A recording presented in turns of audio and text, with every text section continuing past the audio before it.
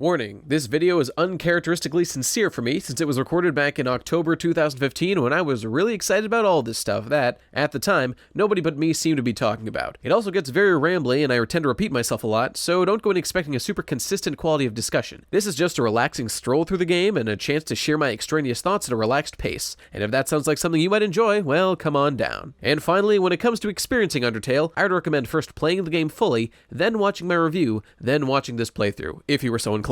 But if you just want to jump in here, hey, no skin off my back. Cool? Cool. Let's go!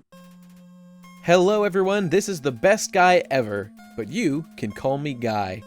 Today I'm going to be doing a Let's Play of Undertale, the new indie darling that came out and is taking the interwebs by storm. My purpose in doing this video is twofold. In the one, it is to get the footage that I'll be using in the video that should be releasing alongside this one, and the other half is as a companion piece to that video.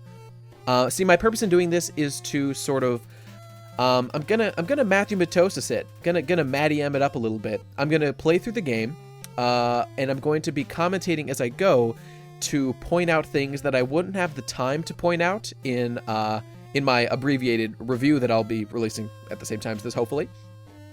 And I'll be able to point out kind of all the stuff that I didn't get a chance to in that video. So if that sounds like something you want, it's just going to be unscripted. I'm here, I've got a couple beverages, I've got the game going, and we're just gonna fuck this duck. So if that's what you're into, you kind of just want to go for the ride on Undertale, then climb on board, Chief. Undertale. Okay, so let's get started. Okay, now as you can see here, I've set my character's name to Beeb, and just as to clarify, when you start the game originally, this part is blank, and you can't actually do a reset of this to reset your name until you clear the game completely. So, you know, for simplicity's sake, I'm just gonna be using this version because it is actually kind of important that I use this particular version. Because one of the things about Undertale is doing New Game Plus, if you want to call it that, is relevant to this game and is important, as you'll know if you've played the game. And and to further clarify, this playthrough is specifically for people who have played the game before. It is not for people who just want to see the game from the start. There are plenty of other Let's Plays you could watch for that. In this case, this video is specifically going to be for people who have played the game already and just want further clarification. This is, oh, forgive me, my alarm's going off. It is only for people who have beaten the game completely to their satisfaction and just want a little more clarification. So, to get back into things here, let's see. We've got my character's name I named Beeb. And just to be clear, when you enter the name, it says "Name the Fallen Child," which, as you saw in the intro, was that child in that intro there. So instead of continuing, no, I am going to reset now, and we're going to start from the beginning, having named the fallen child Beeb. So let's get into it.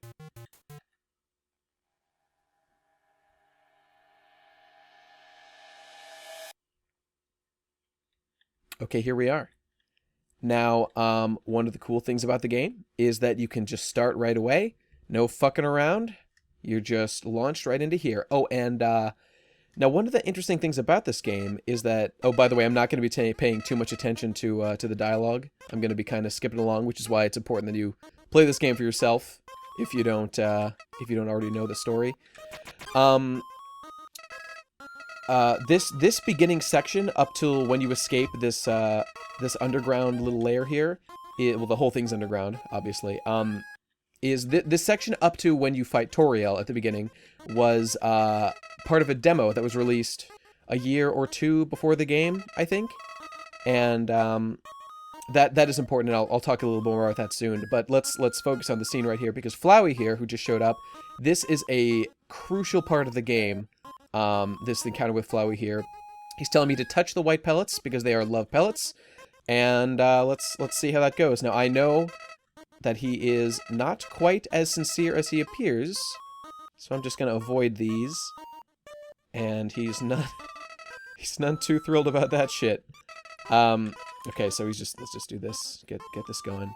So Flowey here. Now, here is the first example of how this game was intended to be played multiple times, and how the multiple playthroughs are important to this game. Because let's see Flowey's reaction here, because I dodged those despite what he told me.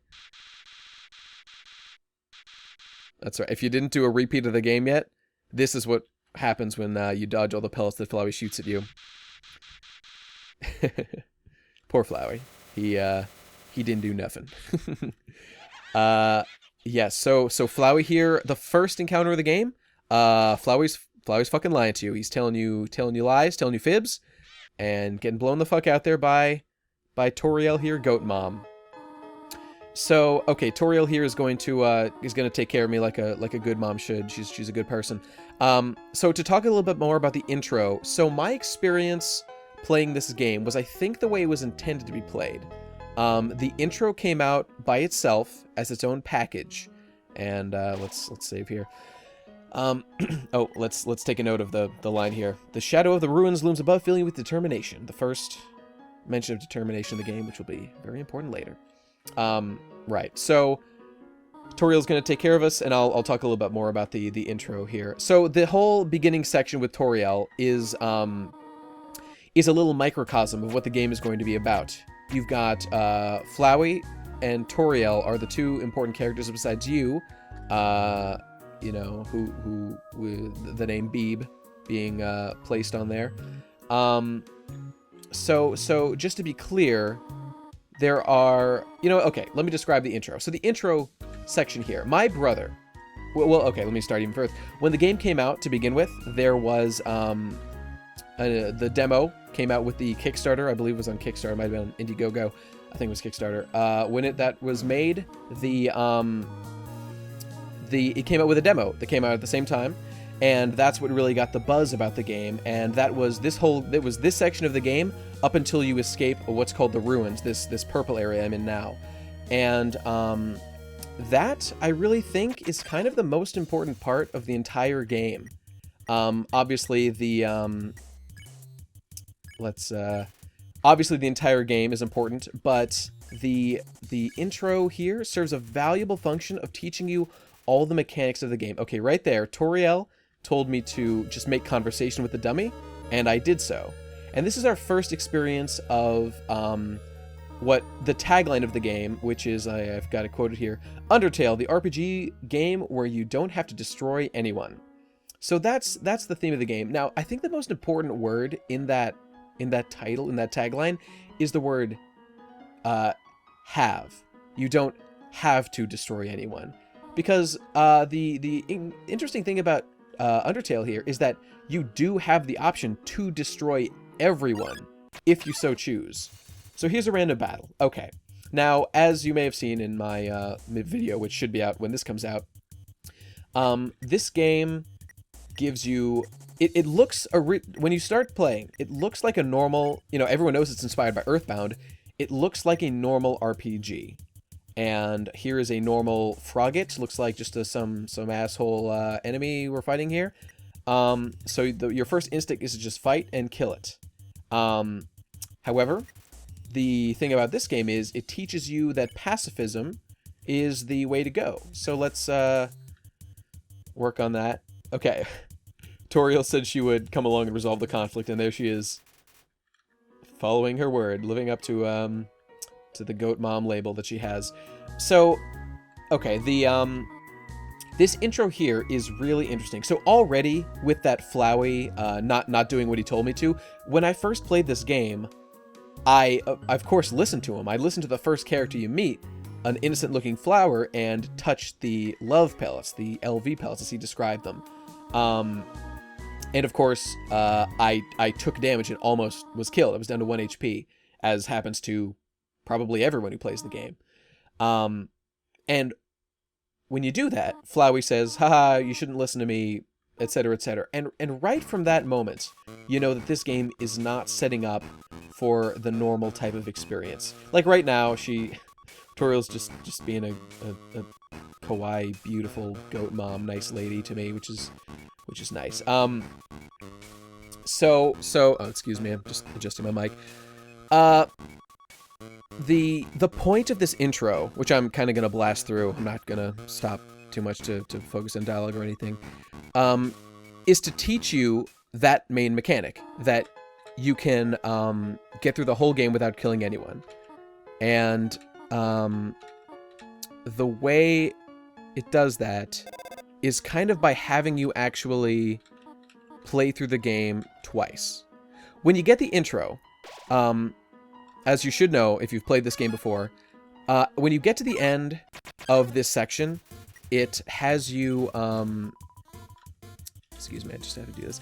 It has you destroy Toriel. It baits you into killing Toriel, because it doesn't seem, when you start fighting her, that sparing her, like, is working on these enemies is working, because as you see here, the word pops up in yellow, and as we'll see later on in the fights here, it tells you that you can spare people when yeah, and it's doing another moral thing here. I'm just taking all the fucking candy because I'm a monster. It tells you that when people's names turn yellow, you can spare them. However, a little bit later, someone else mentions... Oh, I can just spare him immediately. When you see... You might encounter peoples who you can't turn their names yellow, which I think is an option that you can change to not have that happen to begin with. I don't know. I heard that on the forum somewhere. That... here's another important... This is an important connection to the whole resetting issue. The whole... intro thingamajig. So she's asking me if I like cinnamon or butterscotch better. Now, I did a true reset, so I don't know if this is going to carry over. So I'll just say butterscotch, because I always say butterscotch. Is she going to say that she remembers that? Okay. Okay, she's doing this. This is adorable. When you play this game through, the demo, I'm saying. When you play through the demo, and you complete it, and you accidentally kill Toriel, as the game baits you into doing, which I'll get into when I get to that fight more, my first inclination, I think most people's inclination, was to just try again, to try to save Toriel, and of course that's what I did. And when you play through the game again, you do things like, in that first Flowey encounter, you dodge the attacks, and he says, "You've done this before, haven't you?"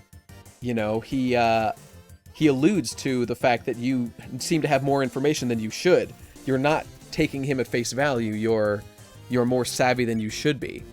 And that moment right there with the butterscotch, if you're playing through on a second time, not having done a true reset as I did, Toriel will actually say, okay, she's asking about the pie again. Toriel will say to you, she'll ask you the question, do you like butterscotch or cinnamon? And then she will answer for you. Oh, in my case, I said butterscotch. She'll say, I'm thinking it's butterscotch. I don't know why I know that, but I think you like butterscotch. And it'll be based on whatever you answered the last time. Let's see if I remember where the path is here. I don't want to goof around doing this too much. Ah, shit, I was so close. Okay. When she remembers your preference before you reset and try again. And that shows, that one act shows that consequences of your actions carry over into other save files, into other timelines, I guess you could call them. So if you kill Toriel in your first playthrough, which I did, and I think most people do, by accident, intending to whittle her down and then spare her, as I think you do with some other creatures in here, I'm not totally sure, then when you get to the end, and, oh, whoops, I have to compliment them, I think. When you play through this a second time, this whole intro section, it shows that things are actually remembered. Flowey knows that you remember things. Toriel, in that moment, shows that she has a vague recollection of things that happened in the other timeline when you fucking murdered her. And so it's things like that that first start to show how meta this game is. Oh, and I looked this up just so I wouldn't have the wrong definition. Meta meaning referring to itself or to the convention of its genre, self-referential. Because this whole game is a commentary on JRPGs, in effect. Because in a normal JRPG, you slaughter, scrubs mercilessly. You go out into the field, you find a wolf, and you kill it, and you get the magic firing, EXP, you know, all that good stuff. But in this game, those are the things that lead you to the bad ending, that lead you to the genocide ending. And of course, in this game, I'm doing the pacifist ending. Napstablook, great character. That's great. The great dialogue starts to show here. Of course, not with Forrest. Let's just try yes. Yes, the ghost Toriel. I can't remember what the song is, but the song, sorry, the game is this poor sad ghost. The game is meta. That's what I'm trying to say. It is a commentary on JRPGs, and by playing it, by doing a pacifist run, for example, or even a genocide run, your experience is a commentary on what it means to play a JRPG, to play Undertale the normal way. I mean, the way I did and most people do when they start the game is you kill a few enemies until you meet that frog back there who told me, you know, try to spare some frogs, or maybe the frog's up ahead. That you don't have to kill all his friends, that you can actually save everyone, which is, you know, the tagline of the game. But I was playing the game as if I had no making a top hat. The game expects you, I think, to play it without knowing anything about it. And even if it doesn't expect you to, I think the best games are to be played knowing nothing about. Excuse me. Napstablook's got great dialogue. The game expects you to play through it knowing nothing about it. I think good games, good games in general, you can go into not having any knowledge of ahead of time. Yes, that's right. I guess no, I don't have any money, so there's no point. I've got candies. Okay, so here. That's right. I'm not going to do that. 4 frogs. I'll find the 3rd frog just for fun in a moment. Here we go. Yes, this is a very important stuff, because when I first played the game, and most people, when I got to this point in the game, I had no idea that sparing monsters was the way to go until this. I think that's very helpful. Maybe one day, here we go. This is a very important line, a hint for the Toriel boss fight. Maybe one day you'll have to do it even if their name isn't yellow, which Toriel's name is not. You have to spare her regardless if you want to let her live. Let's don't pick on it. So finally someone gets it. Thank you, whatever your name is. Okay, now here's a decent time to talk about the monsters in the game. Hang on, I think there's a 3rd frog is in these walls somewhere. He might not even be here. Might just be later. Oh, there we go. He waves at you. Thanks, Toby. It's the little things, Toby. I appreciate them. Let me see here for a second. Okay, what else should we talk about? The monsters. There's no need to go into this too much because you'll see them as we play through the game. But the monsters in this game, I know Toby is very inspired by Shin Megami Tensei, I think is the series. I haven't actually played any of the basic Shin Megami Tensei. I played some Persona. But as I understand it, I'm not going to fight that guy. I know you can get healed if you fight that guy, but I'm not going to waste my time. What was I saying? Oh, right, Shin Megami Tensei, that's right. In Shin Megami Tensei, as I understand it, all the monsters that you encounter can be talked to, reasoned with, and recruited, potentially, I believe is how it works.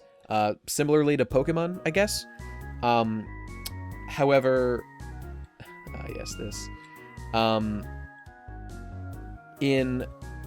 In this game, it is similar, but I would argue that it is, in fact, superior, because in this game, not only are the characters... I think I can just run?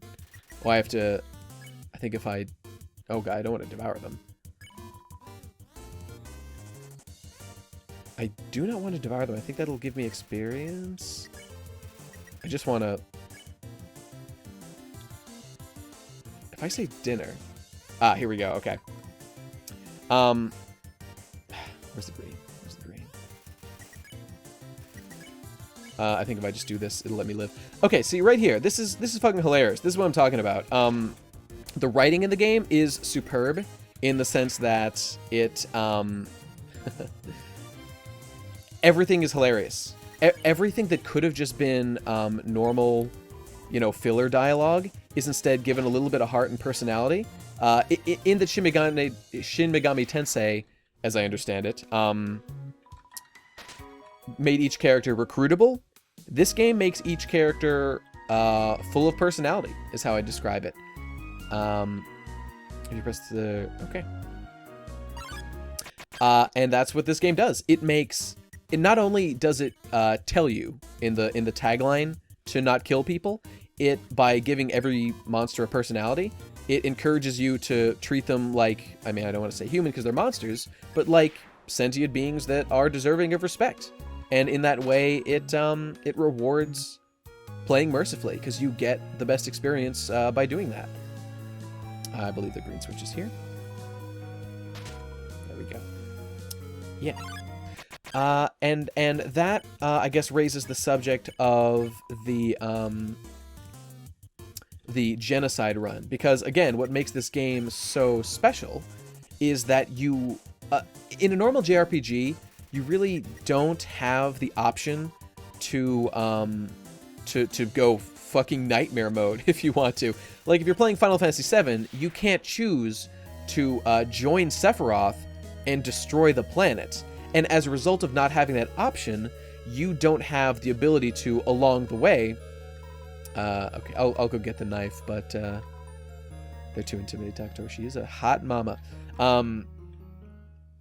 In Final Fantasy VII or Chrono Trigger or whatever, you don't have the option to go full nightmare mode, which means that you don't have the option to, make evil actions along the way. And I know there are multiple endings in Chrono Trigger, for example, but not in Final Fantasy VII or Tales of Symphonia, for example, or other, fan-favorite games like that. This game, by giving you the option to be as evil as you want to be, gives you a spectrum of experiences that you can have. And in that way, rewards replaying and enjoying the game. Oh, no. Okay, I gotta get the pie, I think, before I go in there. All right, come on, Mom. Let me go. Yeah. I'm really trying to blast through this as fast as I can. I think it's gonna be too hot. Yeah, okay. I really want to get that pie because that has a little fun scene later that we'll see in a couple hours. Okay, what was I talking about? I was saying, oh, the Genocide run. Okay, so this is an important point here. This is not the Genocide run. I'm going to be doing the true pacifism run. But the thing is, I've played through the game a couple times already, and this is a post-Genocide true pacifist run. So to put things in perspective, my character here has slain Toriel, has slain Papyrus, has slain Sans, has slain every character in the game, except for the people that Alphys was able to smuggle out of town, and save from my wrath. So I destroyed the world and destroyed the whole goddamn world. It's you.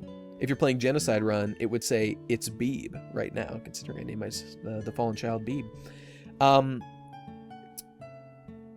And yeah, so everything I'm doing now is in the context of someone who first did a true pacifist run, then got, was done with that experience, and was ready to explore something new. So did the Genocide run purely for the joy of discovery of, murdering all the friends I'd made. And it's in that experience that the genius of this game lies.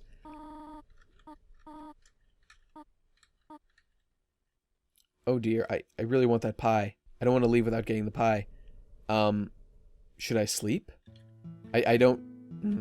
last time I played, I failed to get the pie, and I really want to get it because I've played through this game twice or 3 times now, and I've always messed up the pie scene. I want to do it right. It's too hot to eat, so I guess I'll go rest. I'll go take a nap.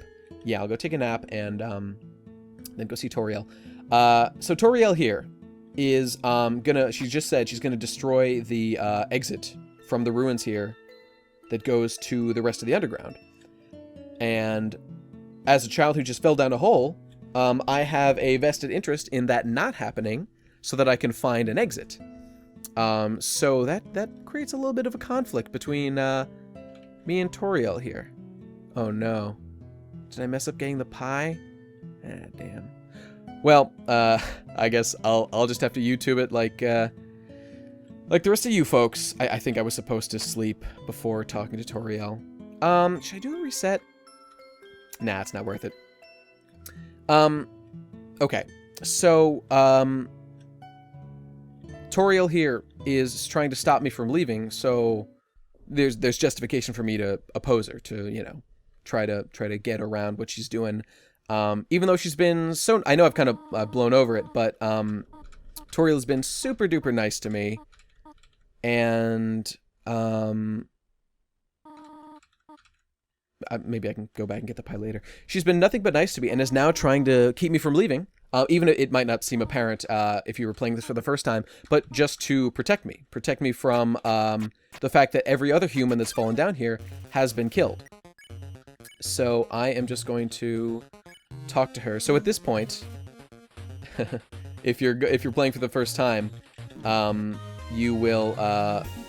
it seems at first like a tough boss, but there's some interesting dynamics going on in this boss fight that I'll be able to showcase a little bit later. But Toriel here is just trying to fight me. She's not even, you know, she's here stopping me from trying to leave, to protect me, because every other human that's fallen down here has been killed by a character called Asgore, who is the king of the underground, as we find out later. It has a relationship to Toriel that we will go into when we get to that point in the game, and it's real bad. So if you'll notice, the damage only did 1 with that flame that just happened, and now I'm hurting bad now. So ironically, talking does not seem to help the situation. Oh, see, and I took 1 hit and immediately that attack stopped. We will see why when I try to spare her. Okay, see, 5 dots. Now take a look at this. Now this is interesting, right? Look at the attack has changed. And it's kind of chaotic. Two lines. Okay, so progress is being made. Now look at this. Look at this. I'm trying to get hit, and I'm actually not able to hit them. I think you can if you try really hard to hit them. Then you can. But look at this. Toriel is making it look like she's trying to fight me, but in actuality, she has no intention of hurting me. Of killing me, I should say, I suppose. She did beat me down to 2 HP. But this boss will never, ever hurt you. Will never, ever kill you. No matter what you do. And for that reason, it's kind of a genius boss. Now, to go into a little bit more about why this boss is so amazing, because this is, again, this is not the first time that this character, Beeb, is experiencing this. This is my first playthrough. I killed Toriel by mistake and reset the game and tried again. Saved her the next time, and that was great. Didn't kill anybody, and that was super duper cool. But the fact that people seem to remember things that happen in between save files, if you reset the game, that does not erase the fact that those things happen in, I guess you could call it an alternate timeline, as some of the characters in the game call it. Those events still are there. They still have some weight on the characters you meet, and they do make a difference, however slight. It's sort of a butterfly effect sort of thing. And now, okay, so see, we just mercied her forever. And see, this is the boss that whose yellow spare option never came up. We just had to continuously mercy her until the end of the fight, and as that friendly frog hinted that we might have to. And now we're just continuing to the end of this here. So it's taking about half an hour to get here. Okay, that's not bad. Toriel here is she's a character that you want to protect, and is a great incentive to replay this intro if you played the demo like me. And like I said, this really is a microcosm of the experience the whole game is going to be. So, okay, we're done with that fight. So, okay, she's not going to stop us. Okay, she's, oh, you're such a sweetheart. See, she's only doing it to protect you. She's being a little rough. She had to rough you up a little bit. Now, if you walk back to, I believe she's going to walk all the way back to the beginning of the game, to that area of flowers. And if you do, she'll tell you some nice things, that she has to stay and watch for any other children who might fall down. Just again, showing what a sweetheart she is. Yeah, I'm trying to go back to get that pie, see if that's possible. And if I can't get the pie, I'll just move on. And there's a the most important scene of this entire demo area here is coming up to it. I missed the pie. Damn it. One day I'll get that sweet pie you got, Toriel. Know what I'm saying, bruh? Okay, so let's just go ahead to the scene up here.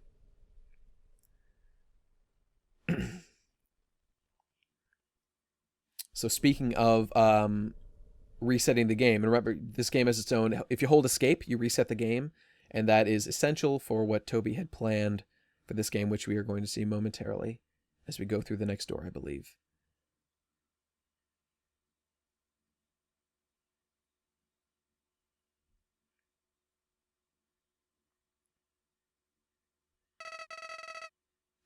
Now, here is Flowey from the beginning, and he said before, we seem to know things we shouldn't, and here he is, saying it's kill or be killed.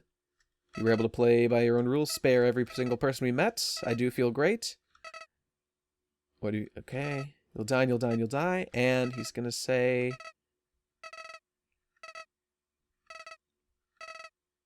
he says he's the Prince of the Future. Interesting, he'd call himself that. My little monarch. Flowey is a great character. Now, perhaps he isn't going to say it this time. Okay, he's gone. But Flowey's dialogue there is heavily dependent on how you play the beginning. If you kill Toriel, he calls you a piece of shit. If you kill everyone, that's fine. But the genius of that scene is thank you, Toby Fox, for making the game. Good job. If you kill Toriel, reset to that save point that we passed right before that. He knows. He tells you, you motherfucker, you reset the game, didn't you? You think you're slick, huh? You think you're cool. You ain't slick. Oh, God. Okay. Now we're getting into Spookville. So, you know what? That's pretty much the end of that. Ah! Okay. That's the end of the intro. It's time to move on to the rest of the game. Now, just keep in mind that whole experience of killing someone by mistake, realizing that you'd made a mistake, resetting the game, and realizing that resetting has consequences, that doesn't erase all your actions, that is super important to the rest of the game. So just keep that in mind as we move along here and meet these new characters. Who could it be?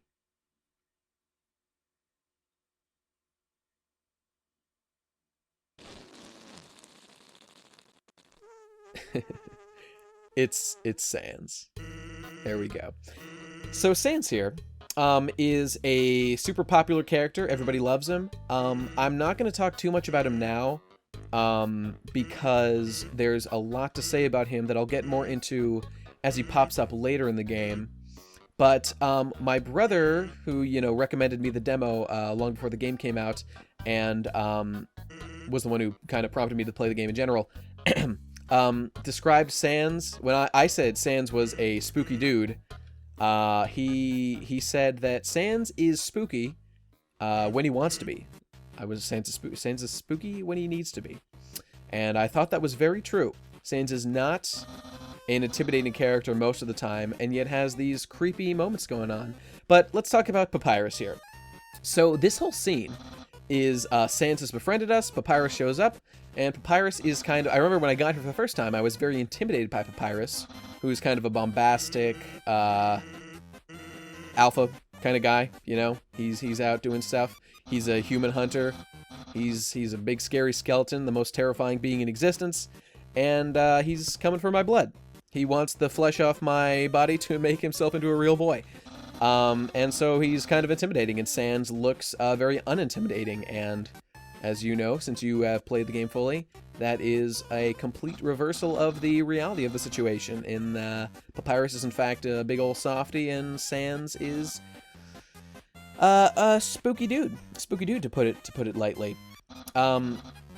So yeah, Papyrus is probably my favorite character in terms of likability. Him and Undyne.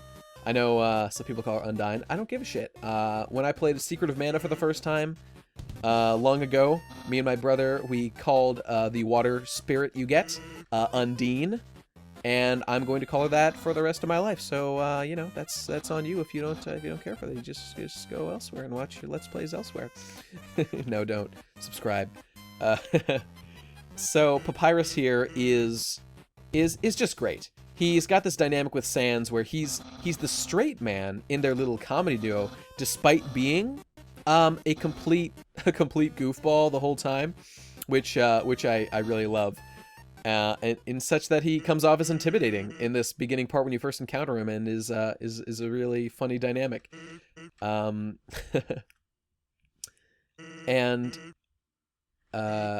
so Papyrus, I'm kind of going to skip ahead here. Papyrus, his deal is he wants to join the Royal Guard. Excuse me.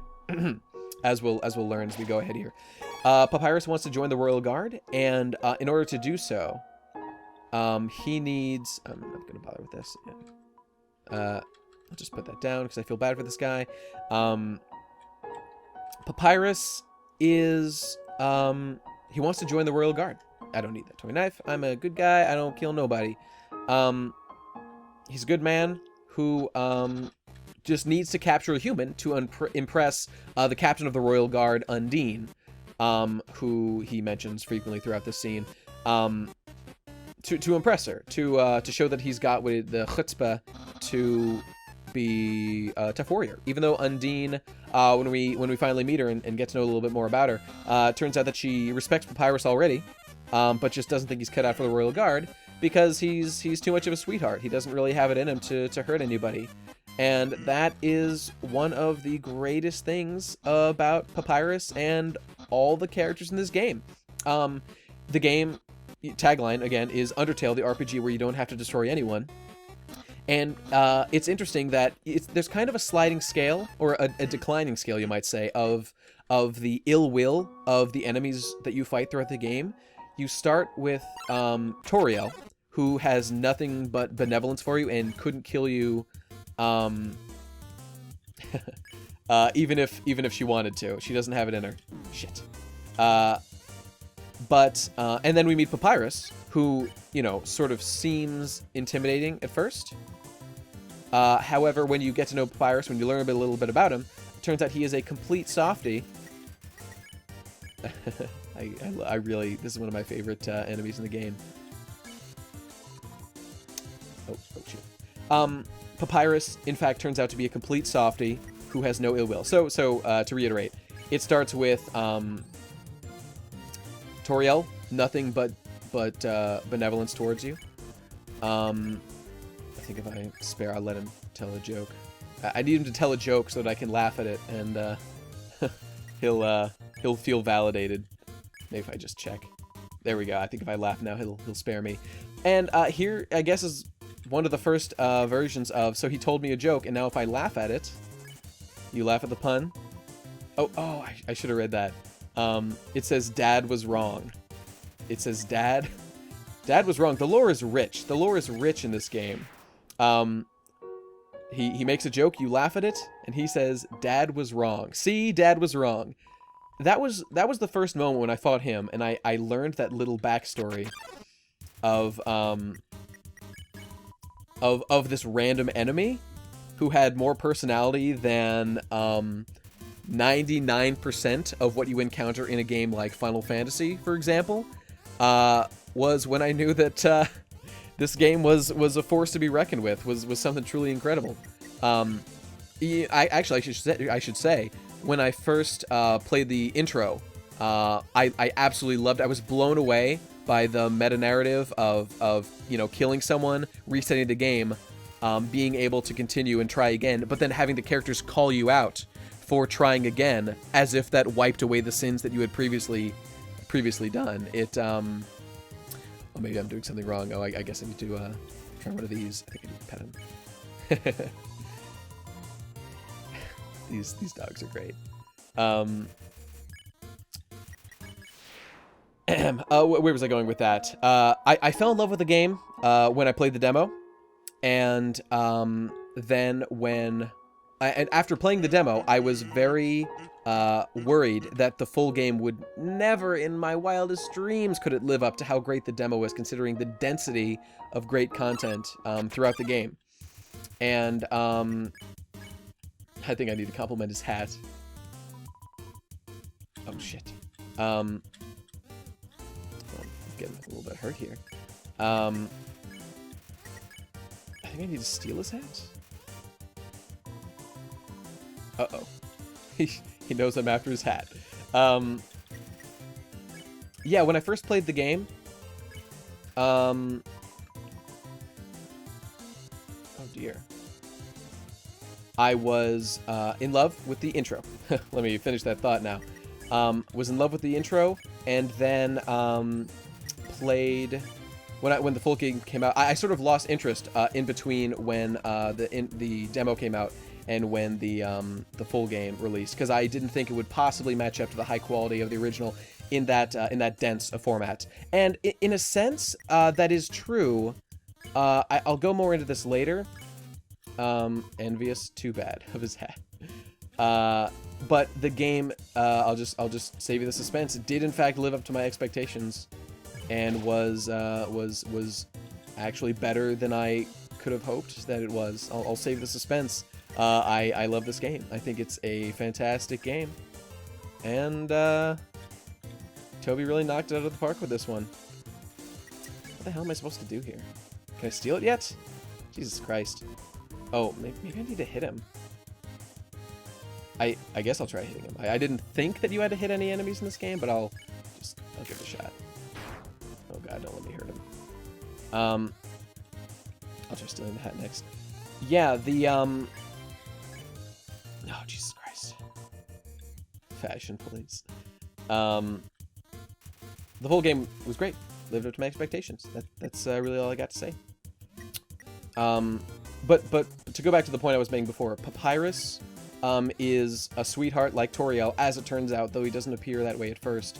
And then the next character, I believe the next section I had is with Undyne, and Undyne is hostile at first, totally hostile at first, and it is up to you to deal with that. You have to either, kill her if you feel the need.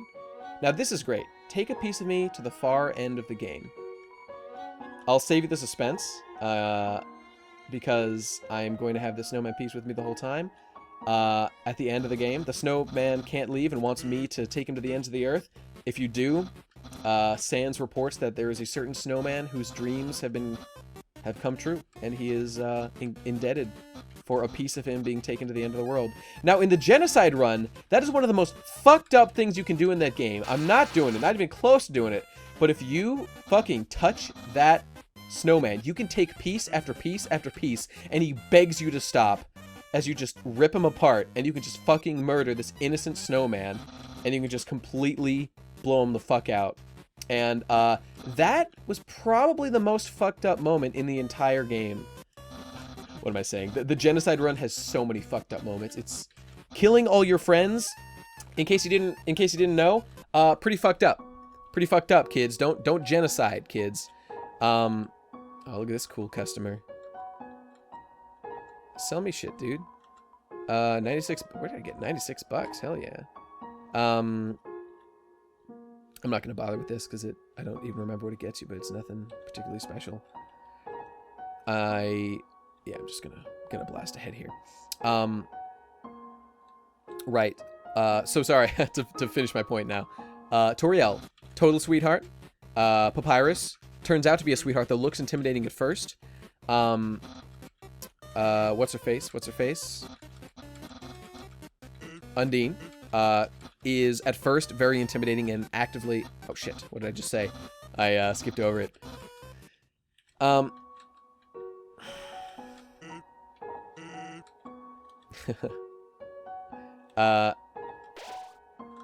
feels with determination, then you might get the spaghetti. Excellent. And then after the Undyne section, and she turns out to be nice, even though she appears very intimidating, is oh, this is a thing I've never done before. As I recall, you can just kind of...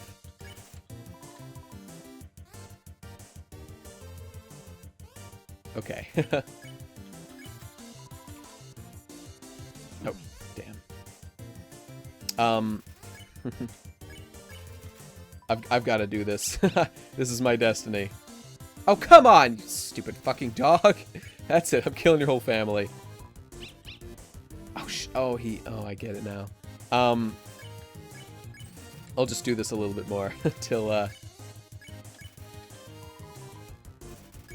yeah, okay. Now we're getting crazy. Lesser Dog has got it going on. He's all I want, and I've waited for so long. He's off the frame.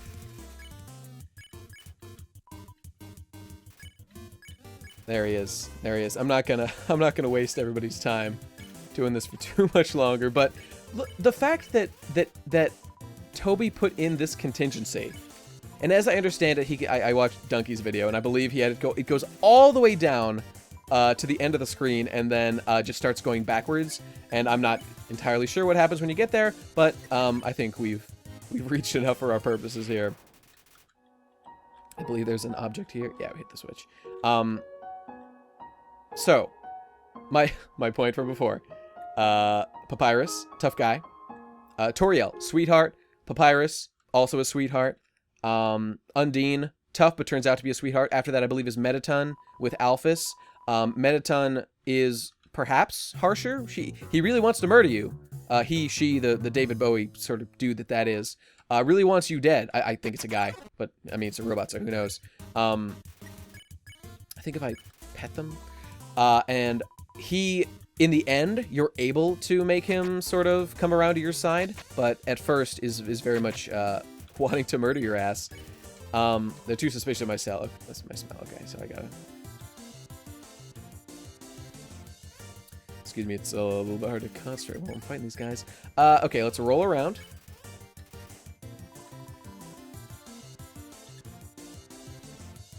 And... Oh, whoops.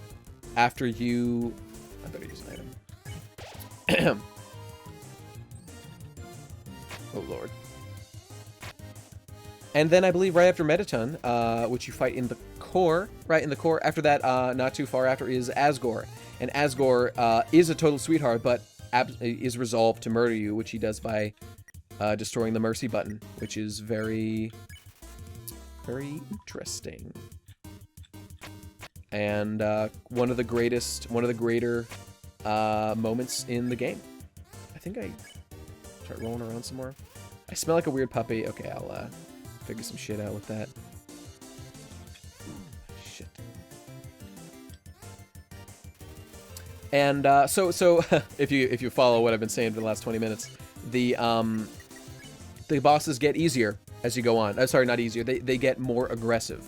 So the game's mercy stance is pretty easy to do early on in the game, and okay, now I can progress. I don't really get this whole they can't see, do dogs only see things moving? Are they like T-Rexes? They're like reptiles? I assume that's a real thing. Wow, pet by a dog. Who'd have thought? So the whole mercy idea of the game gets progressively harder as you go along. You have more and more incentive to I'll try petting the other guy next. You have more and more incentive to violate your, you know, passive way of playing the game. The dogs are pets dogs. All right, I should be wrapping this up pretty quickly, I think. Another great fight here, totally unique. See, here's another great thing. All these fights, all these little moments, like this are have a unique battle style. You know, like the blue don't move to not get hit by things. That's kind of the Papyrus theme battle thingamajiggy. I left it for him.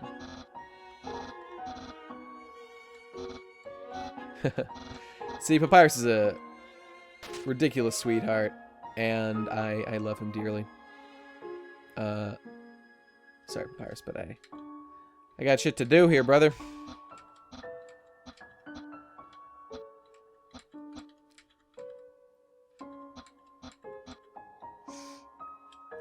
Okay, let's see if I can...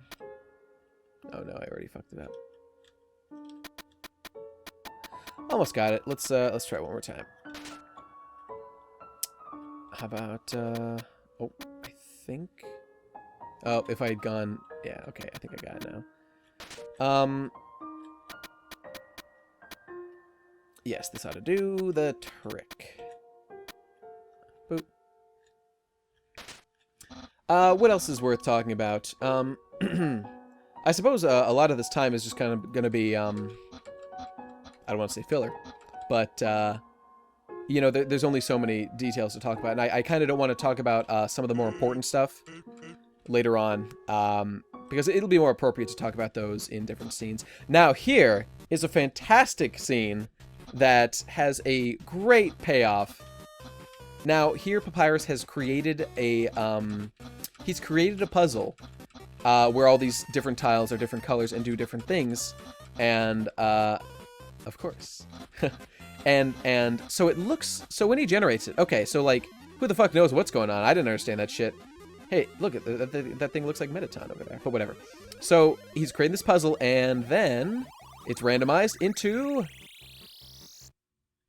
pink does nothing, red is impassable, so it's completely nothing because it was randomized. Now, based on that, it looks like this whole thing was a joke, that Toby Toby made that thing up just as a goof. I don't remember this place looking so crazy.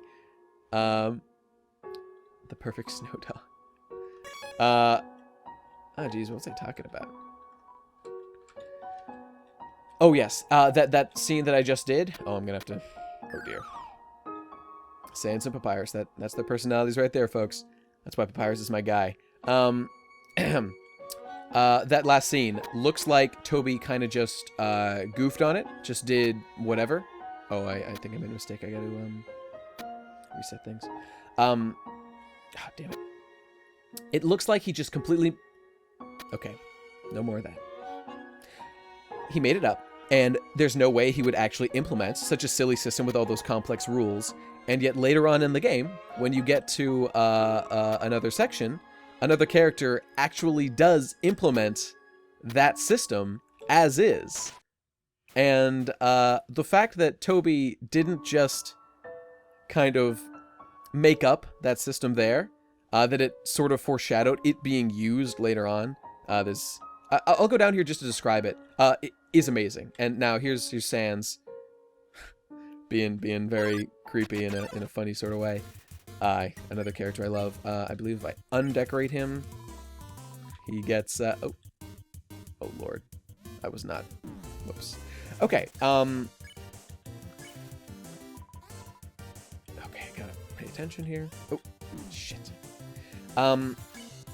Yeah, it's great. It's super great that he,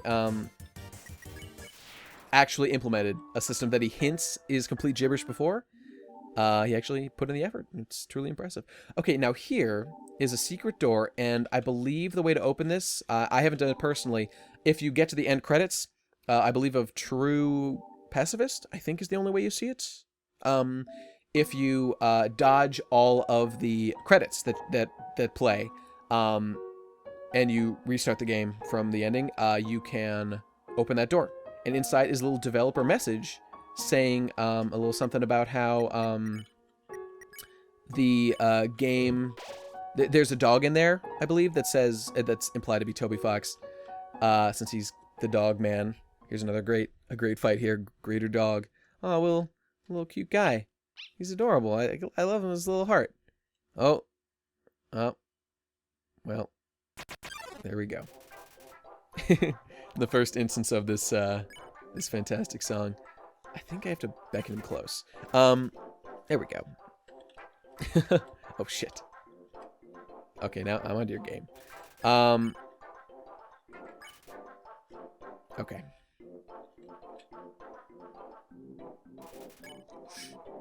Excuse me. It's so excited. Uh-oh. Man, I fucking love dogs. I'm a huge dog fan. Oh, Lord. Oh, I think we're making some progress here. What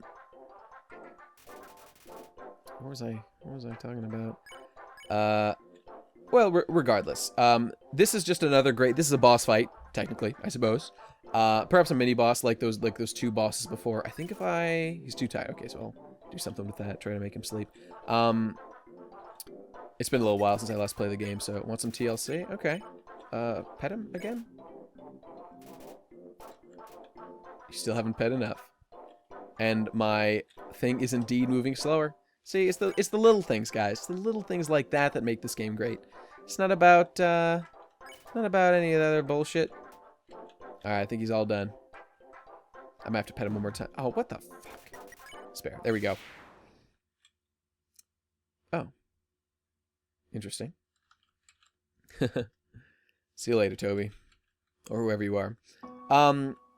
Okay, I think we're just about in. Oh, that's right. We've got one more scene that is fantastic for getting a little bit closer to Papyrus's true character. This is when I really knew that I loved this character. So he's got this gauntlet here, and the vicious dog, among others, and all this deadly shit going on. And he's made all the puzzles that we faced up till now. And this looks particularly deadly. And then he does this. Do it.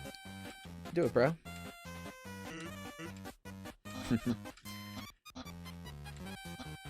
See, he's got standards. He wants to be fair. Monsters love puzzles, as he goes into. And he insists that his be fair and not too hard to be defeated. And he is not a fan of winning too easily, which is interesting considering Sans is more powerful than he lets on at first. He's got some things up his sleeve, which you see if you play the Genocide run, or even if you just get a little later in the main story here. I don't think I even need to buy gloves, but I will buy some manly bandanas. Oh, cinnamon bun. Okay.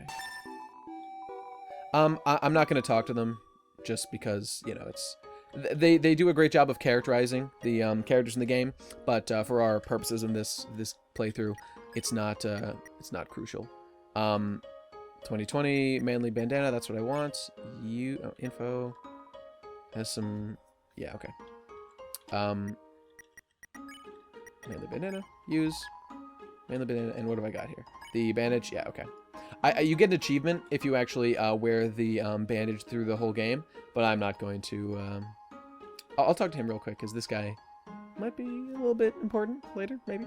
You guys should know. You played the game. I can tell because you're wearing a strap shirt. Well, thank you, friend. Now, Grillby's is worth checking out because in here you will see. I believe this is the lesser dog. These is the greater dog. That's the doggo, I think is his name. The guard dogs, and I don't know, Dogby and whatever. These guys, if you kill them, don't show up here. And the other characters' comments, like I think you might say something about. It might be these guys who comment on those. Yeah, this guy right here. If you kill any of them, they will comment on how they expect them to be here, how they are surprised they're not here. They're usually here this time of night. That sort of thing. And yeah, it's an absolute fucking nightmare. You feel so guilty. It's absolutely brutal. And now that guy's a bit of a mystery. I think those ice things travel all the way through the water area that comes after this one, and I believe they end up at the core and they fall down a hole. My brother, I think, was telling me that. Oh, these rocks are sentient, which is interesting. And up here is a place where the ferry docks, but I won't goof around there because no need to hang out there too much. So here is Papyrus and Sans' house. There's some secrets in this house that I will definitely come back to later on. And I think you'll be very interested to see if you haven't seen them in your playthrough. That kind of talk a little bit more about the character of Sans. And when I get to that point, I can't wait to get to that point because that's where the real shit gets real. But now is the final showdown with Papyrus. He has he's got some feelings. He's got some feelings for me. He's feeling bad. He's feeling like we're friends because I've been so nice to him. And don't forget, folks, last playthrough, I murdered this guy. I murdered him, and remember, important thing from the intro, excuse me, he's doing his attack. Things carry over. Things carry over between worlds. What you do is not just an isolated incident. Now this is his attack. And this is great, because this is where we start to get into some of the more unique gameplay aspects. We've seen the blue attacks that, as long as you stay still, don't hurt you. But this fight is where things start to get really good. And this as the intro, he's thinking about it. See, even insulting Papyrus, he takes that as me trying to make it easier for him to fight me. He's the sweetest man, and I love him. I would just want to cuddle him. Blue attack. Ah yes, the legendary blue attack. Okay, so right here with this fight, you will get to see the true devastation of the blue attack. Wait for it. Oh, I didn't dodge it. See, right here, for the first time, Papyrus just changed the gameplay mechanics. Now, instead of moving around freely like you did with the red heart, which you've gotten used to, which I didn't really talk about, but now seems like a good time to. So the gameplay is bullet hell, in case you hadn't noticed by this point. It is a bullet hell game combined with an RPG, which is an absolutely brilliant idea for a game. And, I mean, I suppose it could have been done like shit, but Toby did it fantastic with this game, and is super original, is particularly because of the way he mixes it up with actually these different play styles that Papyrus has, that a lot of the bosses, a lot of the enemies that you fight cause you to play things differently.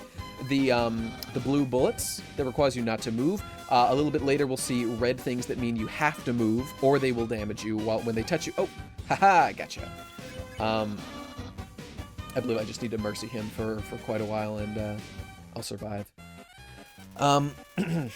Yeah, and as we go through the game, you'll see a bunch of different methods of playing the game. I knew that was going to come. And they're all super great. And just the fact that there's so much variety is super great. When I get to there's one boss I love in particular that only has that attack style for one fight. And I think this might only be for like the Papyrus fight and one other fight in the Genocide run that it's Sans. Sans is the fight in the Genocide run, and he is by far the best fight in the entire game, for reasons I'll get to I think later in the game when I get to that point.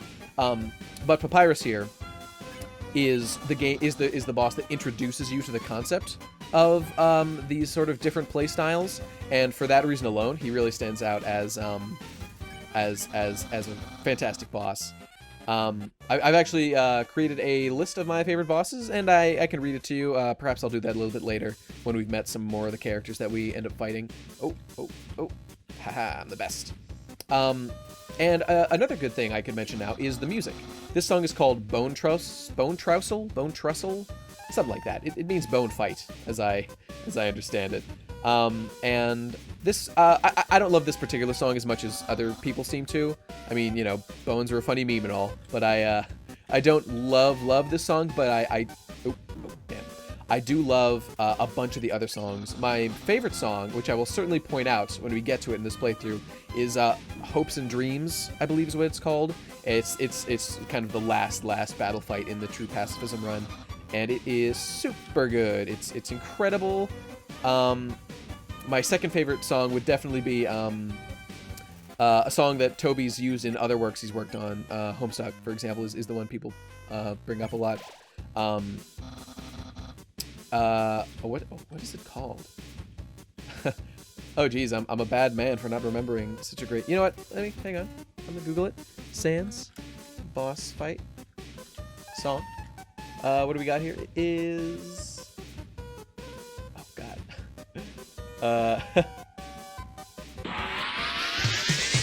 It goes da da da da da da da da. Oh come on, Nate. What are you doing? Sans fight song. It should be the first one. I'm such a bad person. How could I not remember? Megalovania. Forgive me. Megalovania is the name of the song. And it is a good one. Oh. He's going to use his ultimate attack soon. I'm going to try to get through this using as few healing items as possible. I don't want to waste too much time. Just kind of want to get to the end of these fights. Though the fights are super fun and should not be rushed through. This is my third time or fourth time playing the game, and as such, I'm decently good at avoiding these. Okay, so here's his ultimate attack. It's a bone being chewed up by a dog. Man, it's these little things, man. It's the fact that Papyrus's attack, which are bones, is being chewed on by a dog, by Toby Fox, or whatever dog you want to say it is. It's such creativity. Like, the heart in this game ain't just on the screen, brothers and sisters. It's in everything. It's in everything. I can feel it. Oh boy. Oh boy. I think this is his ultimate attack, so I think if I dodge this, I'm good. Yeah. Cool. Dude. I think... Alright, I think there's... Oh, look at this! Look at this shit! Nobody knew this shit was coming. Now that right there is some truly stellar gameplay. Like, you jump, and Toby, this is fucking genius, Toby. He knew you'd be holding up desperately to make that jump. And for that section, for that one section, he codes it so that the box extends further and you can actually make it through the whole fight and you get extra jump height. Man, it's incredible. That's a chance to accept his mercy, and so I shall, because I am doing a pacifism run. I'm sorry I killed you last time. I shan't do it again, Papyrus. Forgive me. Forgive me.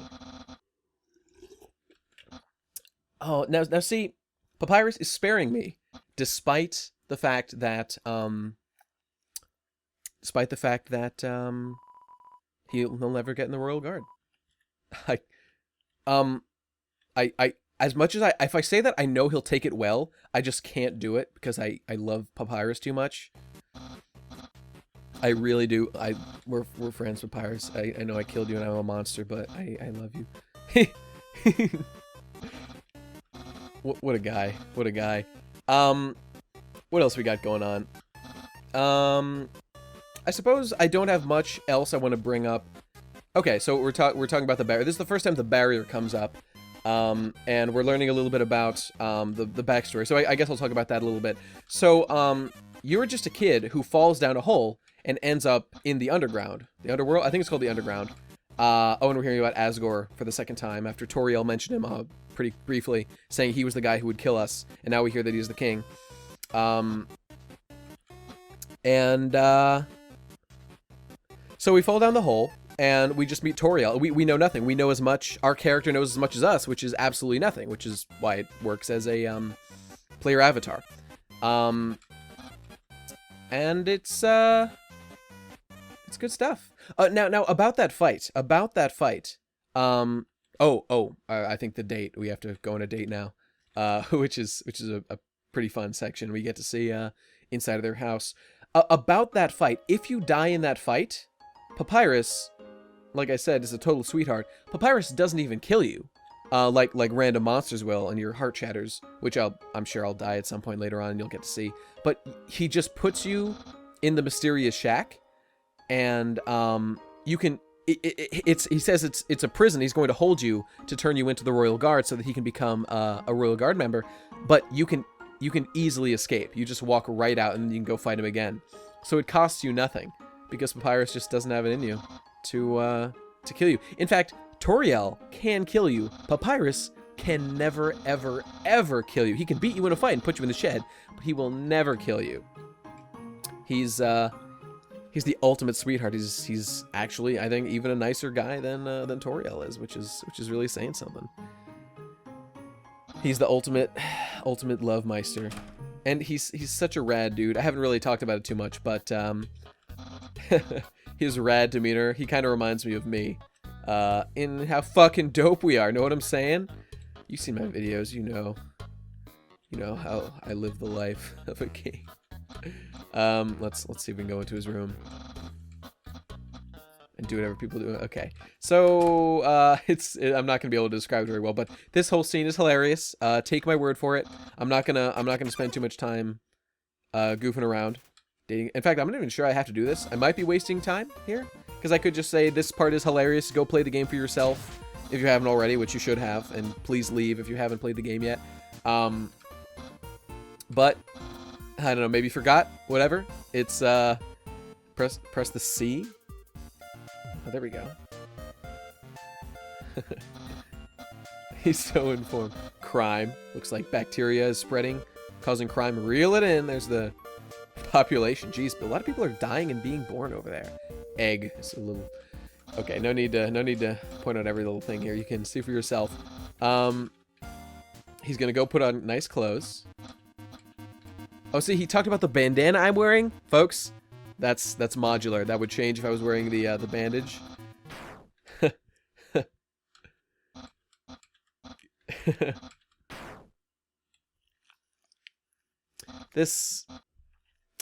And here's another little thing.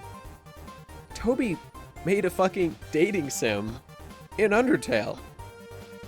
That, you know, I mean, it could have been totally shit, but I love the writing in this game. I've got friends who played the game and beat it and thought it was pretty decent, but just didn't love the writing. And, you know, if you don't like the writing, I can see why you wouldn't really have such a great experience with Undertale. Nice outfit, cool dude. I do love it. I want one just like it. I would so fucking wear that outfit if I had one. Look at those pauldron basketballs. Fucking badass, dude. His secret. Oh, I think I remember. Yeah, he's got a present in there. Spaghetti. This is like a Phoenix Wright sort of scene here. I'll eat it, yeah.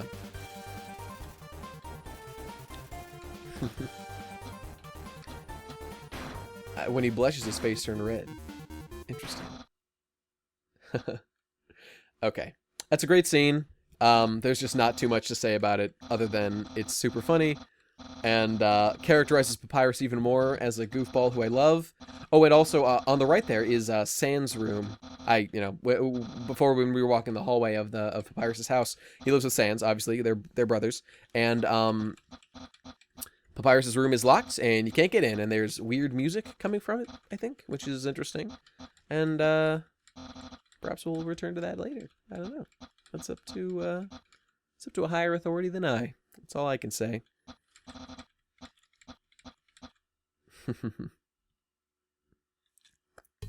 Okay. I don't know if there's anything else to do here. Okay. I'll point out here Sans' room over here, which is got some creepy shit going on under there. Door's locked. Fair enough. Let's, I think we can continue on our journey. Perhaps it'd be wise to buy I can never use the snowman piece. That is precious, precious, precious. But I always want to carry it with me because that snowman asked me to carry it to the ends of the earth. And I'll be damned if I don't. Oh, but you know what?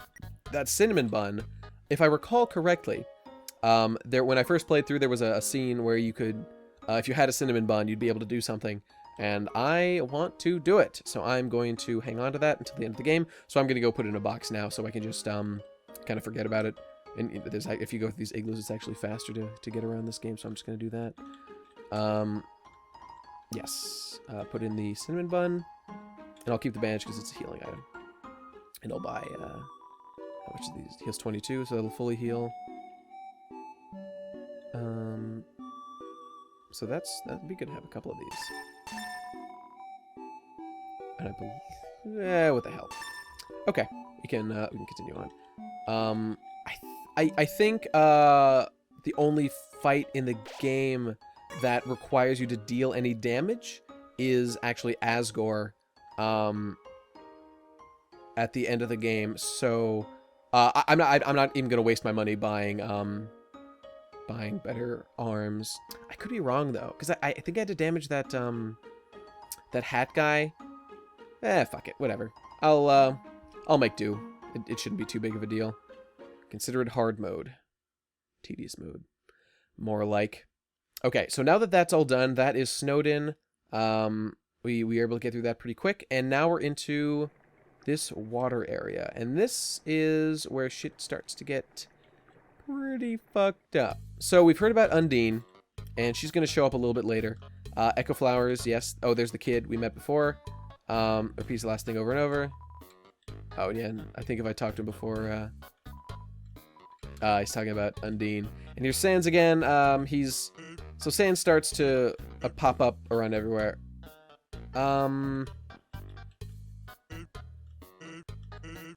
I will do that just to showcase. I'll kind of skip through the scene a little bit. So, okay. So this does a little characterizing of Sans. Everybody loves Sans. And also, he's got these shortcuts and things going on. And, yeah, he's a funny guy. He's a goofball. Just like me. He's got powers, man. Give me the fries. Oh, hey, this reminds me. I believe this scene is slightly edifying for the boss fight with Sans that happens. Oh, he loves his brother. He's such a fucking sweetheart. I love you. I love you so much, Sans.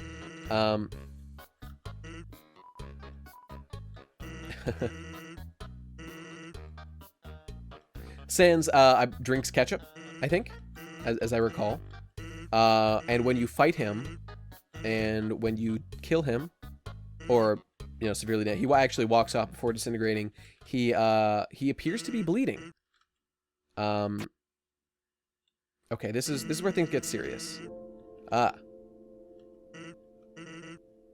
Oh. Talking flower. Check this out. A flower appears and whispers things to Papyrus. So that's clearly Flowey. Making some insidious moves. And whatnot. And so later on, Sans here. Sans here knows some things that nobody else seems to know. He didn't drink the ketchup there. Maybe perhaps if I said no, he would have drank the ketchup. To be honest, I haven't seen it myself in the game, but I'm told that he drinks ketchup, and I assume it's in that scene somewhere. I gotta walk all the way back. God damn it, Sans. Should have said no to your stupid dato. Yeah, gotta... Sans is a mysterious character. Like my brother said, he's spooky when he wants to be. And, yeah, I'll just talk more about him later. So in any case, this scene under Waterfall, I think it's called Waterfall, is the scene I'm entering now, and it's got some of the best moments in the game. There's one in particular that I'm thinking of that I don't want to spoil. Oh, I think there's if I recall correctly, there's some. Oh, I don't want to get hit. Let's see what this guy has to say. Yeah, okay. Yeah, this, we're gonna meet Undyne pretty soon, and, meeting her is, super cool. It is, it really speaks for itself. I bought that stupid bandana and I didn't need to. Let's see if it's better. It's got 10. That's much better. So let's equip it. Old tutu. Use. I'm wearing an old tutu because I am I'm confident in my sexuality. But actually, the thing about the character here is our dude is that we don't know if it's a boy or a girl. It could be either, and that's kind of great because no matter who's playing, no matter what gender you are, identify as whatever. You can project yourself onto the character. Now this is a little. He seems intimidated by Undyne. Oh, you know what? I was gonna say it's a little bit out of character considering his relationship with Undyne, but considering he's reporting that he failed to capture the human and he's kind of hiding his lie. He's lying right now.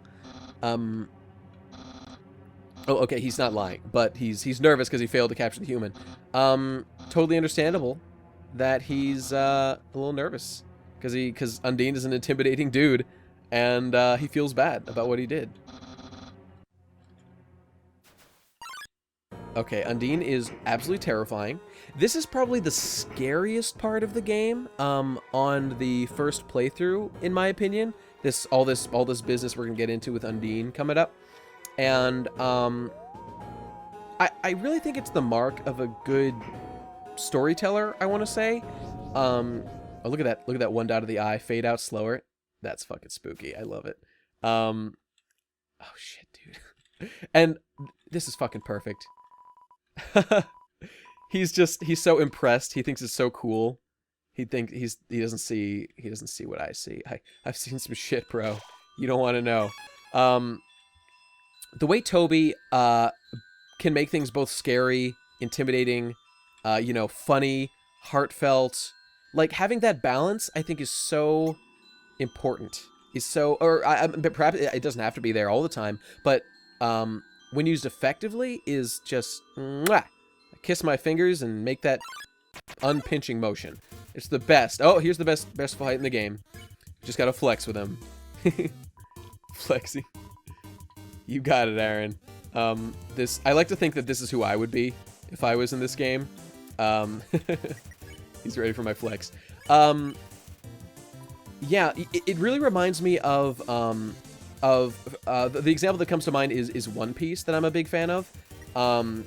In scenes like just recently when Luffy went Gear 4, for example, he flexed himself out of the room. Bye, Aaron. See you later, brother. When how do I do? Okay, I know how to do this. When Luffy went Gear 4th recently, for anybody who follows One Piece, that was something that was built up for a long time and was used to defeat, Don Quixote do Flamingo, the boss of that arc. And the way Gear 4th was. Oh no, I forgot. I have a phone and haven't been calling anyone. You can do some stuff. Oh, excuse me. My phone's dying. Where was I going with that? Oh, right, One Piece Doflamingo. In One Piece, One Piece, I think one of the reasons I love it so much is because it strikes such a great balance between humor and seriousness. And even when things are, I guess what I should say is my favorite parts of the game are, green means clean? Oh. Nice. Some of my favorite parts of the game is what I'm trying to say.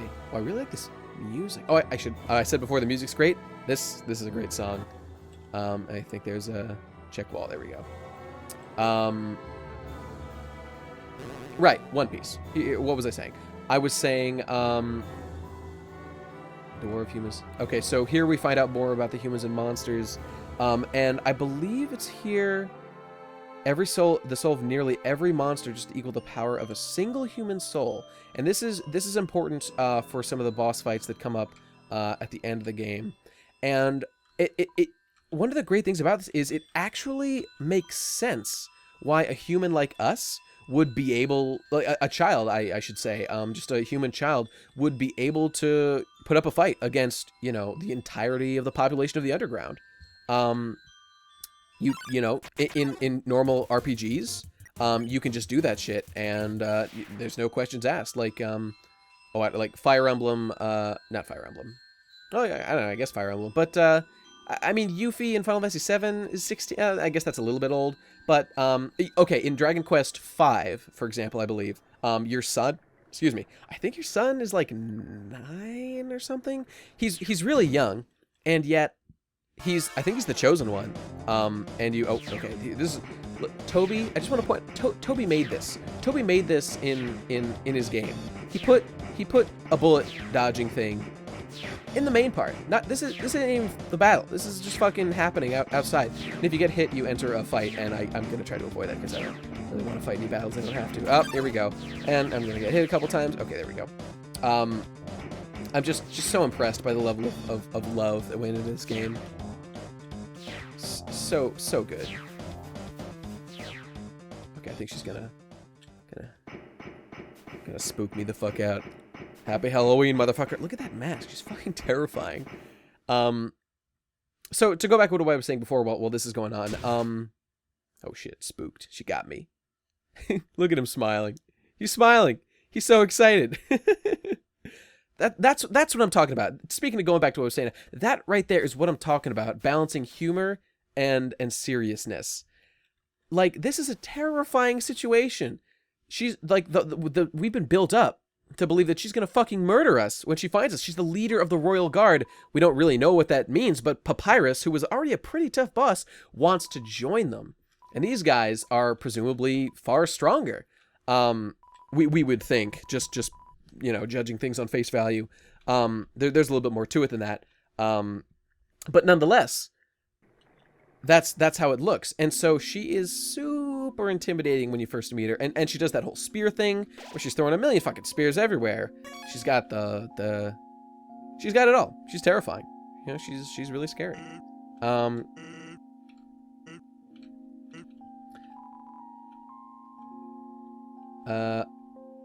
It's an odd-looking telescope. Let's okay, Sans. I'll humor you. I don't see nothing. You playing a goof on me. You motherfucker. Whoa. Interesting. See, okay. Characterizing the fact they're underground. So, to go back to what I was saying. They're trapped underground. This guy, I don't know, he's got some punch card thing. It's not really worth doing. I'll buy one just to make him feel better about his life. Right. So One Piece, Gear 4, for example, is the most powerful form yet that Luffy's achieved in One Piece. But when you see it, he looks like a bouncing ball Shogun man. When he's in Gear 4, he literally cannot stop bouncing like a fucking bouncy ball. And that concept is hilarious. It's really funny. And of course, Doflamingo doesn't take him seriously at all. Kind of like when he went Gear 3 for the first time, fighting Rob Lucci in Ennie's lobby. And of course, I believe there's a pair of ballet shoes. Oh, those are... I got it. Damn it, I shouldn't have bought that nice cream. I could use the bandage because it's... oh, whatever. I'll use an ice cream. Wait, did that say, are these claws natural? Whatever. I'm sure I'll see that again when I use the other one. Okay, ballet shoes I'll use. Because those are a powerful item. A stick I don't need. I'll just hang on to it until I don't need it anymore. Anyway, Luffy's is underestimated in his new form. And then when he actually puts into practice, he's got this whole, semi-sensical system of... He kind of contracts into himself and uses that to further cause more oomph, with his punches. But the point is, he's way more powerful than he was before, and it's great. It adds humor to this. It adds levity to a series that is intended for kids, and oh, I really want that green. Give me that green, son. Yeah. Oh, fuck. I think I can. Can I spare him yet?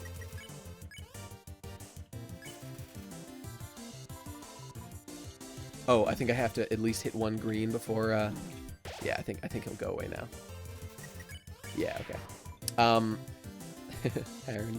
you old slut, you. And my point is simply that this game, similarly to One Piece, creates moments like that moment with Undyne back there that we saw, where, I mean, I suppose that scene looked very intimidating at first, and then dissolved the tension completely by having something hilarious happen at the end, something you didn't expect. He grabs the kid with the goofy face, and it's just great. It's just great. There's so much personality.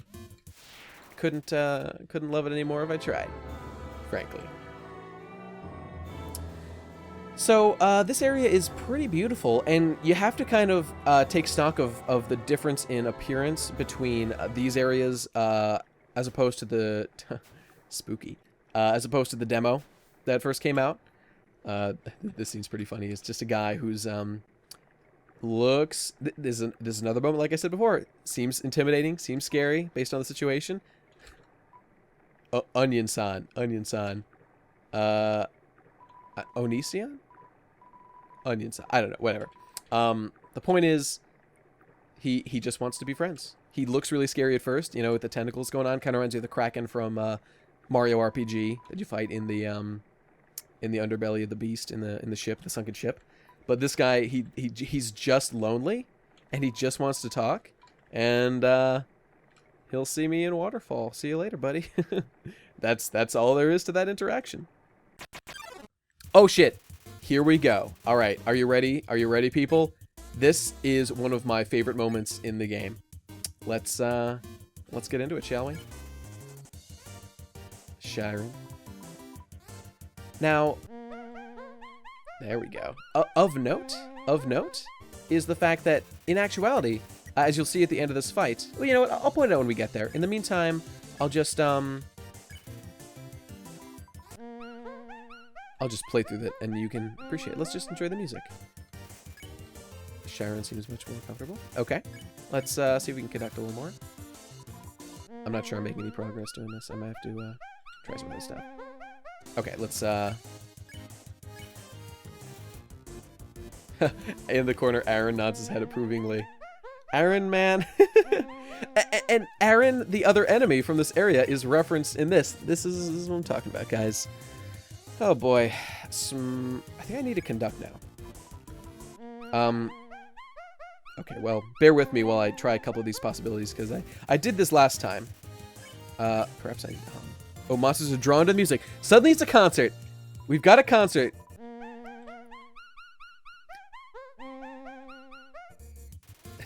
Sans is selling tickets made of toilet paper. He's here.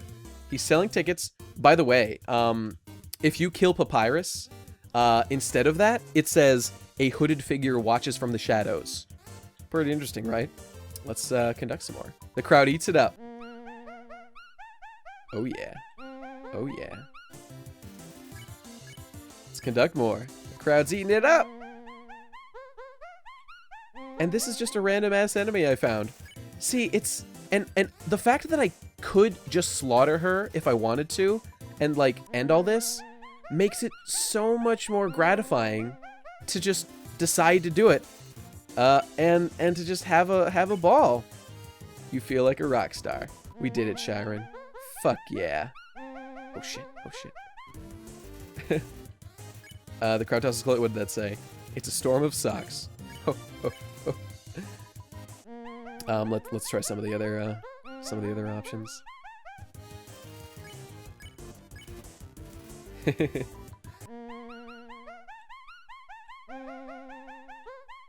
I'll just let you appreciate this as it's happening. You hum some more, but the constant attention.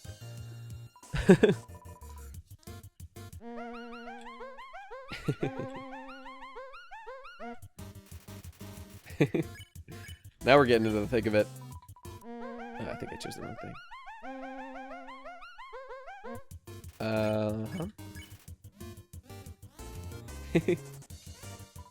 Final toot. Oh, Shiren. This is a long one. Oh, shit. I thought I'd make it through. She fled. Okay, this didn't actually work out the way I wanted to point it out. If you kill this monster, only the fish on top die. See that bottom section there? That thing is in no way harmed. So it's just interesting to note how Chiron is actually just the fish on top, and there's some rumors that that bottom piece has some further significance, but I won't bother going into that here. All right, and that was the Chiron concert, one of my favorite moments in the whole game. Let's use the next one. Okay, cool. Okay. Oh, jeez. There's a way to get in there. I'm not gonna bother with it. It's not particularly important. There's a funny scene with a dog, but you know, for our purposes. Now this is something I'm definitely going to do because I missed it the last time I played through the game. Please take one. Oh, I'm excited. I don't actually know what exactly happens when you do this. Let's find out. Do do do do do do do. This is. Aw. This is so sweet. Bum, bum. Oh man, this is magical. So, okay, so I actually, now that I did that, I think I might be able to do this now. Bum bum bum bum bum bum bum. So let's let me give it a try. Oh.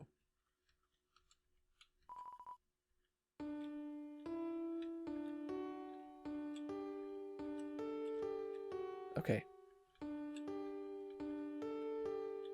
I think it's.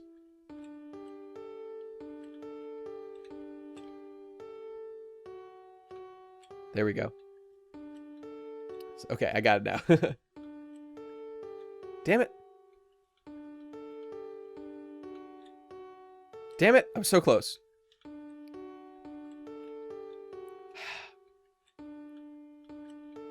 Oh my god, forgive me.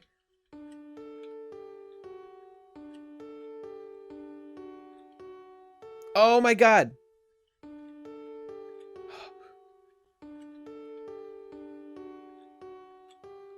There we go. Okay, see, I did not know that was the right way to do that. So now we get to see the scene, but I got to annoying dog. Okay, so if your inventory isn't full, it gets filled up with with annoying dogs. Take it. Carrying too many. Let's deploy this.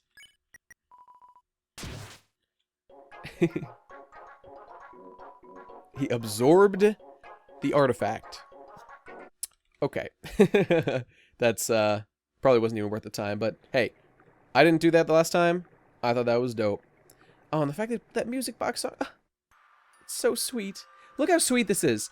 The statue was getting wet. I gave it an umbrella. I get a reward for it. Fuck yes, Toby Fox. You're the fucking coolest. Okay. Okay. Time to get serious. Oh, shit. No, no, no, no, no, no, no, no, no. I want an umbrella. Wait, you wait here. Okay, I'm gonna get an umbrella. Oh shit, does that guy really not have any arms? Maybe that's why I can't hold them. I mean, he doesn't have arms. I don't think. Well, there you go.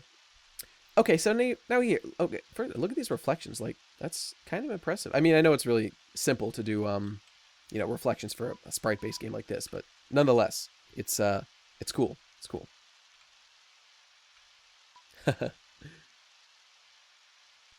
It's little moments like this, you know, little. It's little calm before the storm shit going on here. The king, one of his own flowers.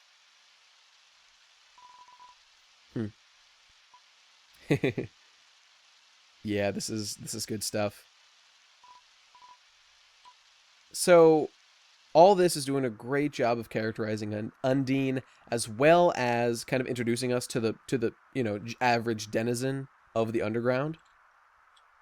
And there is the palace that we are headed for. It's a bit of a ways away. Oh, and we're seeing the stars up above that were kind of referenced before. Guess I'll put my umbrella down. You know, when I spent a summer in Japan, oh, I don't know, 3 years ago. Hey, thanks, buddy. That's kind of how it worked. They were just, there were buckets of umbrellas outside pretty much every club, every public place, every sort of thing when it was raining, because every little shop would sell them for, I believe, like 100 yen, you know, like $1. And they were, it was kind of a community where if you bought an umbrella, you could kind of just go out. I mean, I don't know if this was sanctioned, but we would pretty much just grab any of the umbrellas because they were all identical. They're all the exact same translucent, colorless plastic, and you could just kind of swap it for, you know, whichever one happened to be close at hand. Oh, shit. I'm a fool. I shouldn't get hit by this at all. I believe the first time I didn't get hit at all. Let's see if we can do that again. And yet another really cool scene implemented by Toby for just one little thing. I really appreciate the effort. I've done some game design myself, and I know the effort it takes to make even one little section like this. I mean, I'm no Toby Fox in terms of having made a game, and I guess even he isn't really, you know, that hard and heavy of a developer or anything. But I mean, that just goes to show, you know, how he was willing to put in the time to, you know, make a game in a system that's not really his medium of mastery. He had a vision, and he saw it through to the end, and he just really put his whole heart and soul into it. I mean, hey, maybe this was super easy for him, maybe this was a joke, but I certainly get the impression that this was a passion project. Okay, we are fucked, I believe.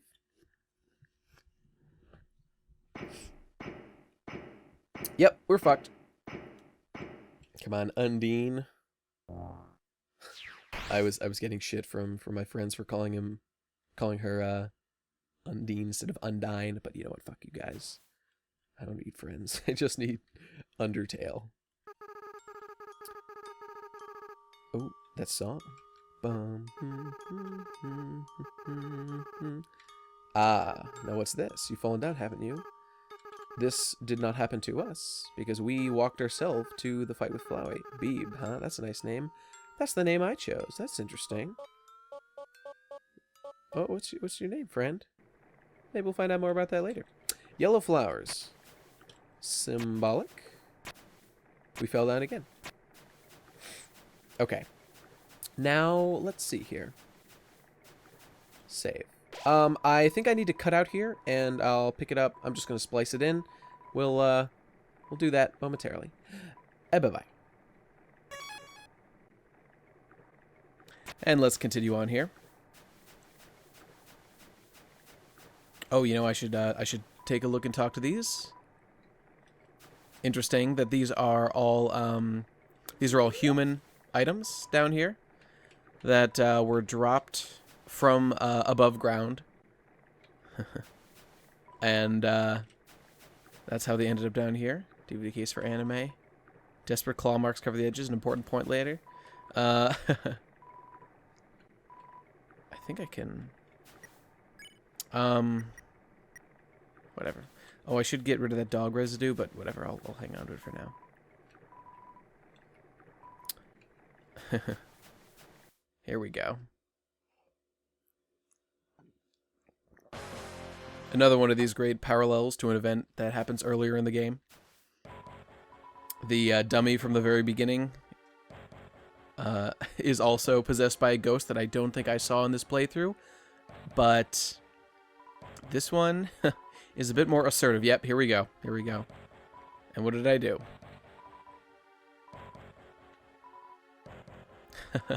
I don't remember doing any of that. This is a pretty great fight. Hang on one second. Okay. Okay. Oh, whoops. Do not want to do that business. Attacking is not the route for me. Now, I remember having some challenge with this boss the first time I did it. Oh, that's right. I have to hit him with his own balls. Oh, oh. Oh, this is a great song. I almost forgot about this one.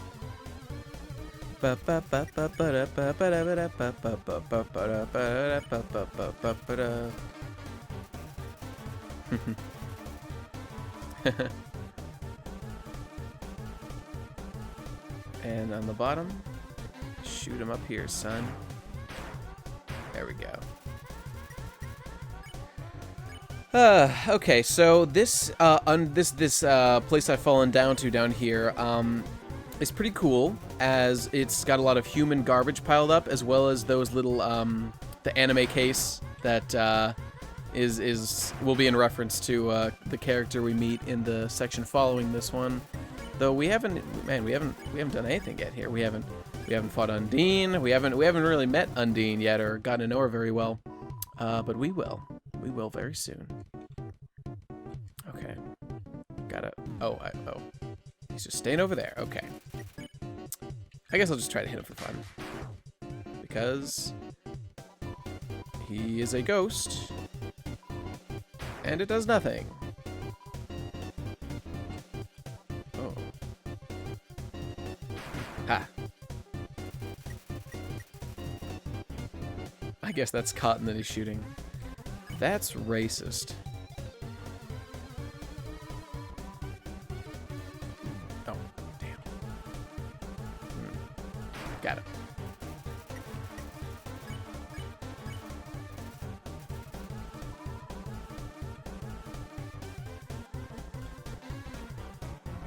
Oh, what about a boom?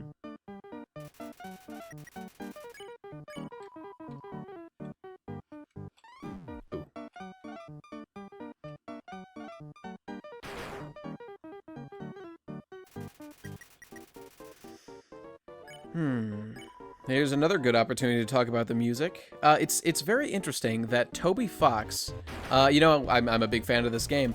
Toby Fox is primarily a composer, a musician, and it's quite impressive to me as a fellow, I guess I'd say artist. Oh. Right, he's scolding his little dudes. Isn't it great how he works these little things, these battle mechanics, into giving personality to not only just the character of the boss we're fighting, but the mechanics of the fight themselves, the bullets, and those things that shoot the bullets. It's quite amusing. Oh, I believe... Oh, that's right, I have to... Yeah, okay.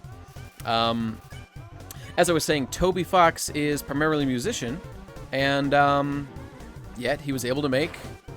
Man, one of my favorite games in quite a while. It's impressive. The the level of craft. He had a vision and he saw it through to the end, and he got it done. I really admire when people can follow through on something that isn't necessarily their I suppose the term would be main occupation, and kind of just figure things out. Oh. Sweet Jesus, that was brutal.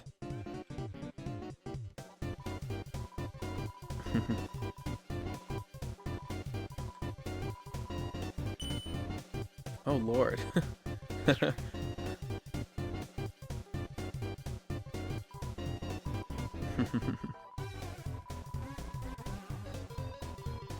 Toby Fox, you probably know, did a bunch of work with Hussey. Andrew Hussey, who made Homestuck. Oh, the tears of an angry ghost. All right then. And as I understand it, Toby Fox actually, hey, it's Napstablook. Toby did a bunch of the creating of this game while living in Hussey's house, or in his basement, or something along those lines. He was off in the corner doing work on this game while Hussey was laboring away doing whatever Hussey does. And it's quite amusing to think of that. However, Toby did get $50,000 on Kickstarter in order to make the game, and I don't know if that was before or after he was living in Hussey's house, if you can call that living, am I right? Or oh, this place is pretty cool. It's a living being a dummy. It's a very impressive home. So we're in Waterfall now, a new area, and there's not really too much to say about it, but I do like it quite a bit. I really like the design of that house over there, and this is Here we go. Napstablook's house here. The depressed, sad, music-loving ghost. And I'll treat you to these because I love them so much. And Napstablook has a little comment to say about each of these. He's truly the Anthony Fantano of Undertale. Oh, this is Spook Wave. That's probably my favorite line in the whole game. It's like my whole body is being spooked. Fantastic. This is a good one.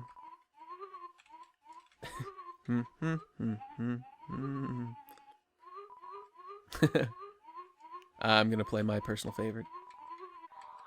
And just chill out.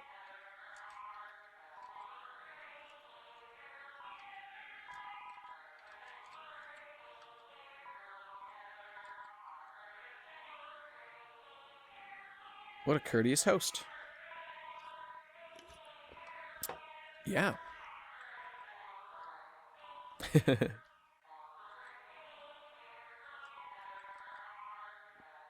I like to lie and feel like garbage. Here we go. Here's the greatest scene in the game, folks.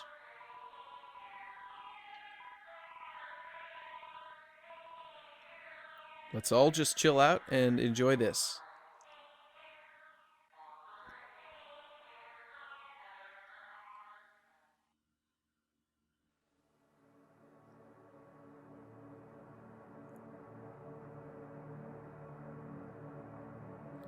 Napstablook, why do you lie on the floor? Is it because you feel like garbage? I don't lie on the floor 'cause I feel like garbage. I don't lie on the floor 'cause I'm sad. I lie on the floor 'cause I'm happy. Winnie the Pooh reference, everyone. Oh, I'm glad I saw this. I didn't see this my first playthrough. Okay. That was a great bonding experience for us. Napstablook, you are all right. Keep on trucking, brother, sister. I think it's a girl. Who knows? Locked house. Okay. Now there's a bunch of snail stuff going on here. I'm not gonna do it because it's kind of a bunch of nonsense. I'll just thank you, but no. It's a fun game. It's a fun mini game. I appreciate Toby took the time to add something else to do in this game. The Blook family snail farm. Oh, so he said it was a family tradition to lie on the floor and feel like garbage after having a meal. That's interesting. I guess they also had a snail farm. I guess if you have a snail farm, you're likely not to value your existence too much. I think okay, let's check in here real quick. This guy tells you some interesting information.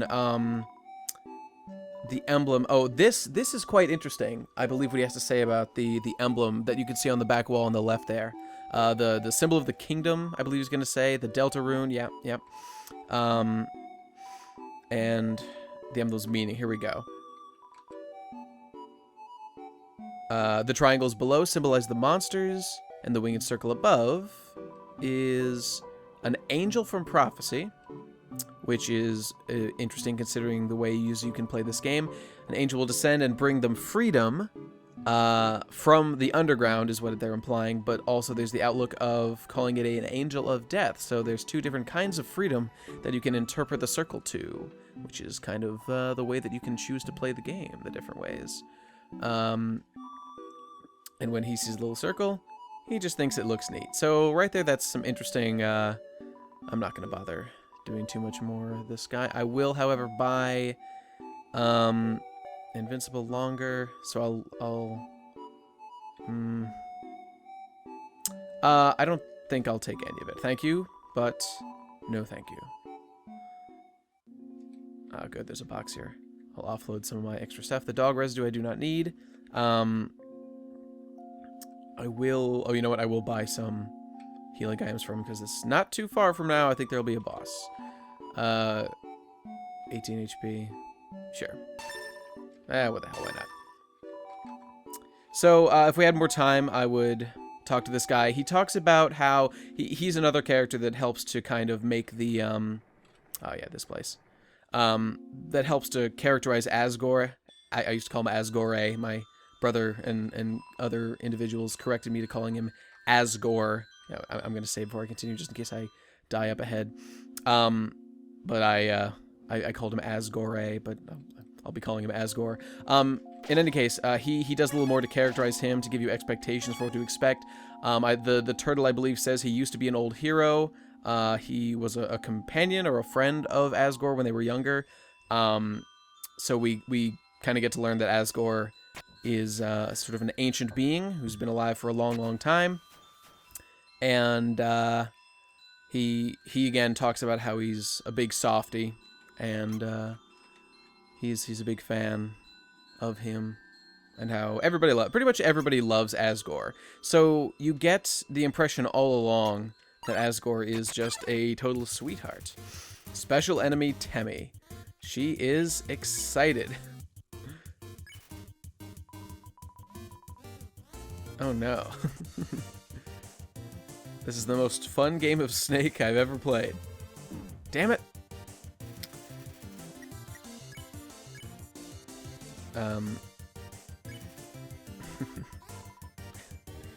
Oh, look at all this character. Look at all the things I'm learning about this horrible little monster called Temmie, just by the way it attacks.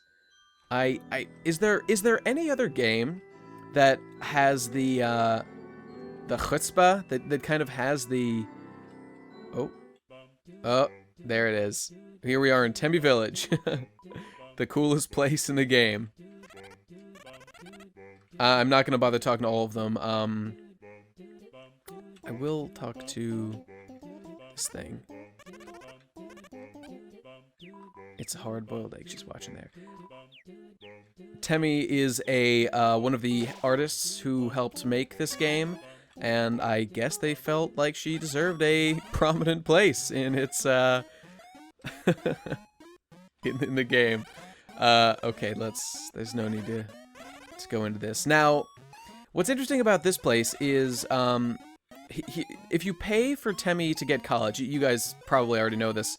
Are any of these good at all? Oh, I wonder if I buy a Temflake and then I feed it to one I encounter out on the field, what happens? Well, I'm not going to bother with it. But I will tell you about what happens if you pay for Temmie's college with $1,000, which you can do if you take the dog residue there. If you use it, it fills up your inventory completely, and then you can sell them for something like $4. So by using that, it's pretty easy to generate near infinite monies for yourself. And oh lord, I'm totally fucked. And by doing that, you can get the money pretty dang quickly. Is it supposed to be like this? I can just run.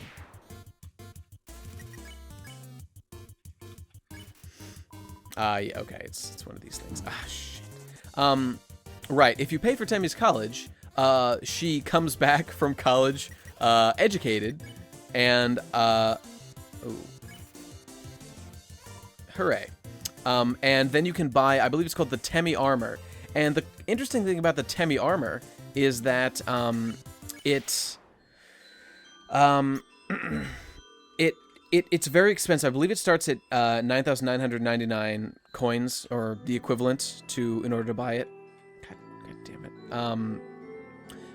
However, and Temmie tells you, as you take damage, as you die, and sort of get game overs, the price continually goes down. So it's sort of a safeguard. And then as the price goes down, it gets cheaper, and you can eventually buy it. So it was kind of put in as the failsafe to make sure that anybody could beat the game, since it gives you what is described as incredible defense. I've never actually seen,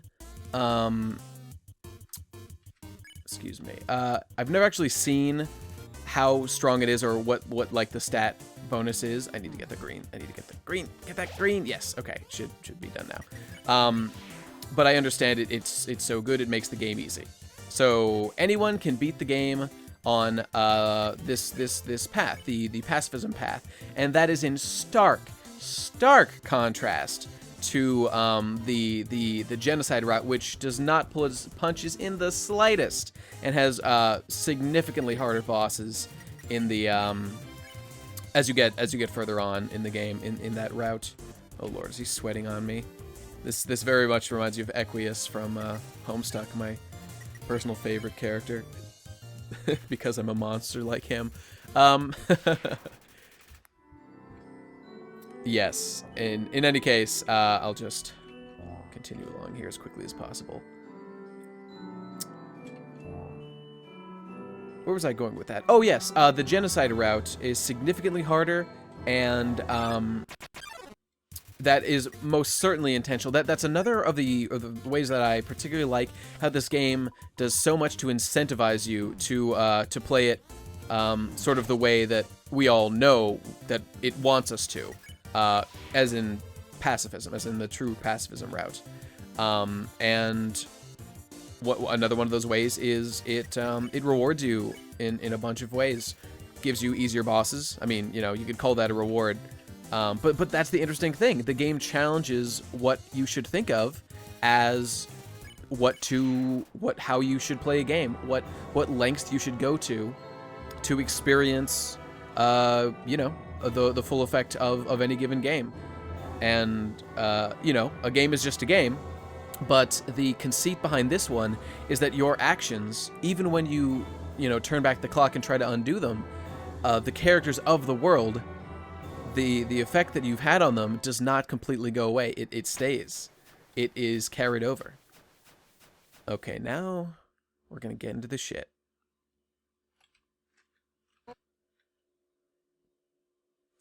Oh fuck. Undyne is truly intimidating, and I absolutely love it. Okay, now we're learning, yes, King Asgore Dreamer. So here we're finally learning that there is a way to escape the underground if they are to collect 7 human souls. Now, I believe she just said that they have 6 already.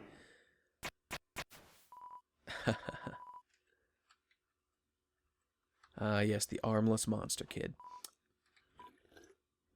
It's another one of these juxtapositions of heartfelt moments and scary shit going on. See, look at this. Look at this. She looks like a total monster, and you don't even know she's a she, and yet she puts off killing you and freeing all the humans from the underground, all the monsters from the underground, to just take care of this kid, to,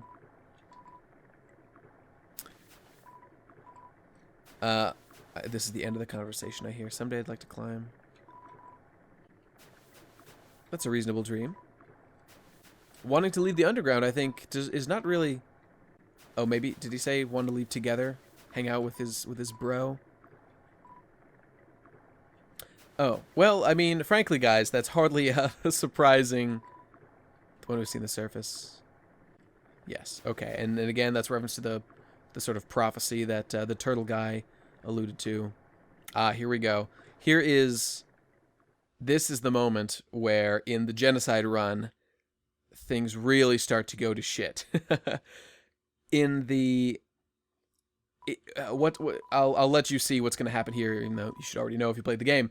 In the Genocide run, at this point, the kid has thought... You've been... Oh god, what did I... Yes.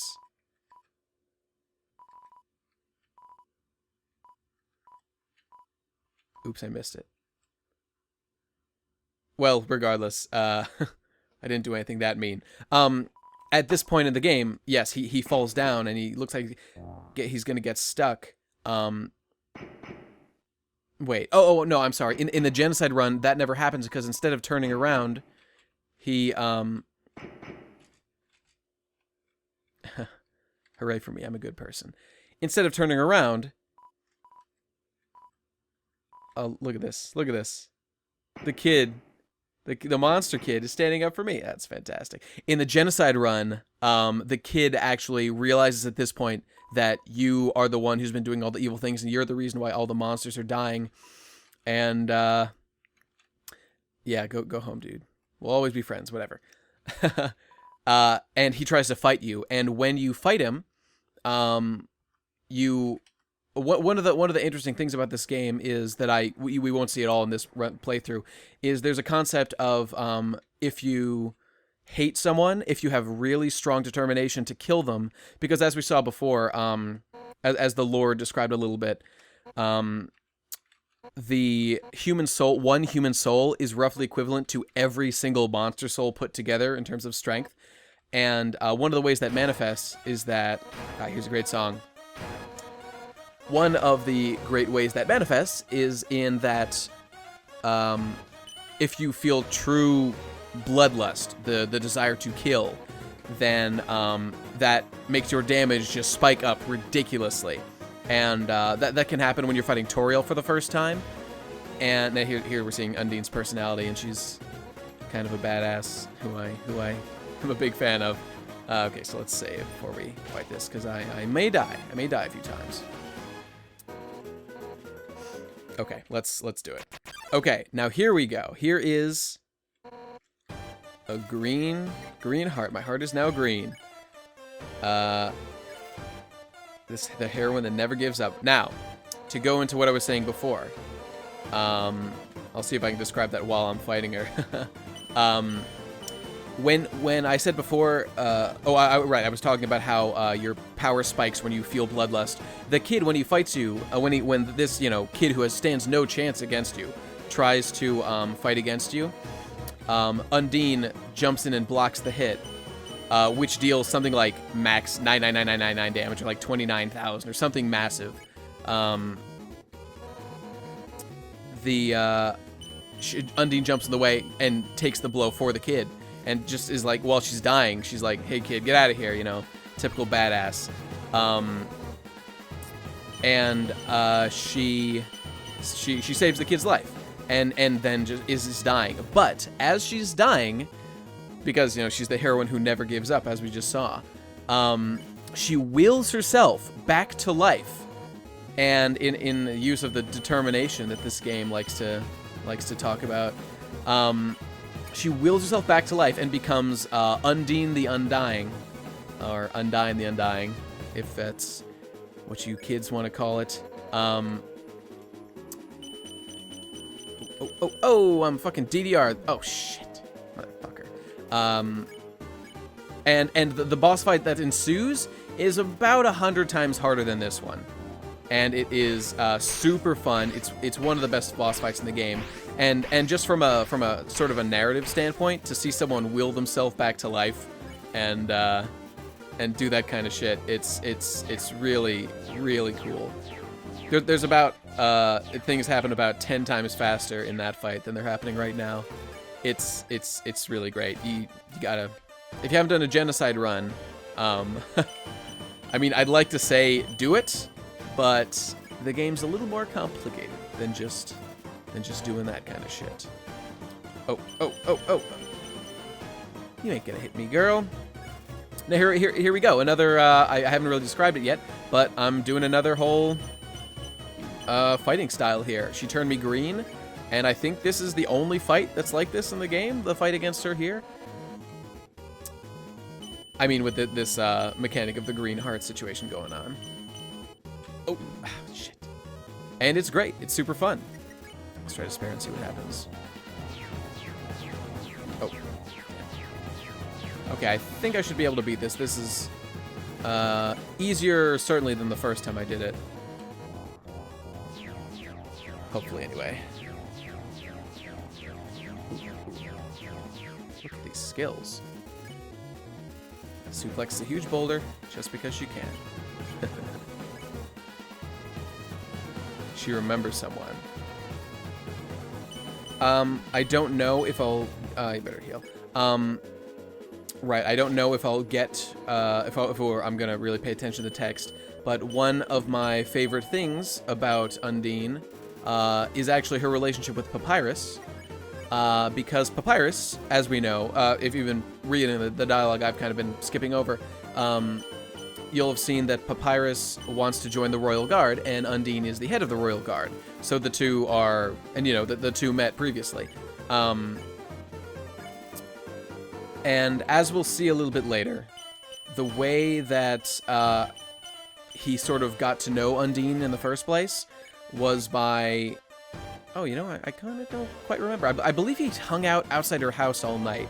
Or did some similar sort of, you know, sort of impressive feat in order to show that he had chutzpah, show that he had what it took to,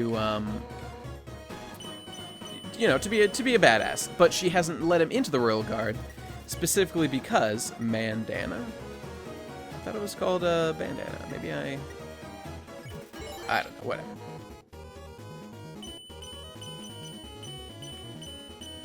Oh shit. Okay. Smells like sushi.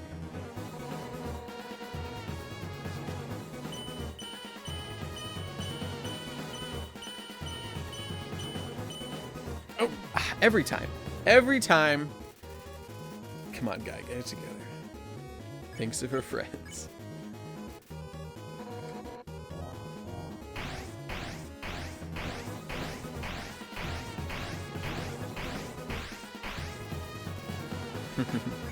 Alright, I'm getting to her.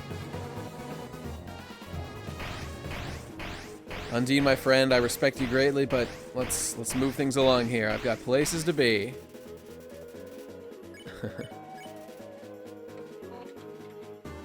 Alright, I think I'm getting to her now. Shit.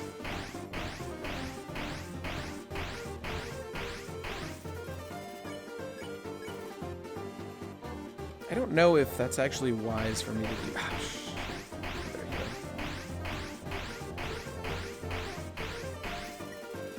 you go. A lot of the times you can affect... Crab apple? Nah, okay. Okay, this is a little bit more challenging. Oh, oh, oh.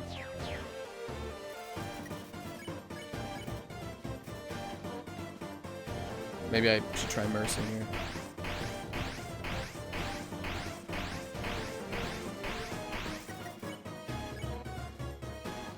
Alright, she'll give in eventually. Oh, that's right. I almost forgot. There's a certain gimmick to this fight.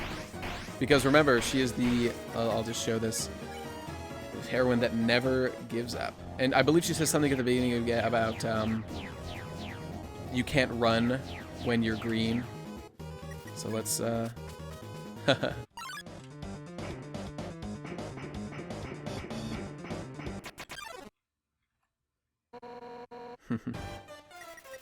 no can do, my friend. This is actually the gimmick to dealing with this, because she will never ever give up. And she has to be dealt with through other means. I know a bunch of people have actually gotten frustrated. Oh, shit. Wrong button. I know some people who haven't... Oh, look. Her attacks are sluggish. I wonder if that's because she's tired or she's sort of losing her bloodlust. In either case, I am outie. Welcome to Hotland. Who is this? Papyrus? Oh, that's right. You can, I have the phone that I haven't been using at all. You can try calling Toriel, and you can... I could have been calling Papyrus this whole time. But I, help me, Sans! Help me! She stopped. I called him Sans. What am I, fucking... Italian? His name's Sans! He's Sans Serif, the character.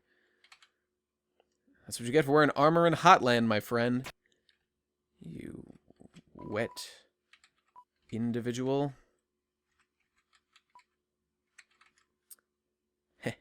I'm such a nice guy. I'm so magnanimous. Everybody love me. Don't forget, folks, this is your hourly reminder that I killed Undyne and all her friends last time I played through this game. And what a joy that was. Alright. Good talking to you, and I will see you later. Okay.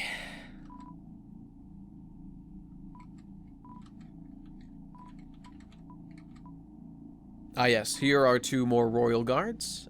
Papyrus, I guess, would wish to join their ranks. And these guys who are clearly gay for each other. Though I guess they could be male or female.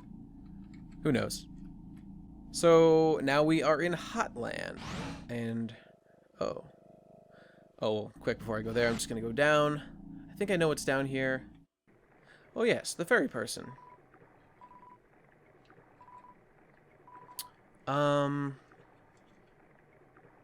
Is there anything I need to do back there? Not yet. I can always go back later. For now, we'll just keep moving ahead. Okay. So into the laboratory we go.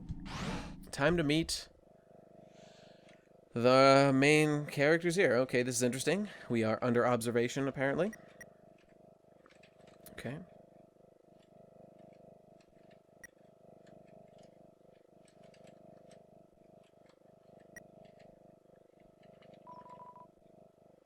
Ah, I see.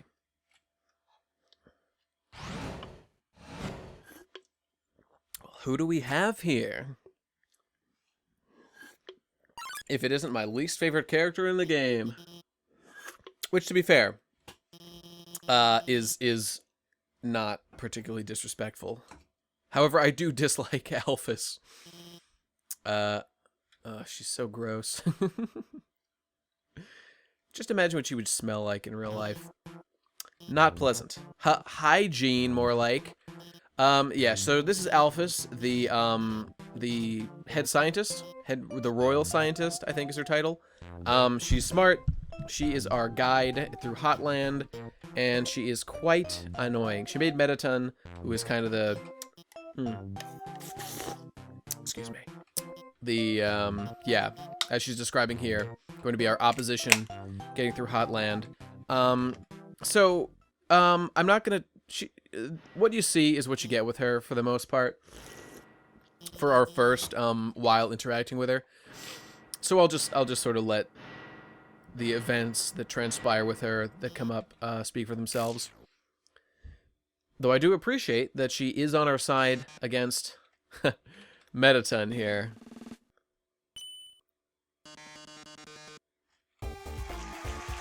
Who is a great character I enjoy very much.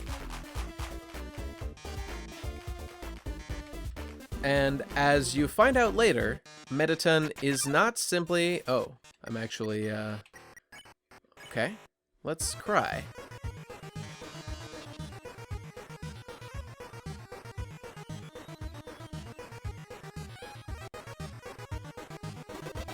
Hey, all right. And now here's another novel way to play the game. Pretty slick stuff. Asgore Dreamer, I know that one. Hey, I bet I can get them all right. 999 defense. Impressive. I'm gonna go with...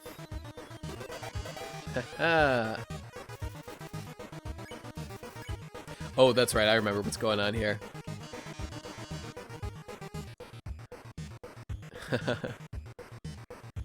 Oh lord, if you look at Alphys over there, she's giving us a bit of a hint.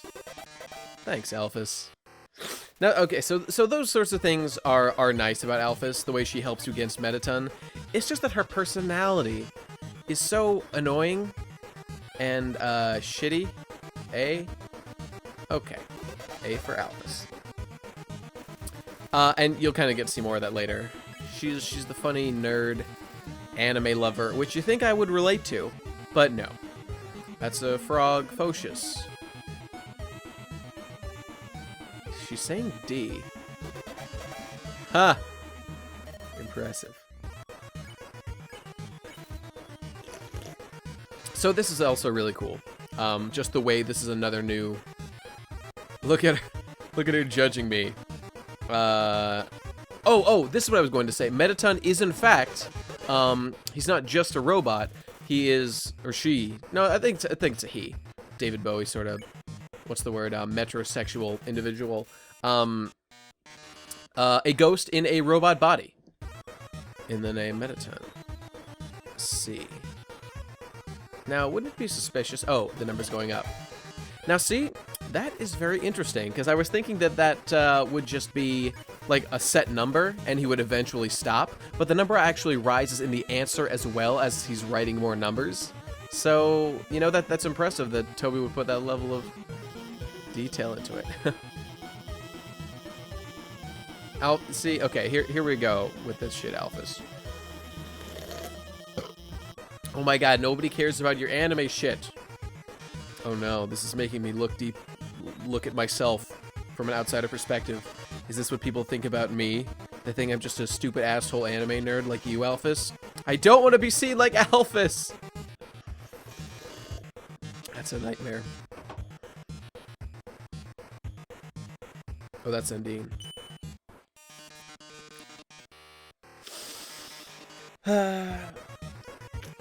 Might as well get straight to this. I don't buy Undyne and Alphys getting together or for one goddamn second, which is what happens at the end of this game. Now, Alphys having a crush on Undyne, I totally get. But later on, we see a lot of Undyne hanging out with Papyrus, and I mean, it's just it made sense to me. It was my understanding as I was playing that, I mean, Papyrus is pretty pure and wouldn't really have romantic thoughts, I guess, of his own, kind of like Luffy from One Piece, I guess. But Undyne seemed to sort of be interested in Papyrus. It seemed that way to me. But at the very least, she had things that she respected about him, because he's really strong and really determined and, you know, cute or whatever. He's a fun guy to be around. Alphys, however, has almost nothing to offer anyone. And yet in the end, and Undyne is shown to sort of respect strength more than anything else. Oh my god, shut up. Excuse me. Undyne respects strength and, I mean, I guess you could say confidence, but really strength. And Alphys is really smart and is good at that kind of stuff, but she's just got such a shitty personality. I just don't understand why Undyne would be like, would want to hang out with her. It just sounds like it'd be totally lame. It's like, I mean, if Undyne is the Vriska of Undertale, then Alphys is the Tavros. And I know that there was a relationship between Avros and I can see her feet under there. I know Vriska had a weird thing for Tavros, but she also murdered Tavros and secretly, well, not secretly, but kind of just despised him in general.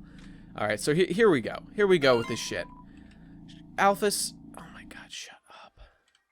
She's shit, folks. She's shit, folks. There's no beating around the bush. Encourage. Oh, Christ. Oh, shit. Haha. Yeah, not an Alphys fan, but I am an Undyne fan. Undyne is badass and cool and radical and would date. I would date the fuck out of that fish. Shut up, for Christ's sake. Okay, I can't go that way yet. Sunderplane. Okay, here is another fantastic enemy in this game. I'll let you just see why that is. You're attracted to a plane. I guess that's actually more like a yandere thing to be like, how disgusting. Or that's like an ara, you know, older lady thing to be like, you like girls that are old grannies? What are you, a pervert? I almost get that kind of vibe from the Soon plane. Can I leave yet? Oh, shit. Whatever. Approach. Ooh. Oh, that's right. Look at this. Look how awesome this is. You get kind of close. You have to get... Look, holy shit. This mechanic is like making me learn more about the fucking character. That's so awesome that's in the fucking game. Okay, I think if I use the bicycle, yeah, one half of the thing. Okay. Oh my god, shut up. Oh god, please. I'm just gonna skip right the fuck over her dialogue. I don't care. I mean, I'm making this video partly to get footage, but let me tell you right now, I'm not gonna need that much footage of Alphys. Oh fuck, okay, yeah, here we go. Hotland is cool because I think it's got the highest density of sort of, I mean, I don't know if you'd call that last thing I did a puzzle. I think I need to heat it up until it, yeah, I need to heat it up until it gets blown the fuck out or something. Shit. And for that reason, it is a pretty cool Hotland. It's got so much. Oh, shit. A lot of shit going on at Hotland. There we go. Oh yes, okay. So there is a new weapon I can use here, and I think it. Oh, it not only does it. Yeah, consumable items heal 4 more HP, which is actually great, and is probably the weapon I'll use until the end of the game. Now, there's some a little bit more interesting information about the weapons that you find in this game. Let's see, what is there so far? The ballet shoes, I think the stick counts, the toy knife. Oh, I have to just move, that's right. Okay, so I think, yeah, this is the first time that the game has introduced me to red beams that require you to to be moving in order to get through safely. Whereas the blue require you to stand still. Red, you gotta move straight through.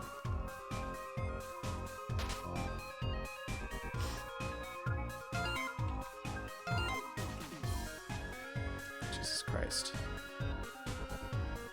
Shut. Oh my god, I know I have to solve the puzzles. So, you know, it's also kind of funny because in the meta tradition of this game, oh, okay, I've got to, how do I do this shit? Here we go. It's sort of, lampshade hanging? Is that the right term? I'll talk, these guys are pretty cool. I really respect, when a creator will make like sprites like that, like unique things that don't show up anywhere else in the game ever, just to make things feel more, you know, like a real world. Like everyone's got their own story, their own unique style going on. Look at these cool customers over here. Just do it. Thank you. Is that Heat's Flamesman's girlfriend? Yeah, okay, cool. Okay, let's not fuck around with this shit too much. There we go. Let's get the fuck out of here. Okay. Alright. This is considerably more fun the first time you do it. And is, you know, just knowing how everything's done makes it a little less enjoyable the second time around. So, I suppose it's not a perfect game. Ooh, look at this epic combo. It's not a perfect game. In any sense. Oh shit, it's time for this. So, in case it wasn't clear yet, Mettaton is and possibly the only, there you go, Cooking with a Killer Robot, TV star of the Underground. And, I don't remember seeing any TVs under here, actually. But regardless, Mettaton is the superstar. I need eggs. I don't know how to do this. Okay. There you go. Let's just get through this as fast as possible. Chainsaw. A human soul. Okay. This is a great scene. The first time you do it.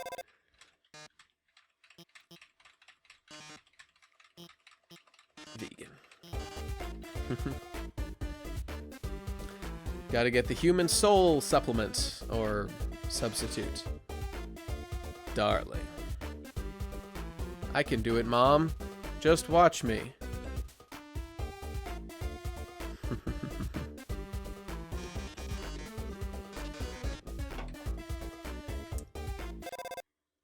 Check this shit out. Added a jetpack function to my phone. That's something that really happened when she took my phone for like 2 seconds. Well, fine by me.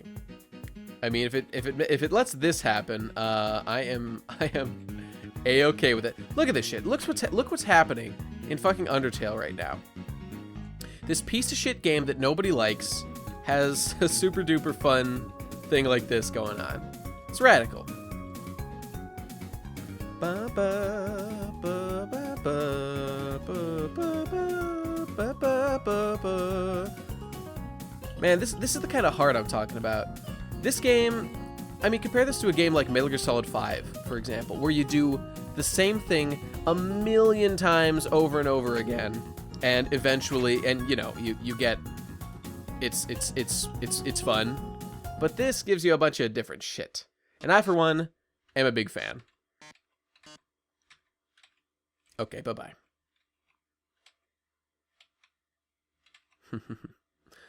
Oh, you old bastard.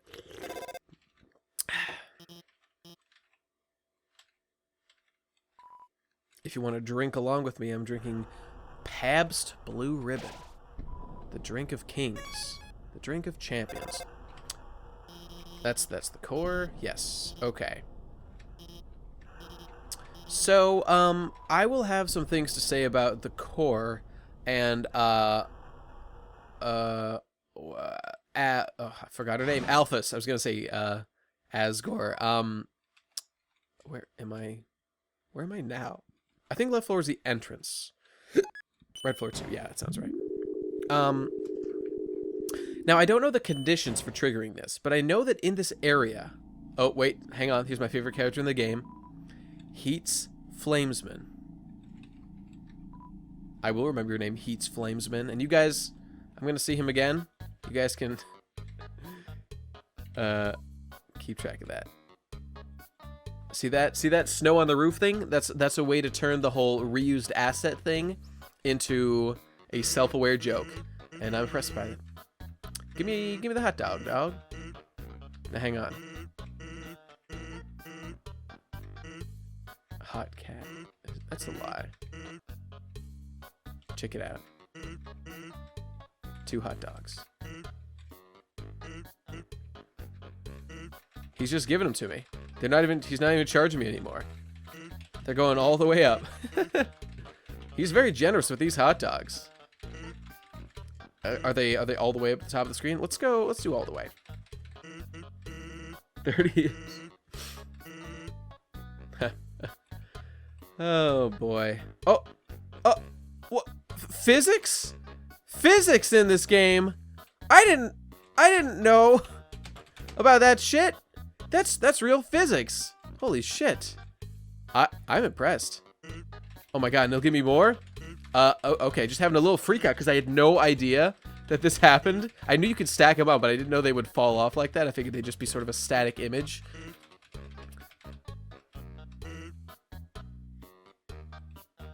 Wow. Truly impressive.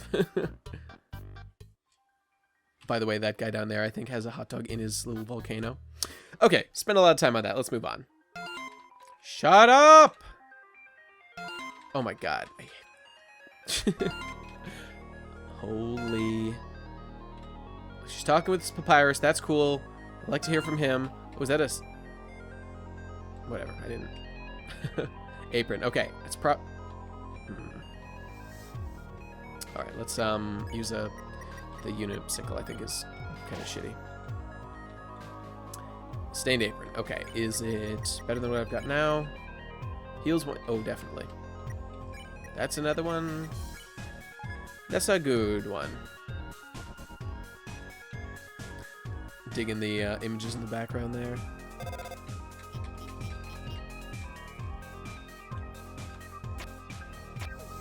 Oh.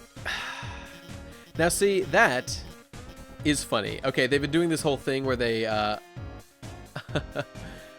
Wow. Okay, let me break this down for a second because that's really awesome. So they, again, brought up the whole Alphys calls you and interrupts what you're doing thing, which has been the issue of this whole thing. And so I hit the first 2, and it stops me from doing the third, and because Alphys calls you. But then it doesn't even make you go back to do it again without Alphys interrupting you. She says, oh, I guess it only took 2 after all. Which is fucking hilarious. Lamau. Yes, indeed, Alphys. Shut. Oh, thank God.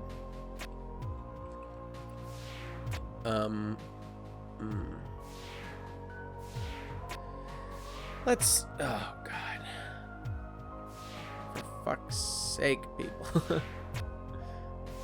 Okay, this'll... I assume this'll get me through just fine. Oh, it won't. Oh, sweet Jesus. Okay. God. Let me out of this nightmare. Okay, here's what we do. If I go down now... I got it. Here we go. 1. Oh, no! Oh, my God. Oh, here we go. Okay. Thank Jesus for that shit. Thank you, Jeebus. Diebuster is better than Gunbuster. I'm with you, Alphys. Fuck everyone who says Gunbuster's better. Gunbuster's amazing. Gunbuster's like a 10 out of 10, but Diebuster's like an 11 out of 10. That's what I've got to say, which is actually relevant. Oh, here's the Royal Guards. Okay, let's... No.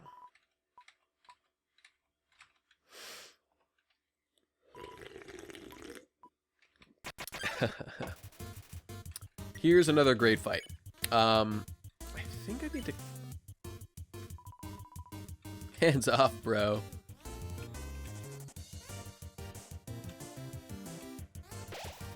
Let's try... this guy? Yeah, okay. Give us the soul, brah. What is the purpose of this? Does it heal me?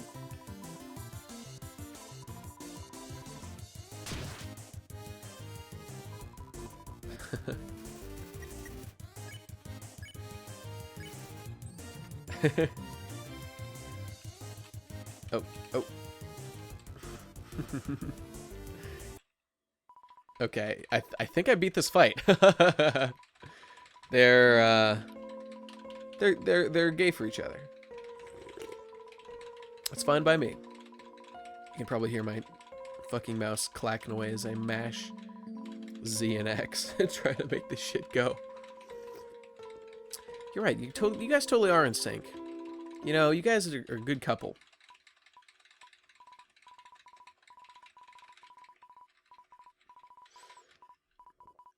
Just another example here of Toby going the extra mile to oh whoops. I might as well bring this up now if I didn't already. I'm not sure if I did, but apparently that idea of each of the monsters sort of being characterized on their own, or at least being able to be dealt with outside the traditional, you know, attack, fight, magic, murder them as fast as possible sort of tactic, was inspired by Shin Megami Tensei, where it's similar to Pokemon or something, where each monster... You know, I think I did talk about this before. Okay, another Mettaton thing. Another fantastic segment that I totally love. And I'm just gonna... Yeah, let's report on the glass of water.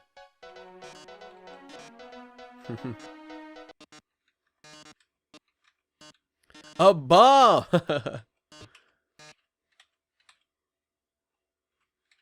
But the good news is... they're all bombs. Impressive. Okay. I better be quick.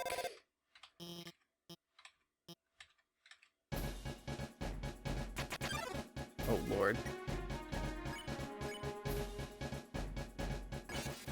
Okay, not so bad. Oh, shit. Oh, God. Ooh, master of advanced warfare. Okay, I'm gonna wait right here for that water bottle.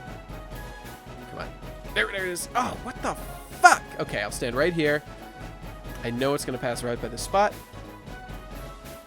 There we go. Oh, shit. Come on, come on. Boom, there we go. Okay, I can do this.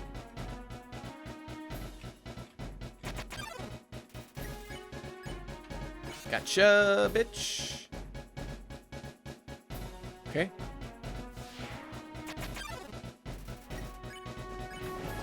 Ha!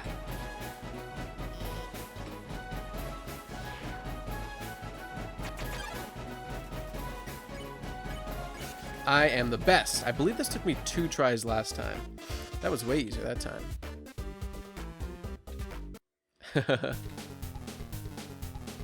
Uh-oh.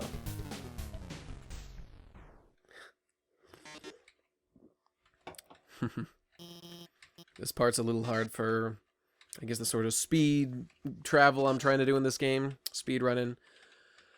A lot of scenes.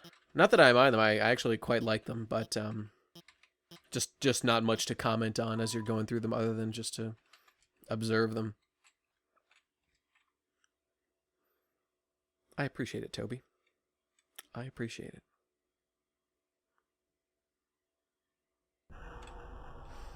Okay. I think... Yeah, okay. Another discussion of Asgore. They do a really good job of building up your expectations for your encounter with Asgore at the end. I think I want... Yeah. He's really just built up as a softie. They kind of just talk about him like he'll do whatever you need him to do. Oh, shit, it's Muffet. Okay, now we're into the shit. This is my favorite girl in the game, Muffet, and if I could afford one, I would absolutely buy one. Oh, because I didn't buy any of the spider goods at the beginning of the game. Fuck! Look at this guy.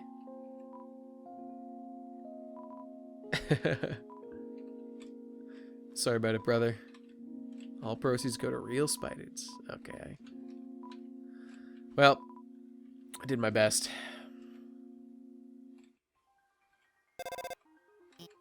Oh, you know what's cool about the Temmie shop? Oh, and I haven't really shown this yet in the game, I don't think.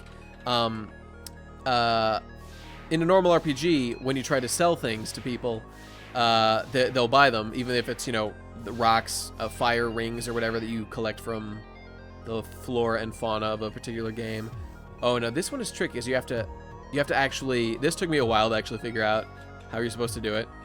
Oh, shit. You're supposed to, in order to simulate standing still, you actually need to walk the opposite direction of the thingamajigger there. Oh, God, I'm not even paying attention. Whatever. I should try to not blast that so fast in case some of it actually does turn out to be important. Okay, this actually looks very easy. Oh, Christ, it's not. It's not at all. Oh, hang on. I can do this. Oh, if I go 2, 2, 1, boom. There we go. I think the other one might be actually pretty hard. What was I talking about? I was saying that... Oh, yes, selling things. In this... Oh, I think if I... Shit. I believe there's something going on with that cactus. I'm just gonna...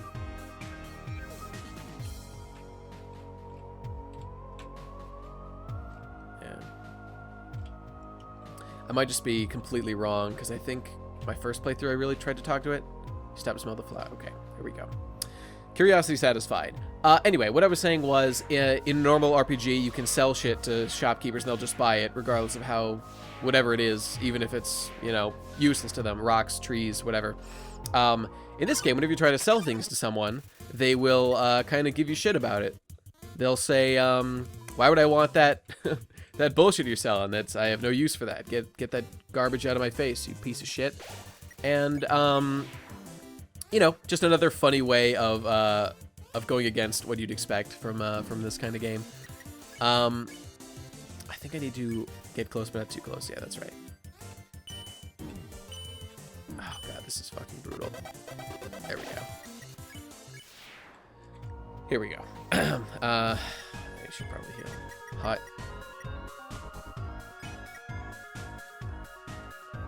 I see. Oh, wow, he really did sell me a hot cat.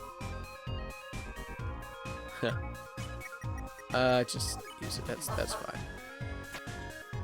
Okay, I've got one shot, one opportunity to seize everything I ever wanted. Will I capture it or will I let it slip? Just gonna lose myself.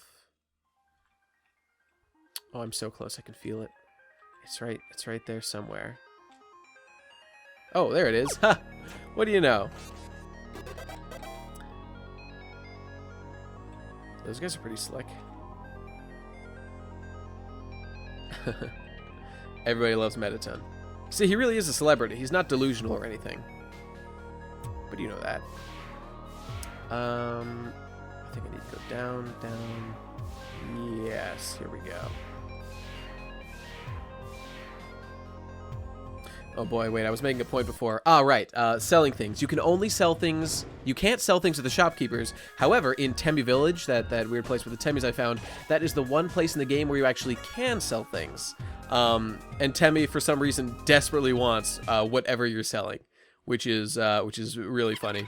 And you can make some of the funniest scenes in the game happen by doing that shit. Oh yes, the spider holocaust I engaged in is finally coming back to bite me in the ass. They know. The spiders know. Though, those spider food goods say made by spiders, for spiders, of spiders, I believe.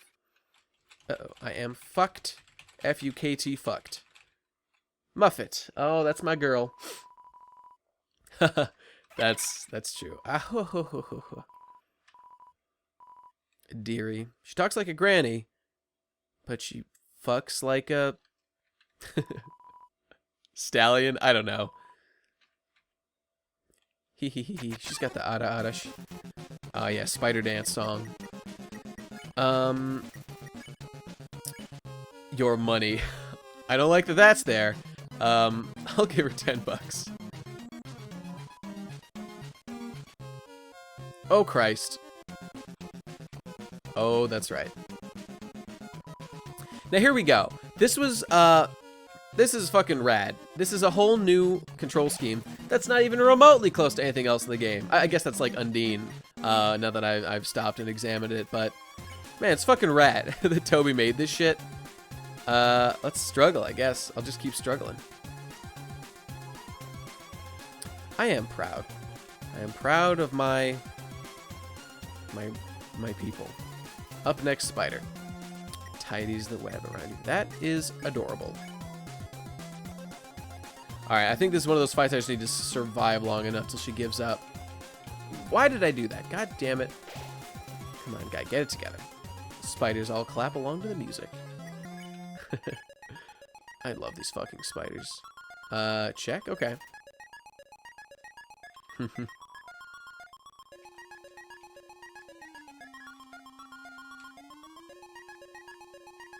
Muffet is so cool.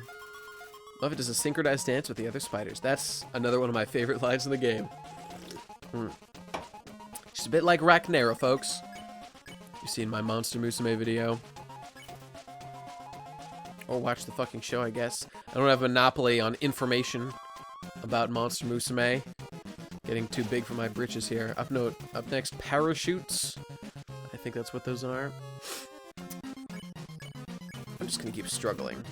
Like guts.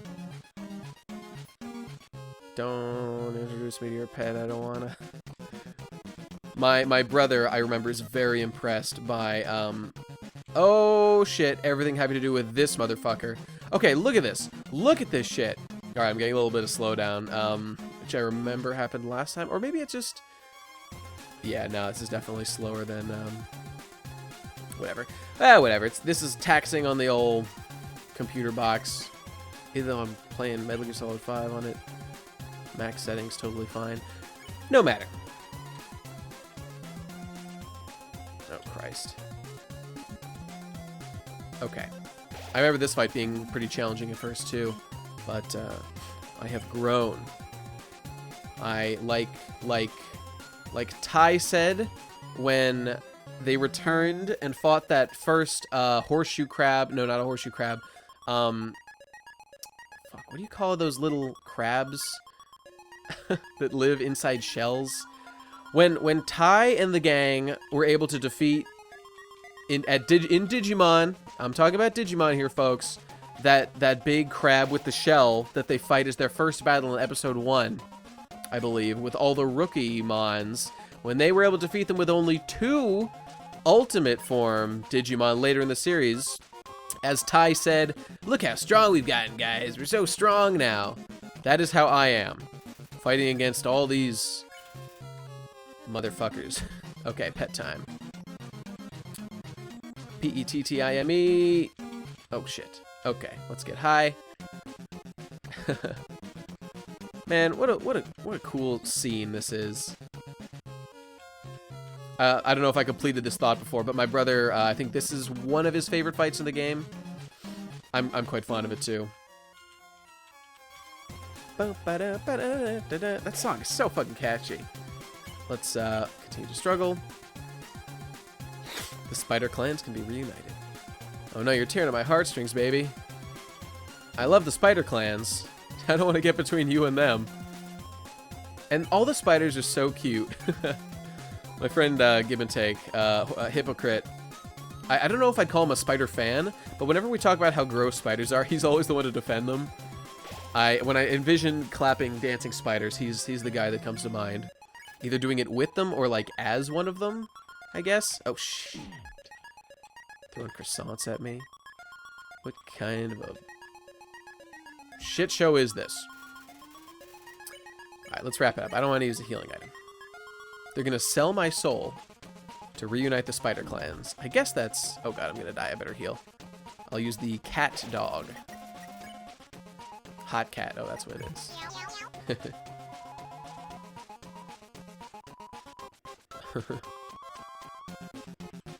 Muffet's a good family girl.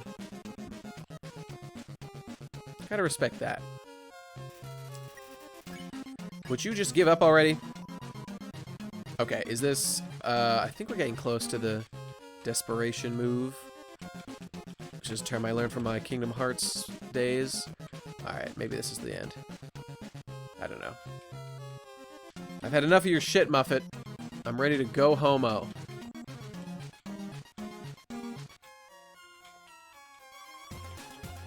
At least the song's good. The songs are reliably great. It's always something you can look forward to. Oh, I'm free. Oh shit, the spider's in the ruins! Oh, I should have paid him.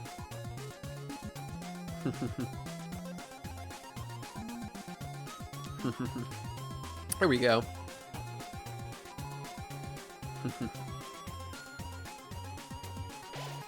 I kind of want to murder this bitch. Nah, you're cool. Ooh, those eyes are scary. She didn't even give me any money. I guess that's typical for a stingy individual. Spiders are the Jews of Undertale. Forgive me, folks. Oh shit, here we go. Now I've got a interesting factoid to share with you with the upcoming room here. Okay. Normally when you're playing this game, when you're playing it in windowed mode as opposed to full screen, as you do with most software on the most programs that are running, on the top left is the name of the scene, sorry, the name of the game. So in this case, it's Undertale for the entire game. You know, like I've got Audacity open and recording my audio right now, and Audacity's on the top left. However, when you enter this room, that word changes from Undertale to Undertale the Musical, which I think is just really neat.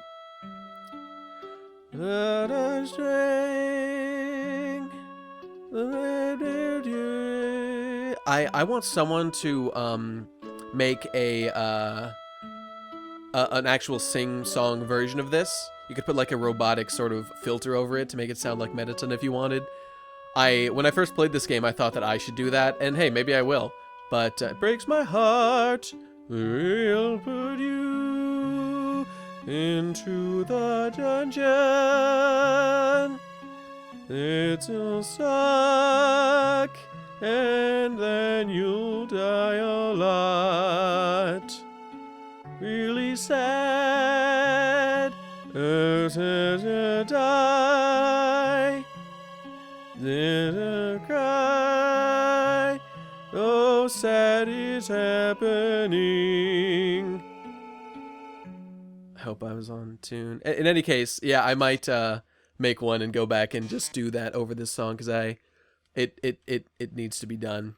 Like when me and my friends at one point went to the Final Fantasy Distant Worlds, concert, and one of the headliners, at least I think it was, I know it's been done in general, even if it wasn't at that show, is the opera from Final Fantasy VI that Sally sings. That's clearly, if not a reference to, then very, very similar to. Okay, now, long ago, when Papyrus did that puzzle, this is the payoff I'm talking about. Before, I'm not even gonna... what appeared to be just a joke mechanic he threw in and then did nothing with, he actually implemented and is fully functional. And I have to run away from or I'll be fucking murdered by fire. Let's do this. Oh, my love. Okay, let's figure this shit out. And this can be beaten. I know for a fact that it can be beaten. I am not... Oh, Lord, for fuck's sake. What am I supposed to do? This fucking game. I think it is randomized, so I honestly, I don't think I can go any further than I've already gone. Holy shit. That was bullshit. I think it's randomized and I just got fucked. But can you believe that he implemented this whole fucking thing? Man, I was blown away when I saw that he actually put in the effort to make this. I was like, of course he's not going to waste his time at the Papyrus thing.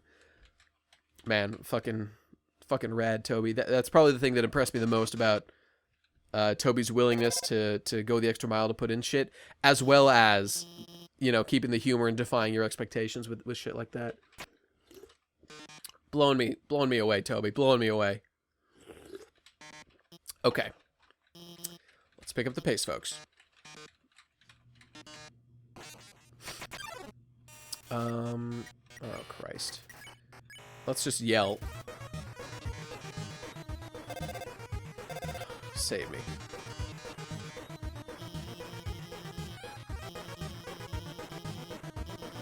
Oh, yes.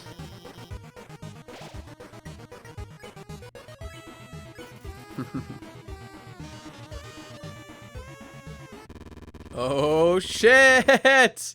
Look at this creativity! Haha, I'm the strongest fighter in the world. Just another unique mechanic for 1 or 2 bosses.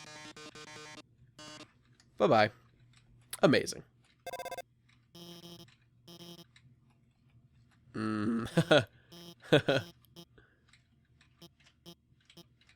She didn't like herself very much. Well, I don't know what changed your opinion. Nah, she's cool. She's helpful. I give her some shit, but she's okay when she's not being totally horrible. What's up, bro?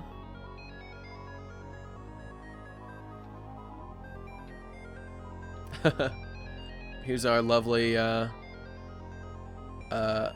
sexual norm-defying couple. Is that a term? I don't know. I wish you the best, my friends. Oh shit, here he is! Heats Flamesman. Look at him. He's blown away. Oh god, he's the coolest guy I know. I'm wondering if I missed something. I don't think I did. Nah, fuck it. I'm not even interested in whatever. You know what? I think since I'm nearby, I'm just gonna take a quick detour to find out if there's something that I missed over here. And what can I talk about in the meantime? The design of this area is structured in a pretty cool way. Okay, you know what? About that, this area, I know some like spots like this, I think, I don't know what triggers them, but I know that there are some events you can do that cause NPCs to fuck, I went to the wrong place. I need to go to Waterfall. Sorry. Yeah, and they give some cryptic hints about a character that does not normally show up and might not even be in the game sort of at all right now, but might be included later on with additional, I guess, a patch, DLC, whatever you want to call it. And we're going to Waterfall, yes. And I'll talk more about that character as it is relevant a little bit later. I'll have a lot to say. I'll say he's giving you a hint where Temi Village is, which is actually not how I found it. I didn't find it at all my first playthrough. My brother. No. I was just on a forum after having beating it, I think, for the second time, and discovered that there. Okay, yes, real quick. Oh no, I could have gotten something that would have made this trip justified. Oh, okay, good. I did need to come back. In order to get the best possible ending, you have to do a couple of events, such as this one that we're gonna do now. I'm kind of just gonna blast through it. Oh shit, we get to see her casual clothes. You are one foxy number, Undyne, when you're not wearing your armor. Oh, I'm coming in. Now, somewhere in this scene is where I got the impression that Undyne was romantically attached to Papyrus. Though I believe that is, in fact, incorrect. What a badass. But nonetheless, I know that she's a big fan of Papyrus. Not at all, my friend. I'm here to be friends. I really like that face she's making there. Okay, come on. Basically, the whole deal with the scene is Papyrus is getting us together to be friends, and it's sort of our date scene. And I believe out of a competitive desire to be better than everybody else, she she decides to be friends with you better than anybody else can, which is very amusing.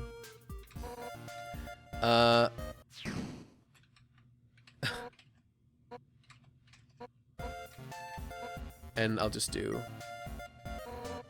yes. I want you, Undyne. Let's go for the sword.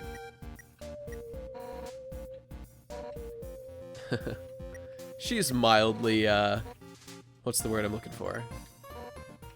Mildly, what does it mean when you're inclined to murder? God, I can't remember.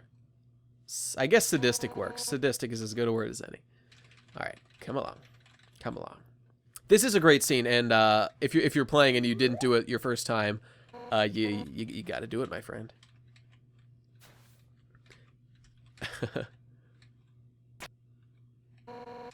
Thanks for the tea. Can I... I'm ready to go homo, my friend.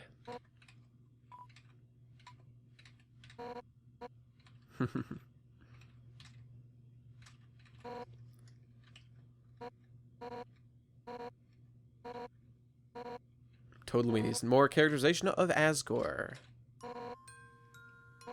Oh shit. It's playing the good music. I have really learned that music is what makes an emotion of a scene so much better. When I made the Gurren Lagann video, really when I edit in general, the first thing I do is when I'm making a video, I record the audio, and then after doing that, I record the audio, I write the script, record the audio, and I put that down in a video, and I never really know where it's going to go from there. I just start adding shit on top of it, and pretty much the first thing I do for every sort of chunk until I sort of feel that it's time to transition, I'll break it up into different sections. I start with the music. I start with a music track. So right there was a little scene about Undyne, talk about her childhood and sort of characterizing her more, and it's sort of the music that gives you the cue how you're supposed to feel about it. And if you ever watch a movie, I mean, you could do it on mute if you wanted to. This scene is great. She's beat the shit out of this shit.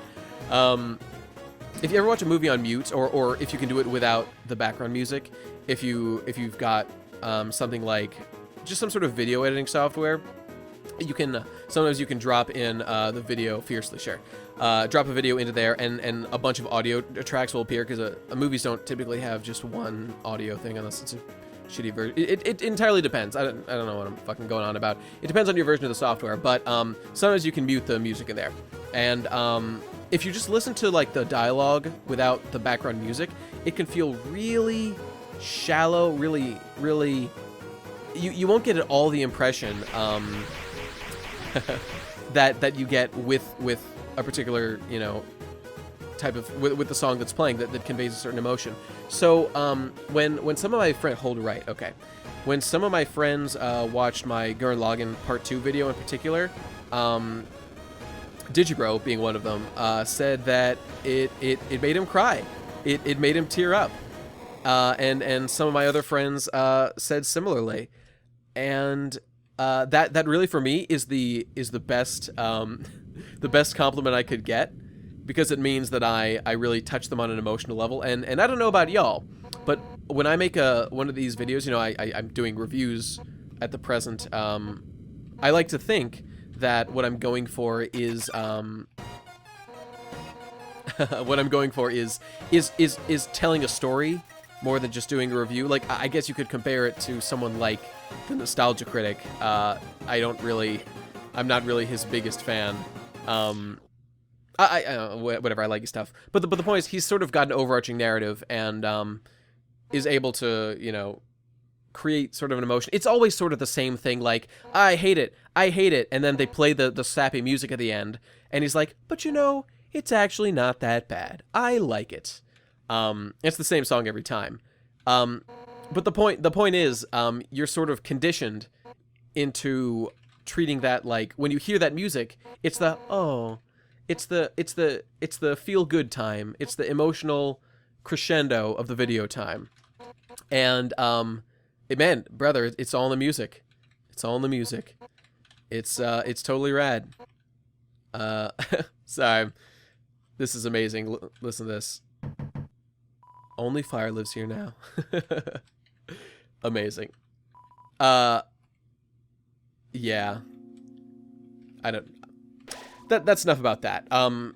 So we had to do that scene in order to sort of get Undyne on our side. So now, when we get later on in the game, Undyne will show up to assist us when we need it. Do I need anything? Oh, you know what? I'll put the old tutu in the box here. Can I go down more? No? Okay. Stick I don't need. I don't know why I have that. Ballet shoes do not need. Manly bandana absolutely do not need. Snowman piece I'm carrying around to make that snowman happy. 18 HP? Yeah, I'll buy a couple of those. That's fine. Yeah. So, with my videos, I want to get an emotional reaction out of people, and I was happy to see that I was able to achieve that with the Gurren Lagann video. And in particular, I think the particular moment that people most resonate with is when I do the personal fucking responsibility, if you've seen that. And the music I chose for that is the ending theme to Bravely Default, which is a game kind of like this one in its sort of meta narrative. I think this one kind of goes, you know, 50, 100, 1,000 steps beyond what Bravely Default did. But nonetheless, they're both good games. But the ending song in that game is fantastic, and I could not recommend it enough. The soundtrack in general in that game is great. I'm in the wrong place. But where's I going with that? Oh yes, that song is super emotional, and I picked that song for that exact reason, that it's such like a tearjerker, I guess you could say. It's got the feels built right into it. So, you know, it's all about the music, guys. It's all about the music. Let's go for those great deals. Time to meet the two best characters in the game, Bratty and Catty. I love these guys. Empty gun, bullets not included. I think I'm gonna keep the frying pan actually because it heals better. And attack up when worn. Don't need that. Okay, here is why. Oh god, I need money. Shit. I need that 600 shit.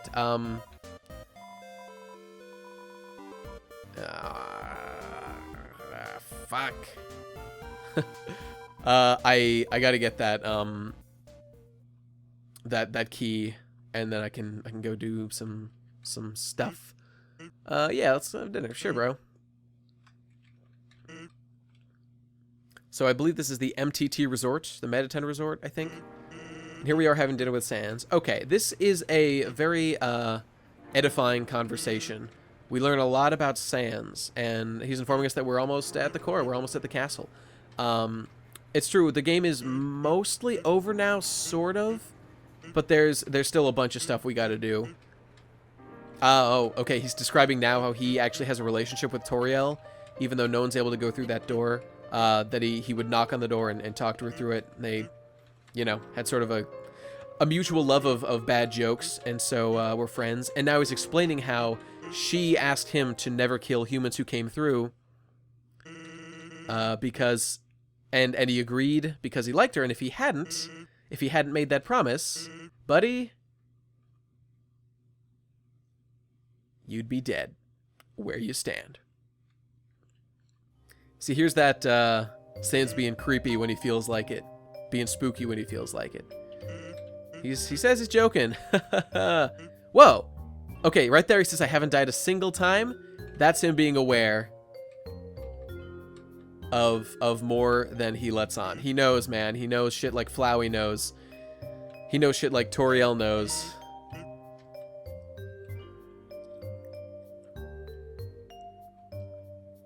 He walked out this way and he's gone.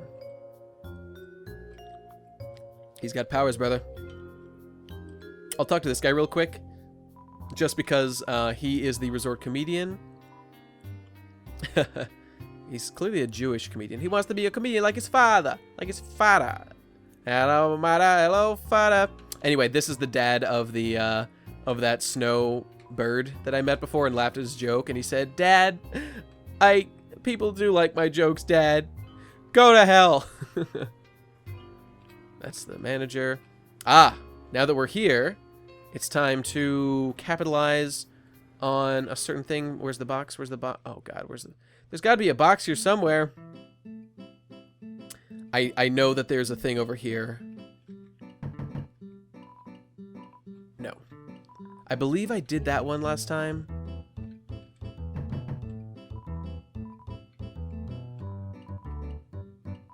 Oh. I did have the cinnamon bun on me. What? Really? Thanks a trillion.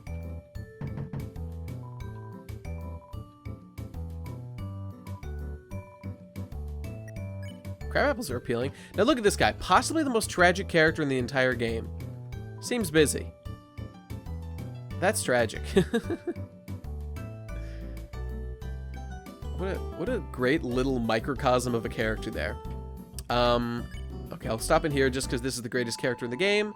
He's 19 years old and he's wasted his entire life. And these I would like to have, but I don't actually need them. See you later, brother. Core. All right, we are on our way to the core. What the fuck is that?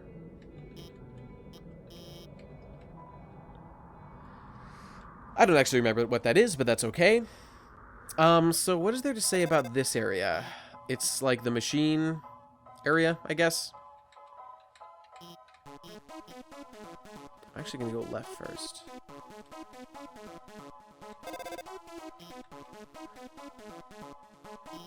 Uh-oh. I didn't listen. Okay, there were two dudes there. And now there's only one dude.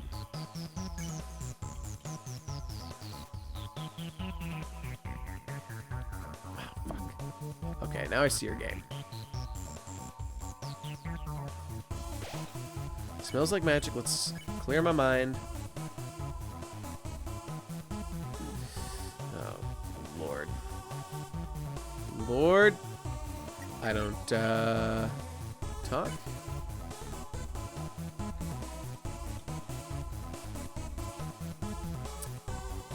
So there's not a heck of a lot to say about this area. There is actually some interesting lore about... Oh, I guess that's it. Okay. There is some lore to be said about the core that I can tell you now. It was made by the royal scientist who came before Alphys, who I'm not going to say much more about. Okay. Yeah, who I won't say anything more about now, but it is a very interesting character. And if you've played the game, you may have entirely missed him like I did until I started sort of doing some research.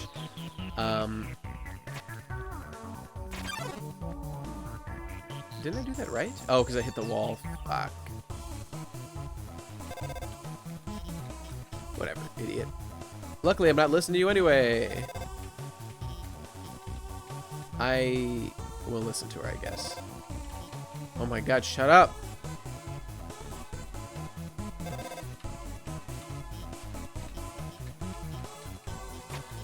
She's gonna fuck me, I just know it.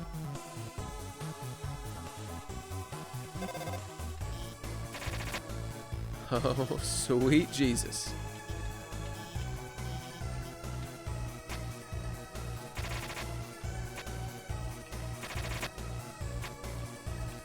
All those years of sneaking my shit are paying off. Alright, let's go.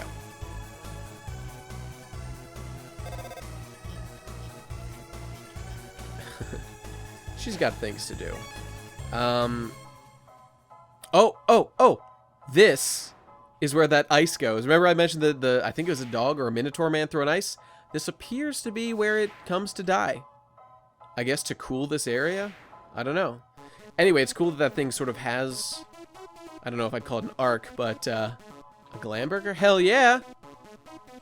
That thing heals like 27 HP or something. Though I only have 20. Hey, there's something. I know. Well, you know, I'll save it for when we reach Sans. Console. He's made his time. Oh, this is fucking brutal.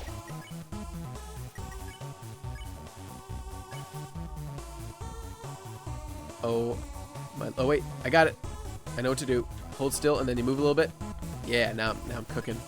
Let's terrorize it. So he's not afraid of me. I need to use that to my advantage somehow. Oh god. I can't die on scrubs like this. Okay, let's focus on this guy. Pray, sure.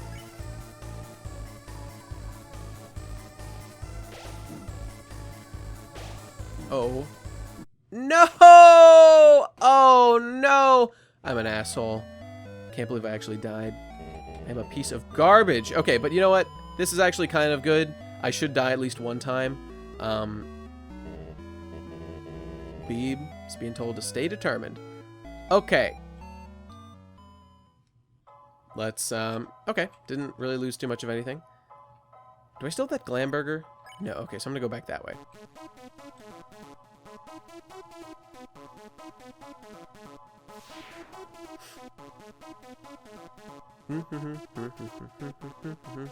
Another catchy tune, Toby. Well done. Oh, as I recall, the enemies are in the middle path. I think there's a sign that tells you that there's a couple paths you can take. Oh, what do we have here? Ooh! Do I have the 600? I have 697. Oh. Okay, I will go back a little bit later after I've made some, big achievements. Oh, okay. I can't avoid this guy. Okay. Let's, make him remember his conscience.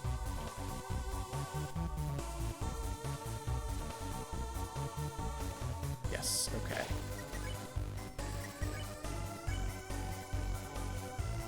Jeez, I don't, mystify?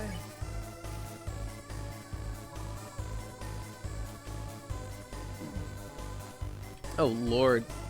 This is a nightmare. This is a fucking nightmare. You made your choice. It's not too late to make a change, brother. Console? He does not need to be consoled.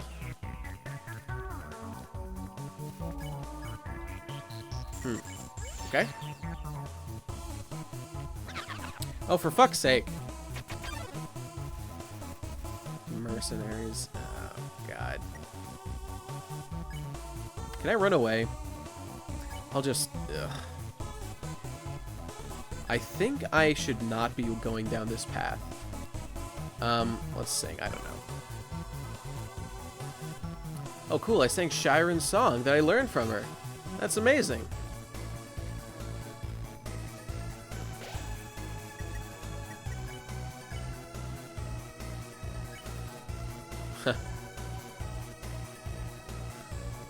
I put the night to sleep.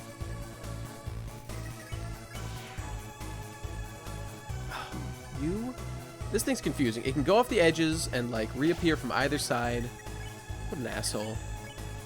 I think I have to clear my mind and then stare at him. Shooting crosses at me. That's highly offensive.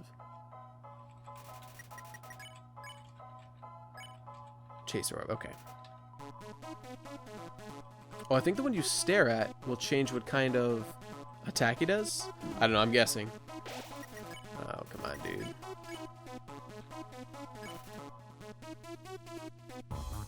Oh, maybe you just need to talk to him.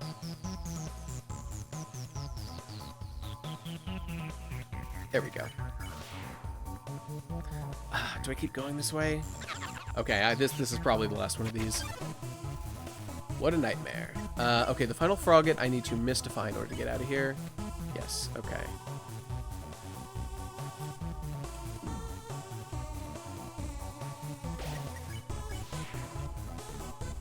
I think I can avoid all these if I'm... Ooh, that was close. I just need to pray and then console him, and I think...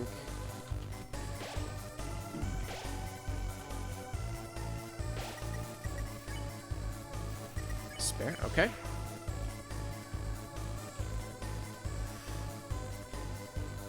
Things are getting significantly more difficult here. Oh, geez, I don't know. Don't pick on? That usually seems like the good way to go. Okay, I guess I'll pick on you. I don't know. Whatever you want, brother. Challenge? That seems reasonable. I think if you pick on him, it doesn't work either. It's... Maybe that's not the way to go. Okay. Oh, no. Oh, sweet Jesus. Crab apple it is. Just leave me alone.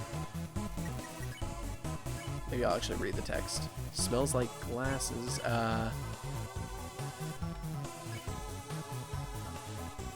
That's right. Okay. Can I leave? Okay, there we go. Okay, guess I had to come through here. Just need to find what that had an effect on, because I have no idea.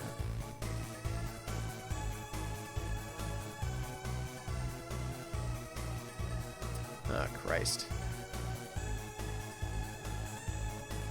Okay, as you can see, I think this is probably the hardest area in the game. It's kind of a gauntlet.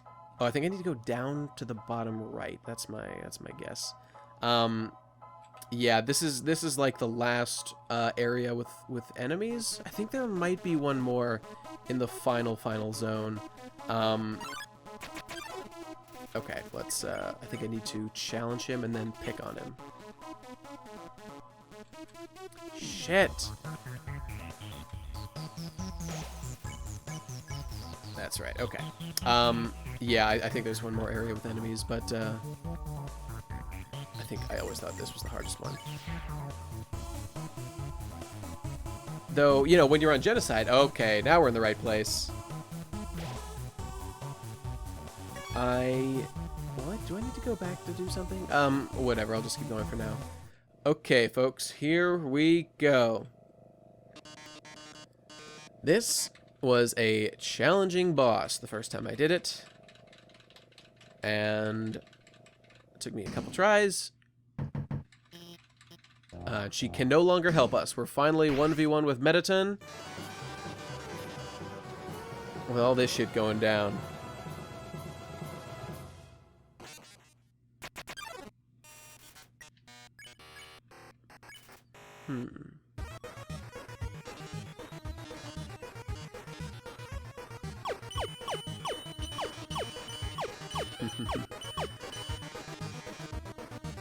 So here again, we get to use the shmup mechanic. Yeah, now it is a real shmup. It's not just a bullet hell.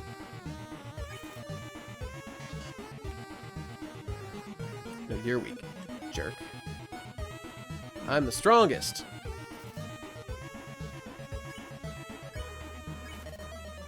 I guess I'll just keep trying to burn.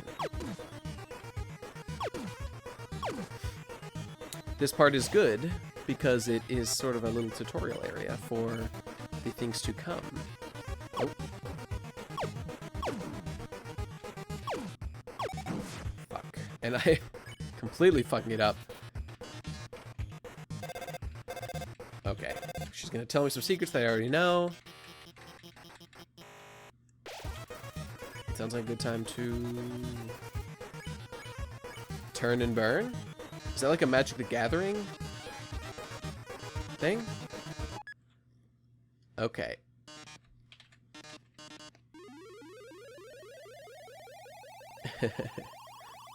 One of the more memorable moments in the game right here. Oh, yes. Oh, shit.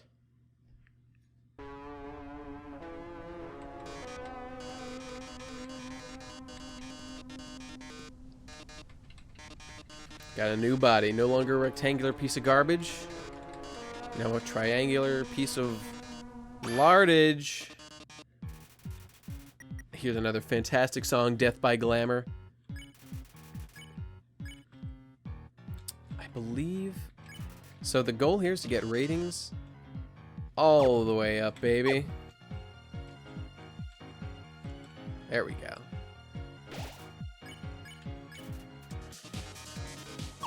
Oh shit, I already fucking failed. Oh god. Oh my god. I am doing real bad. Might die, but hey, what can you do?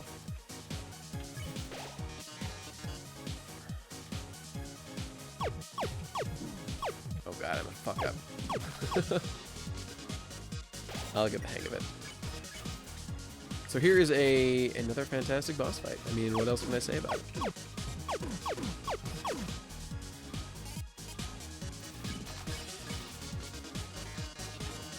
Oh shit, this is good stuff. What do I love most?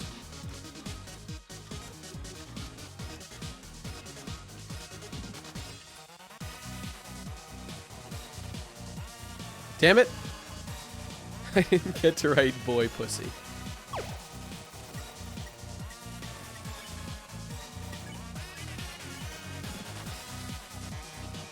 Yep, sure did.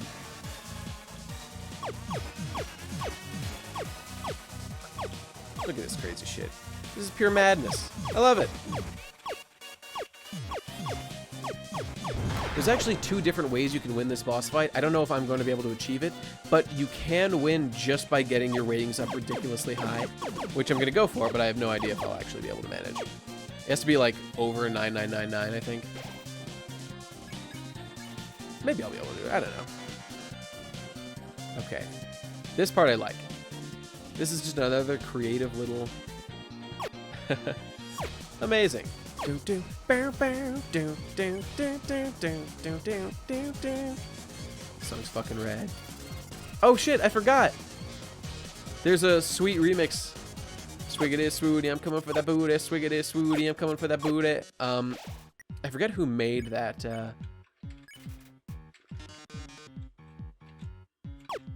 It's like Botanic Sage made like my favorite. It's got all the different songs that play with Mettaton up with whatever that song is. Swiggity swooty, I'm coming for that booty. Pose. Let's just do a pose just for fun. Yeah. Look at me, fucking ace.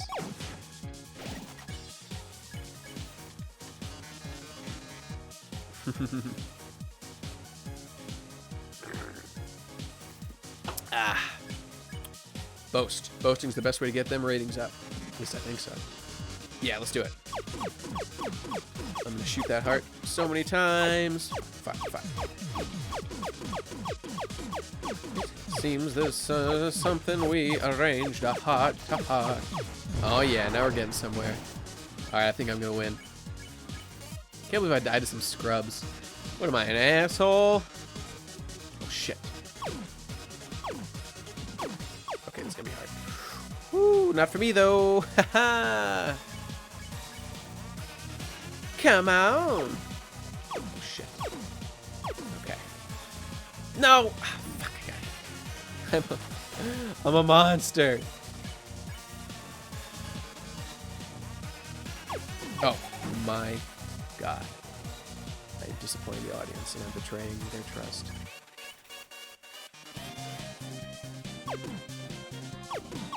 Ha! See, that apron's paying off. Do I want humanity to perish? What do you mean?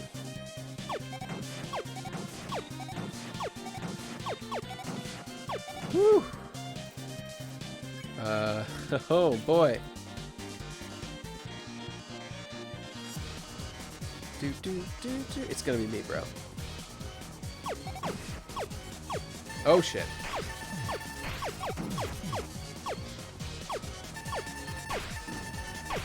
Oh god, I'm gonna die. I'm gonna die. I'm gonna die. Nope. I think I won. Oh, I did not win, but I will use a crab apple just to be safe. I am the star. Oh! Oh! I'm glad I healed.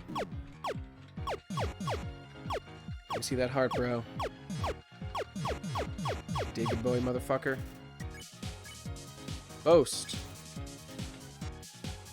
Oh god, I'm such an idiot.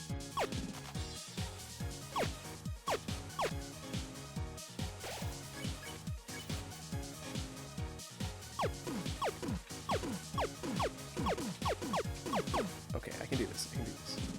Just gotta stay cool. Aha! Look at that, 10,000? Fucking ridiculous. Oh, maybe I actually did win by ratings. I don't know.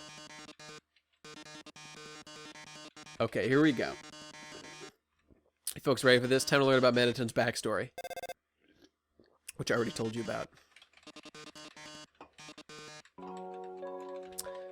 Basically, it's our friend Napstablook, who we chilled out with in our ghost house, and this reveals that they, I think, used to be friends or something, or oh no, this doesn't show they used to be friends, but yeah, we'll talk more about it a little bit after this part. Actually, you know what? I'm not even gonna bother because it's not worth going into, not worth showing visually. But the house next, that key that Caddy and Braddy were selling for $600. I'll just save the money for myself and buy items with it.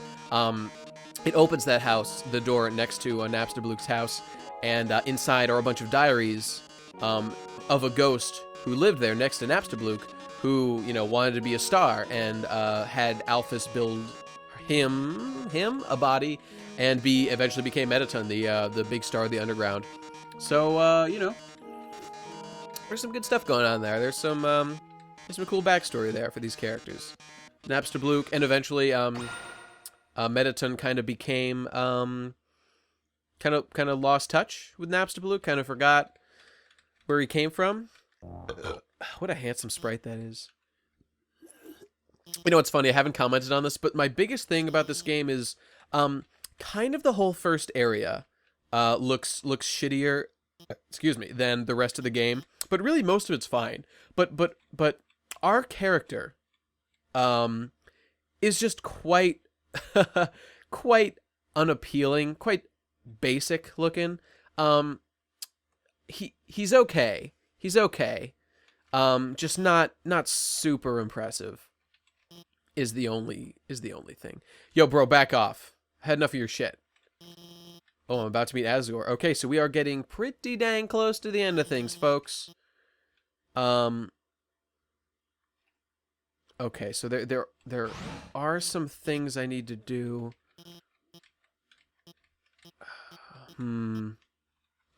I could do this a couple different ways. I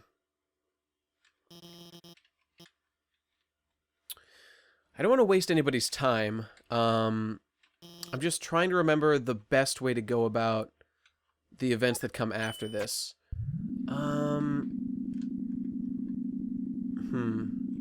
While this is going, I'm just going to look this up.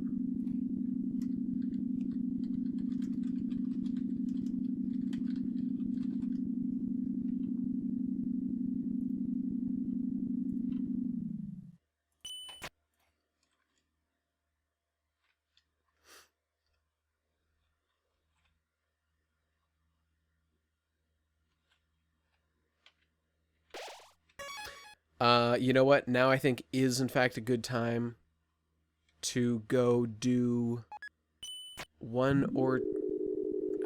I don't want to...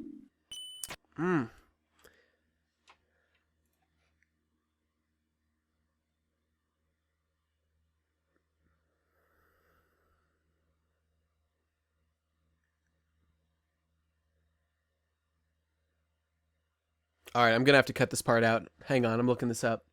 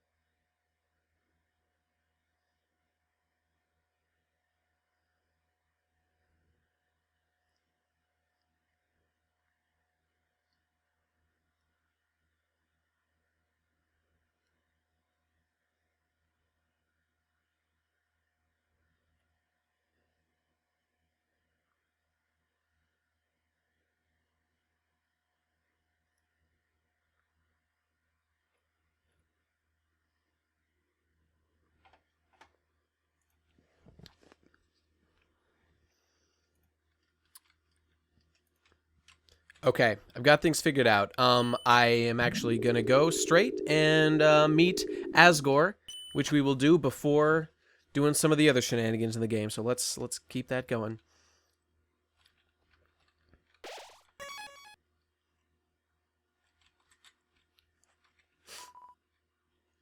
Here's a scene that looks just like the scene in the ruins.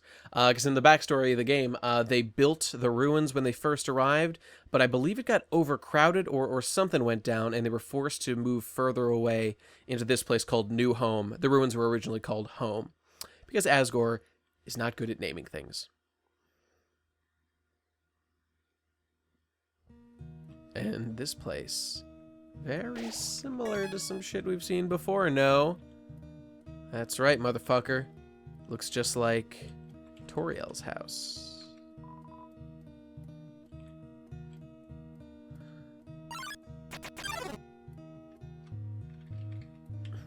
Here we're hearing the backstory.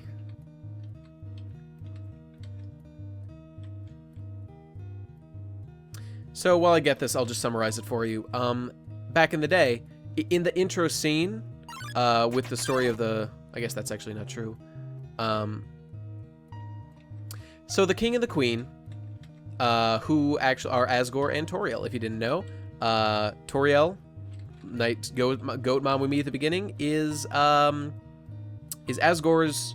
wife, ex-wife, the queen. Heart-shaped locket, which I believe I will certainly equip. I got the Worn Dagger, which I will not use ever because it's evil. It's worn. It's seen a lot of use. Best friends forever. Damn, son. Now, it's got great defense, so I will certainly use it. You're a motherfucker. So, here we go. And these are all the monsters we met throughout the game who are talking to us now. Because we didn't kill them, they're showing up here. Pretty cool, huh? So right, to get back to the story. So long ago, just as our character here did, despite everything, it's still you. Wow, that says a lot about the game. Okay, that'll be more clear later on if you watch this video again, or if you play the game again. You'll get more of that. So, a child fell down long ago, as we did, and was adopted by the king and the queen, Toriel and Asgore, and their son, Asriel. However, as you're seeing here, one day the human became very ill. And, well, I guess since I can't skip it, I'll just follow along with this. The sick human had only one request: to see the flowers from the village where he was born. But they couldn't escape because everyone's sealed inside the barrier. You can come in, but nobody can get out.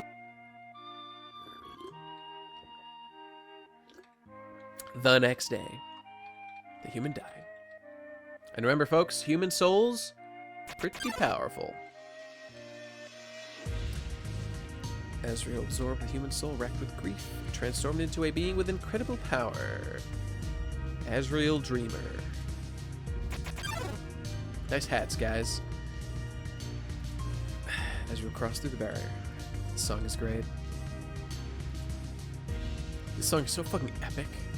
And I mean that sincerely. I'm not goofing. It's not a meme. Asriel carried the body back to the village, to the human village. First time they'd seen a monster in a long time. Reached the village, found a bed of golden flowers, carried the human onto it. This scene goes very differently if you're in the Genocide route. Suddenly screams rang out, "Hey, Shirens, what's going on?" So the humans spy with their little eye a monster carrying a dead human child. And shit goes kind of crazy. 3 dummies. I only saw 2 dummies. And they went ape shit on the monster. But Asriel, having absorbed a human soul, was a super duper powerful guy now. Hey, what's up, guys? I just met you not too long ago. But Asriel, he didn't do shit, bro. Asriel just smiled and walked away while they rained blows upon him.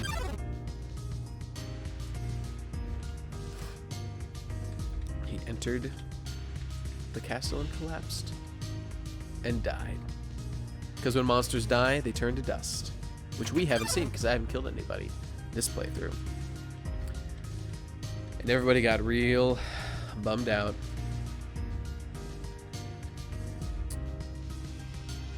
Fucking humans. Ooh, that key change. Dun, dun, dun, dun, dun. Ba, ba, da, da, da. Ba, boo. So the king decided, at that point, that's when Asgore decided, the big softy, that every human who came down here, unlike the son he adopted, they were going to kill him, and they were going to use the 7 human souls needed to break the barrier that had sealed him in the underground. We should be smiling because we're going to be part of something important.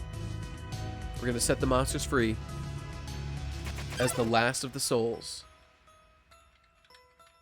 Because, guys, I haven't mentioned this yet, but I might as well say it now. The weapons that you've collected throughout the game, they are actually the weapons of the other children that come down here. There's a theory about that, and I'll go into why as we get a little further. Now, here is some real shit.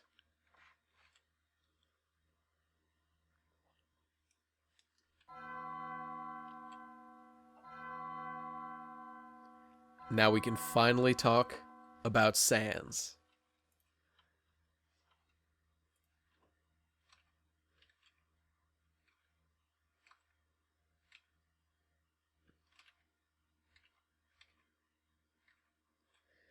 Here we go.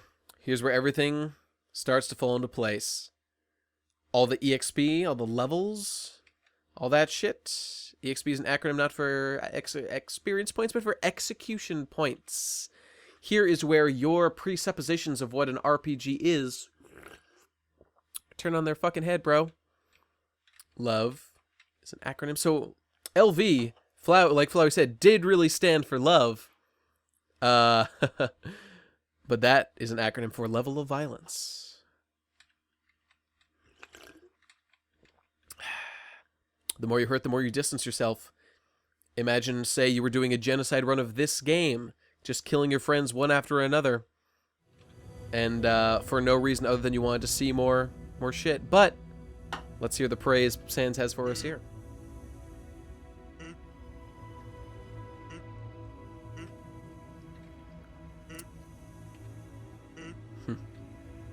We never killed anybody, guys.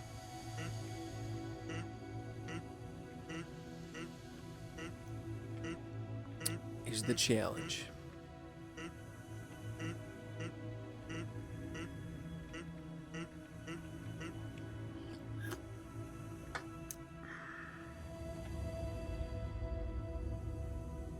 Oh. Okay, guys. Here is where things are going to get a little tricky. Now, Sans is aware of shit, as we've seen, and in order to make something happen, I've got to do a little bit of fuckery. So bear with me. I've got to reset the game. Okay, let's continue from where we were. So we did a reset. Let's see what goes down now.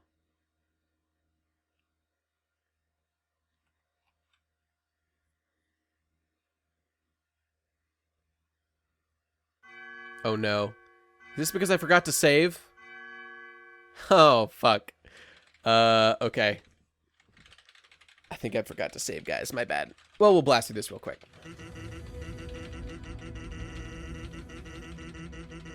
Okay, that didn't take too long. You know what? Oh, wait. He did say it. He's giving me a code word. He suspects that I have traveled through time, and he gave me a secret code word. All right, Sans, thank you. Now, just to be safe, I'm gonna save because that, even though that just worked out just fine, I'm scared now, so I'm gonna save anyway. Okay, let's do this one more time. Okay, let's do this one more time and actually pay attention to what he has to say.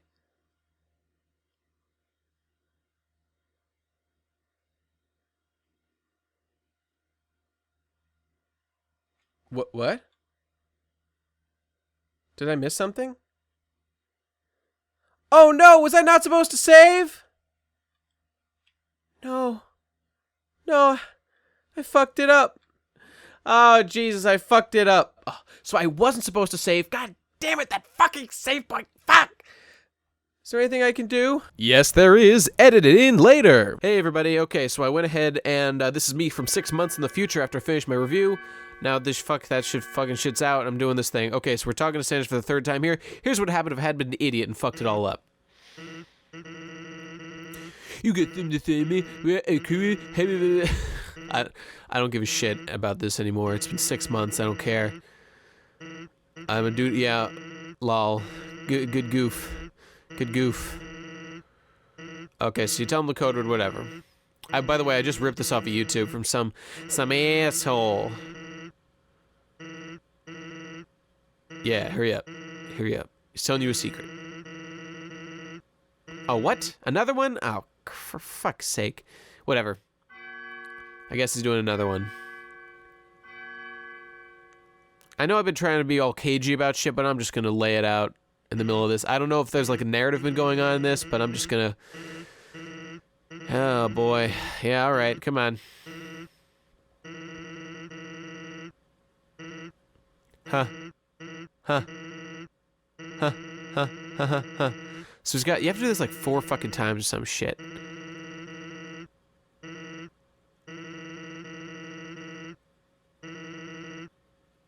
Okay, there you go.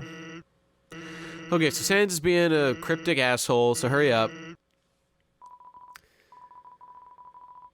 Whoa. Sans is a time traveler, man of time and space. Okay, so here we go. We're going to the door. Right, so this is Sans' room. It was locked. He gave us the key, so you walk all the way back. You can go in here, and this shit's happening. Spooky tonight. Man, I was listening back to the audio, and it was super serious. And I was really going for something. Because I recorded that back when nobody knew shit about Undertale. Now that I'm recording this, like, everyone knows everything about it, so it doesn't even matter. But hey, maybe you're watching this fresh, and this part's totally out of character for what I've been doing so far, but that's on you, my friend. Oh, Pappy. You big goofball, you. Time and space. Yeah, see, Sans got powers. That dude crazy. Ah, Papyrus, you're still cool.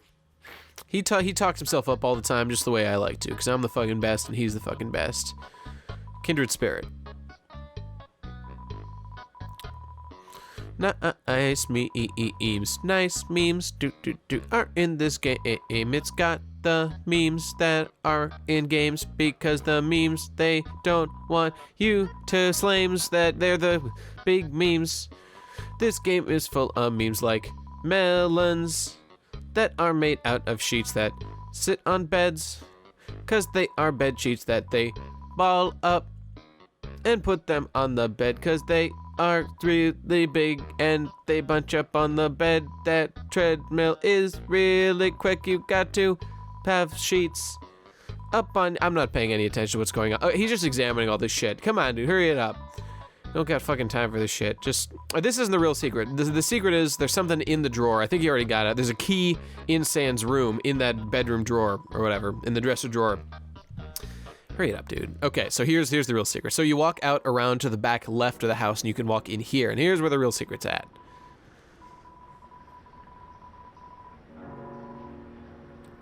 Okay, cool. I think that changes sometimes. Some kind of badge. Maybe he's a time cop. Maybe, you know? It's my guess. Okay, so here's the shit. Blueprints for the machines. Oh, handwriting. Might be wingdings. Yeah, there you go. So you got, and there's the machine over here. It's a time machine. That's the gist. It's probably a time machine. So Sans is a time traveler. This is the secrets. He's related to Dr. Gaster. Dr. Gaster maybe made it. Maybe these guys all came from another dimension. That's the secret. That's what went down. These guys ain't from here. They just showed up one day in the monster world. Who knows what's up with them? And we're back to our regularly scheduled programming. Coffin, then there's a name graved on it. Beeb. How curious. That's the name that I gave the fallen child. And there's a red heart on there. Very mysterious. Actually, not mysterious. Sure looks like that's the place where I'm going to be. In any case, there was a further little issue. I accidentally went ahead here and triggered the first scene with Asgore. But regardless, basically he's a total sweetheart, and I love him dearly. And he's through this door. So let's save, and let's just get down to it. If you played the game, you will have seen that already, so it shouldn't be a big deal. Here he is, folks.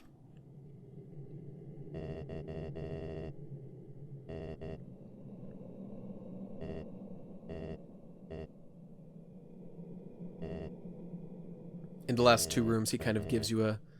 He's just like, it's unfortunate we have to fight. It was nice to meet you.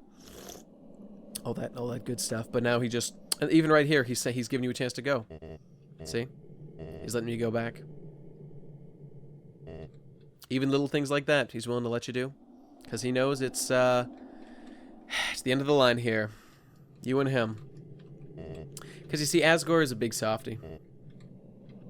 That's why he's one of my favorite characters. He's the adorable goat dad. And I love him like a son.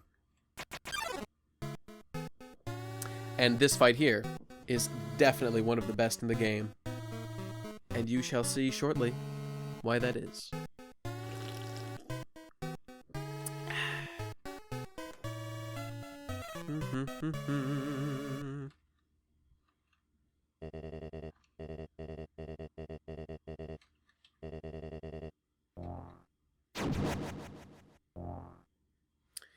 Shit! That's right. He destroys the mercy button.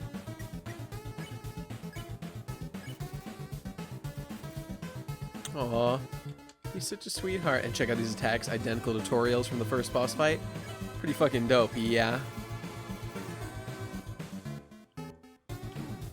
Ah, fuck. Aha. I'm onto your game now, my friend.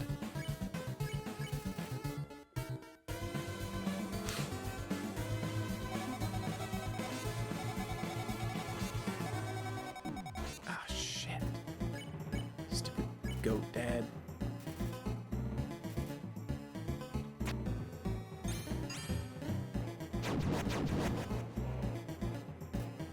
Whew.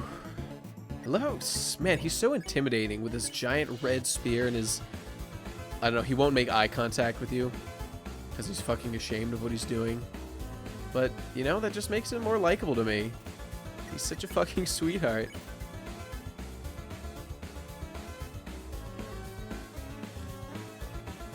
Yeah. Yeah. Oh, I almost forgot. This boss fight is it toughy? Did that not hurt me? This boss fight, I believe, is the only one in the game that requires you to actually deal damage before you win. But yeah, you do have to actually damage him. Motherfuck. Good thing I've got Glam Burgers. Welcome to Glamburger, home of the Clam Burger. Another great song. I don't actually know the name of this one. For whatever reason, I don't listen to this one so much. I really like the beginning a lot. Just don't really listen to it as much as... I don't know, a lot of the songs kind of have strong starts and aren't... I don't know, aren't as fantastic in the latter parts. I don't know, they're all pretty great. I don't know. I'm a sucker for a strong start, I guess is really what I'm saying. A good hook. Hitting him with a dull knife, a well-used knife, whatever it was called. Oh fuck. I better heal. Glamburgers, burnt pan. Got plenty of them. Should be able to win.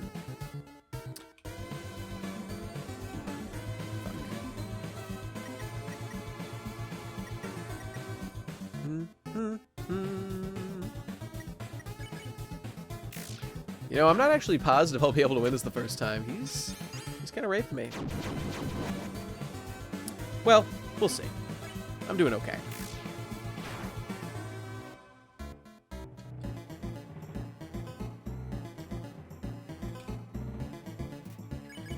It's pretty funny how everyone loves this game now.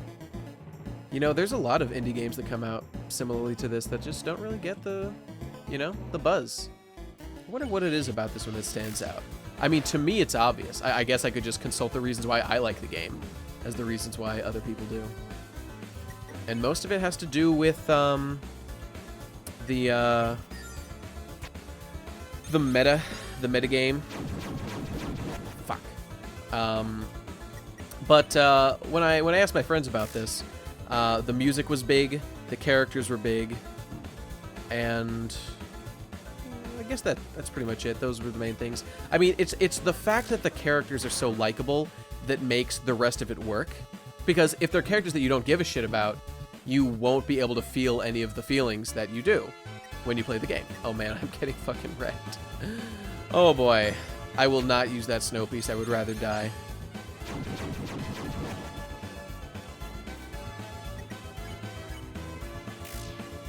Alright, I believe in myself. Oh, I'm dealing more damage. I think I can do it. Oh, what? Oh. Oh, man. I'm a fuck up. You don't have to tell me, I know. Oh, no, not this one again. Not this one again! Oh, my God. Oh, my God.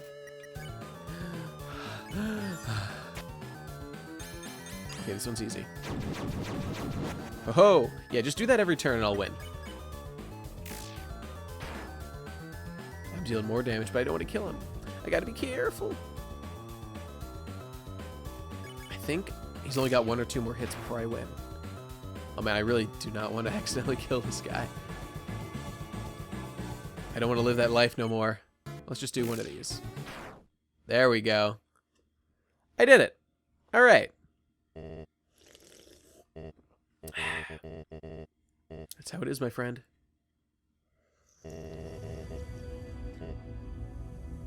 Here we go. Here he's explaining his reasoning. Basically, he did it because, you let the monsters rule. He basically came up with a plan to escape from the underground. I guess people were getting pretty bummed out. Oh, check it out. They pieced together the mercy from the shattered pieces that he made. I'm gonna spare you, my friend. You know it, my mang. You know it. Oh, no. No!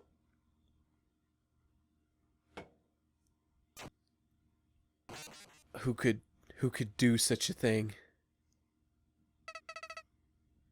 You motherfucker. It's meme or be memed. Flowey. We were gonna be happy together.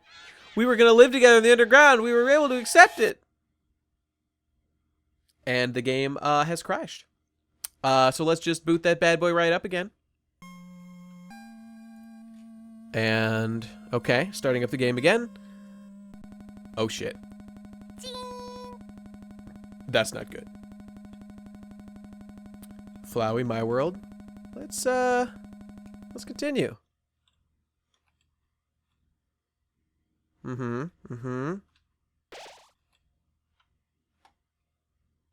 Oh my God. Here we are, folks. The true final boss. Howdy, Flowey.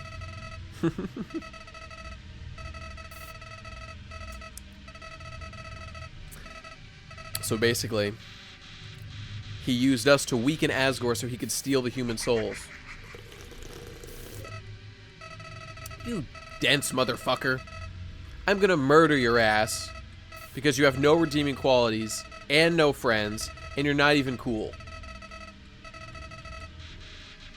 So basically, he wants to become God with the 7 souls.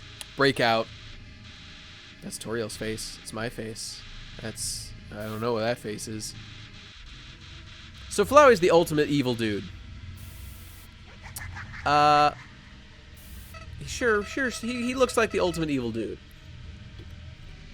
And to top it off, he has erased our own save file. He has overwritten our save file as part of his plan.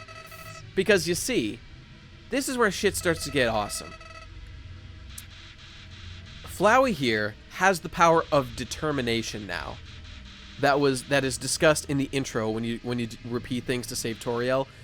Determination is control over saving the game. And when we show up, we steal that power from Flowey, who was the one who previously had the most determination. But when we arrive, we sort of jack that power because we are the most determined. And that impacts the ability to save the game. So Flowey has taken that. And now we're about to experience one of the most bizarre boss fights in video game history. That is amazing in every way and is a 10 out of 10 boss.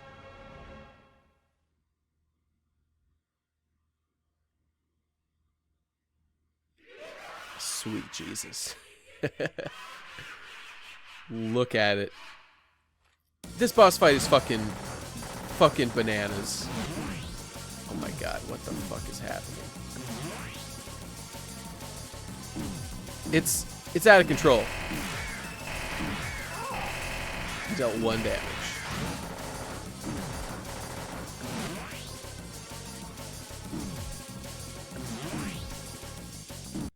I died. Yeah, I'm gonna die in this boss fight a couple times. Oh shit. See, there he is. See, determination Oh, shit. Determination is also the ability to reset the game, and it just crashed. And thank you for that, Flowey. Let's start again. He. Oh, Christ. Here we go with this shit. Go on. See, this is what I'm talking about, folks. He's a motherfucker. He fucks his own mother and other mothers as well. This is, man, this boss fight's great. The fact that you have to restart the game, I mean, is it should be annoying, but it's so fucking novel. Man, could not be happier about it. Fuck you, buddy. Let's go. You and me.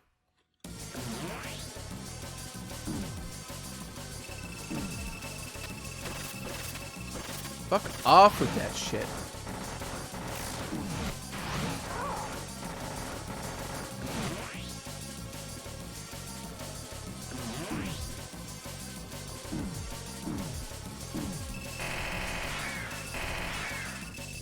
It's like, all right, I get it. You're an asshole. Check it out. Check it out. Check it out. Blue heart. Okay, this is what I was talking about before. See how they're all knives? Well, guess what, team? Call for help. Remember I said before that there was implications that all the weapons in the game are actually are remnants of the other humans that had fallen down and died. Perhaps I didn't explain that as clearly as I could have, but that's the idea, that the other remnants... Holy shit, look at this! It's fucking... What is happening? 5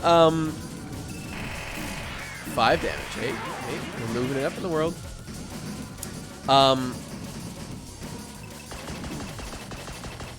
Because all the attacks he's gonna do here, like see now it's the orange heart is gonna do an attack.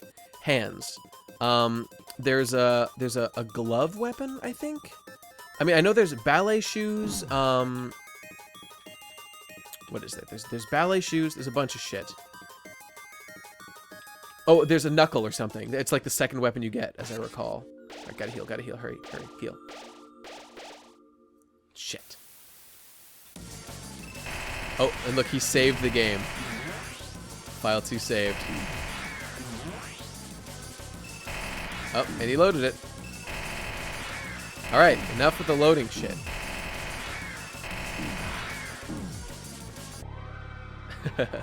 It's so, like, this is what it feels like to be fighting against someone who has determination on their side.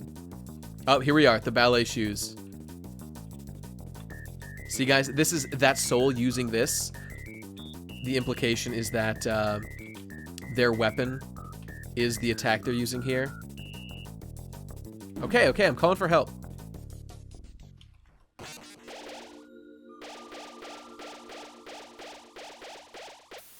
Nailed it. Oh my god! Like, for fuck's sake, dude.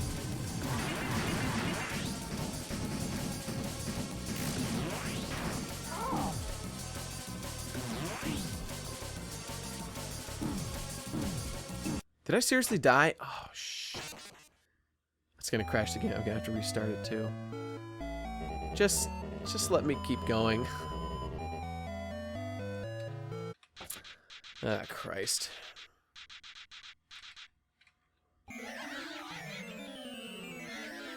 Omega Flowey is a motherfucker. Oh, now you're gonna die for really reals.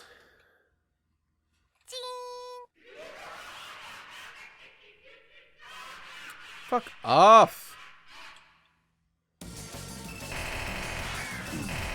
See, it's nice. He doesn't make you start at the very beginning. This is the 3rd round, I think, or something. 15 that time. Hey, we're getting there.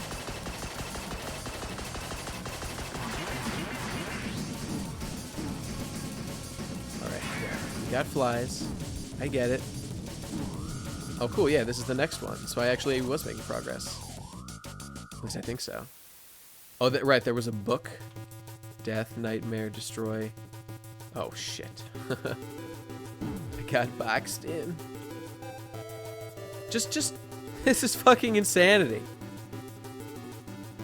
There's so much creativity, man. It's the best. Fuck you, Toby. You're just too cool.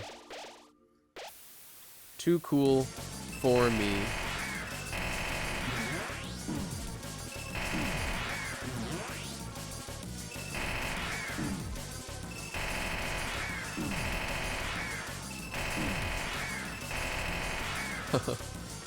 Alright. Let's do this thing. Is it the gun? I bet it's the gun. Oh, it's the frying pan. Yeah, remember the frying pan? That was some real shit. That's a real weapon. Oh, Christ. Oh. Alright, hurry. Come on. I'm gonna die. Are those delicious eggs? Or are they pancakes with spots on them? I'm gonna go with eggs. Oh, shit.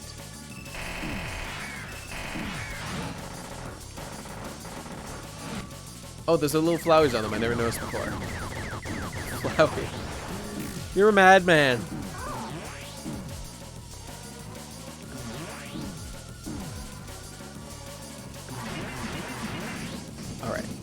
Alright. Let's move along, shall we? Please don't let me die.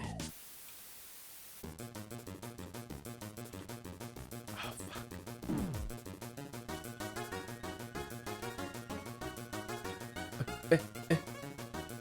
Oh, shit. Oh, come on! Oh my god, I can't believe it. I'm gonna fucking die now. Shit! Well, I guess we get to see... Oh, it just crashed right away. Okay. Okay, he. 1, 2, 3. What will happen if I defeat you? I don't know. I'll get to leave. Everyone will be happy.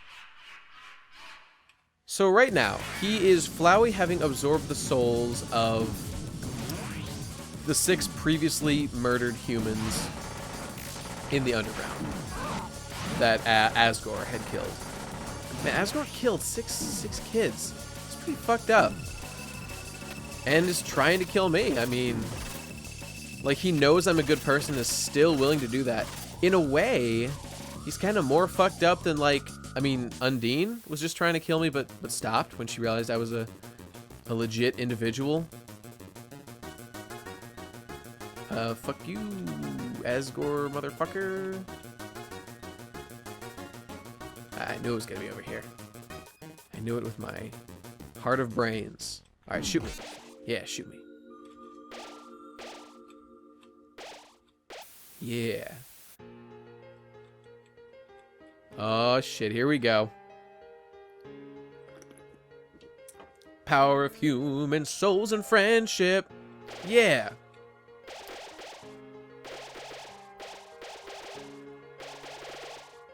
Oh, I guess the stick, now that is the 7th weapon that I brought down, which is why it's not represented here. Oh, ho, ho. Oh, this song, dude. This fucking song. So hype. Fuck yeah. I am Japan. I am JRPGs. I've beaten them all and I'm gonna beat you too, motherfucker. You don't even know about video games. You think you got some determination, whatever. You just pieces of code.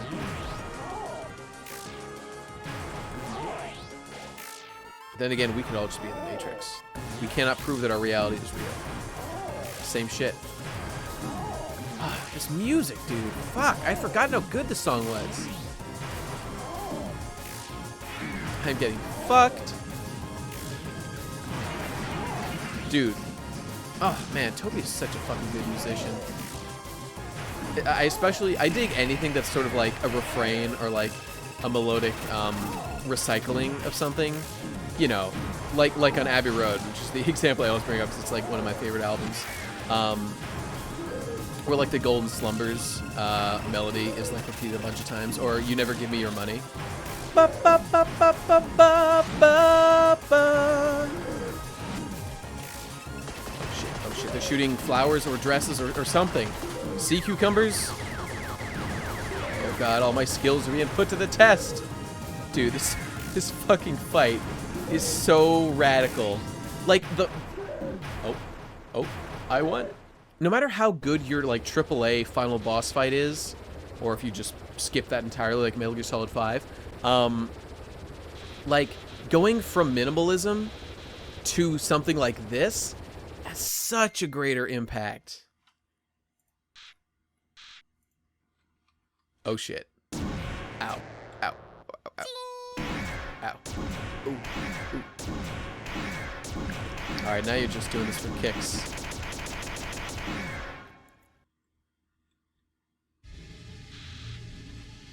He's got the determination, guys.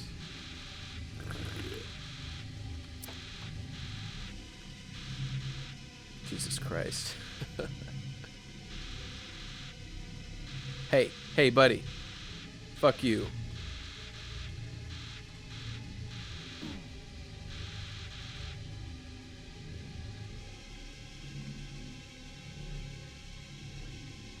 I know some dudes who want to help me, but nobody came.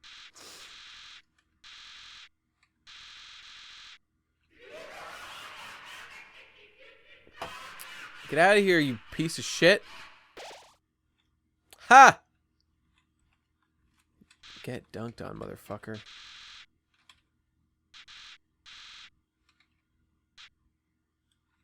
Oh, shit. Where's your determination now, little bitch?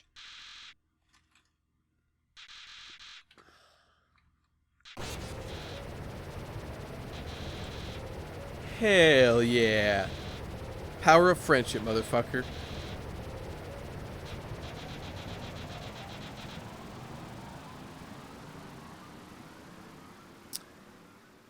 Oh boy. What a great true final boss. I think it's time to murder. Nah, I'm just playing. Dude, look at that. Look at that art. He's spooky as fuck. Has he learned anything?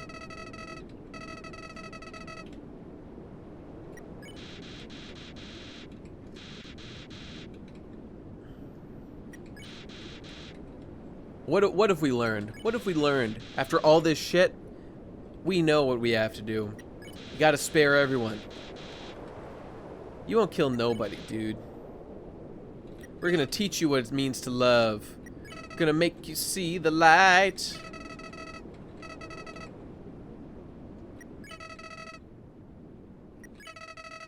I wish I had some valuable insights, but unfortunately, that has to come a little later. Flowey. My boy! My beautiful boy! Familiar scene. Let's get the fuck out of Dodge. Well, on that playthrough, Asgore did die. Asgore died, was killed by Flowey. If only there was something we could do. Temmie. That's her, Temmie Chang. Man, wouldn't it be nice to have friends as talented as as Toby to give you such a great part as the Temmies in this game?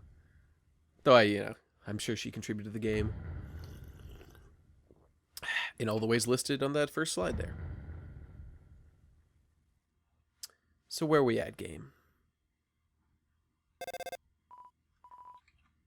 Yes. This is what's known as the a neutral ending. Actually, this is not the true pacifism ending that we will get. That is going to come in a little bit. Sans going to break it down for us. The Queen's in charge. Now, this is the way I believe the game is sort of meant to be played.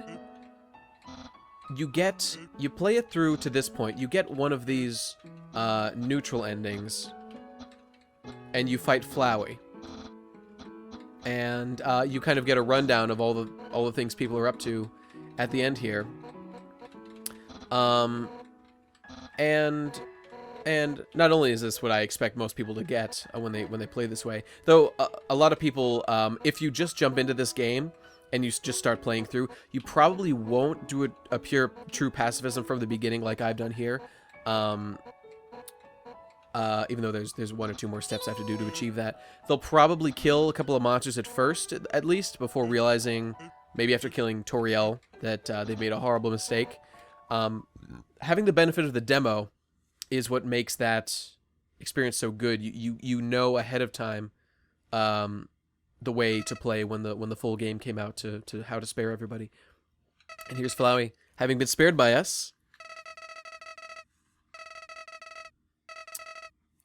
He's a little nonplussed by our sparing of him and our choice to leave the underground. Makes an interesting point. We have now left the underground and left all the friends we made behind. If we didn't give a shit about anybody, we wouldn't feel bad. So that's a very interesting point, one I hadn't considered when I was playing through the game the first time. Yeah, we've lost all our friends and Asgore's dead.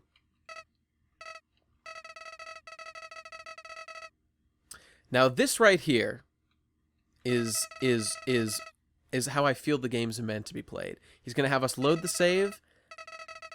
And now there's something we didn't do with Alphys that we got to go do, and Flowey is the one who gives us the hint to go pursue that ending, to go find out what that is. Flowey himself's the one who tells us how to do that, and that is exactly what we're gonna go do right now.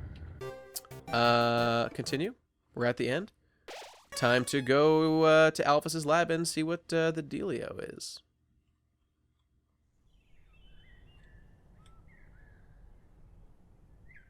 And when we get there, finally, I'll be able to talk about... Do I have my items? Nice, because I didn't kill the king yet. Fight him, I mean. I never killed him. Flowey killed him. Ugh. Ugh.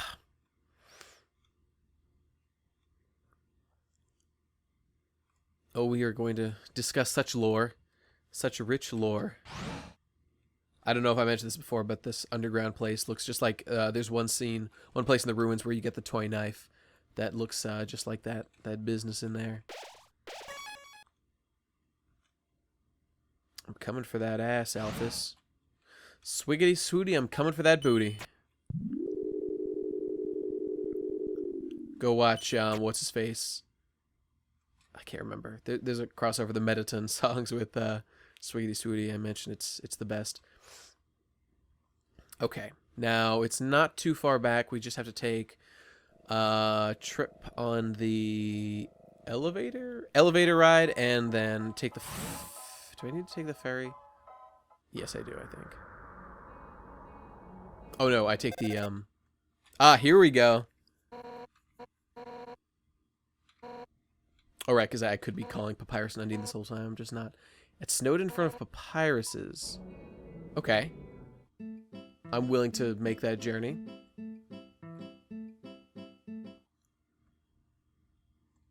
Oh, right. I remember what I need to do with that. Let's go to it. Oh, no. All right. I remember. Heat's Flamesman is still freaking the fuck out that I remembered his name. You gotta relax, brother.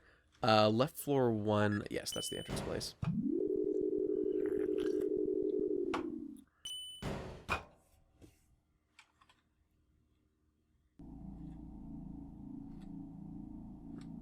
Yes, excellent. Okay. Gotta go to Snowdon and see Undyne. Continue our quest for sex.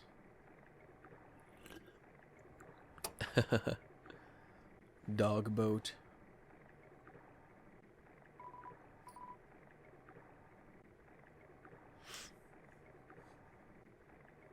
And this guy actually is related to the mystery that I'll be discussing soon. But I won't get into that just yet.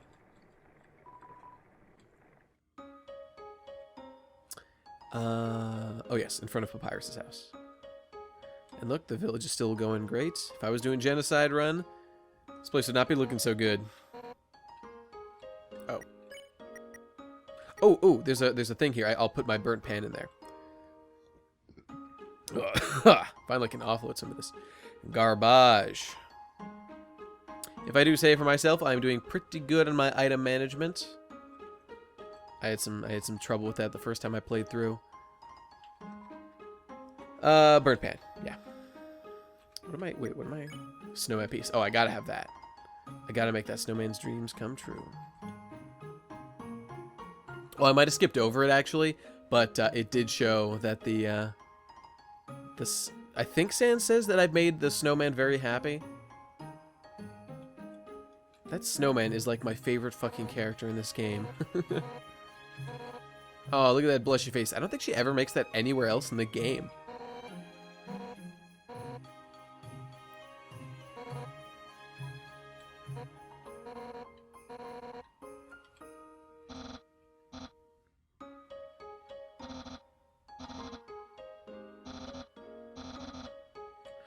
I wonder if that's why this is full. Unread junk mail. Whoa, amazing.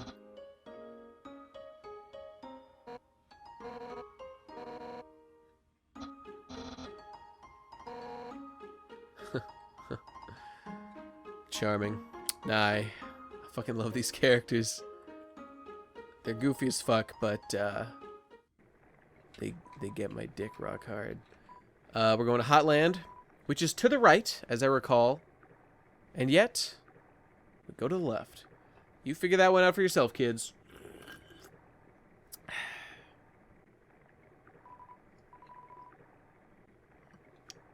Oh, that's what I should mention. Remember how I said I wanted to get the pie at the beginning? If you eat Toriel's pie before Asgore, all his stats go down. How rad is that? Except I fucked it up every single time. Okay, let's go. It's time to learn about determination, folks. Yeah, we'll slide it. Okay, so now we gotta deal with a little bit of a situation here. I'm just gonna blast through it. So basically, this is the scene. We went on a date with Papyrus. Oh Jesus Christ. We went on a date with Papyrus. We had sort of a date, you know, friendship-making scene with Undyne that we went out of our way to get. Now's our one with, Alphys. Who gives a shit? Oh, God. She's so shitty. I like my women tall, dark, and handsome. And you, my friend, are none of them. Undyne, however, is all of them. And Muffet's even better. Come on. Come on. Yeah, I do. I happen to like anime. Have you seen Gurren Lagann? Have you seen Monster Musume? Those are the only anime I've seen. We went to the trash heap. Hey, remember that DVD anime case that had the scratch marks on it, desperately trying to claw it open? I think we both know who that's referring to. Hey, check it out. Undyne changed her hair to look pretty for her slut date Alphys. Whatever, whatever. We're on a date.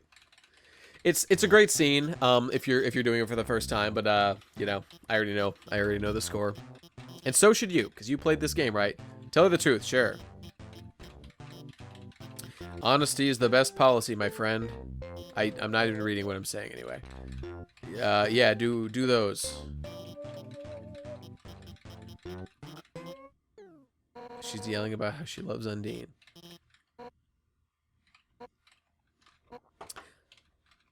See, why is she attracted to Alphys? She's a fat little monster man. And like, it's just, oh, here we go. Dunked.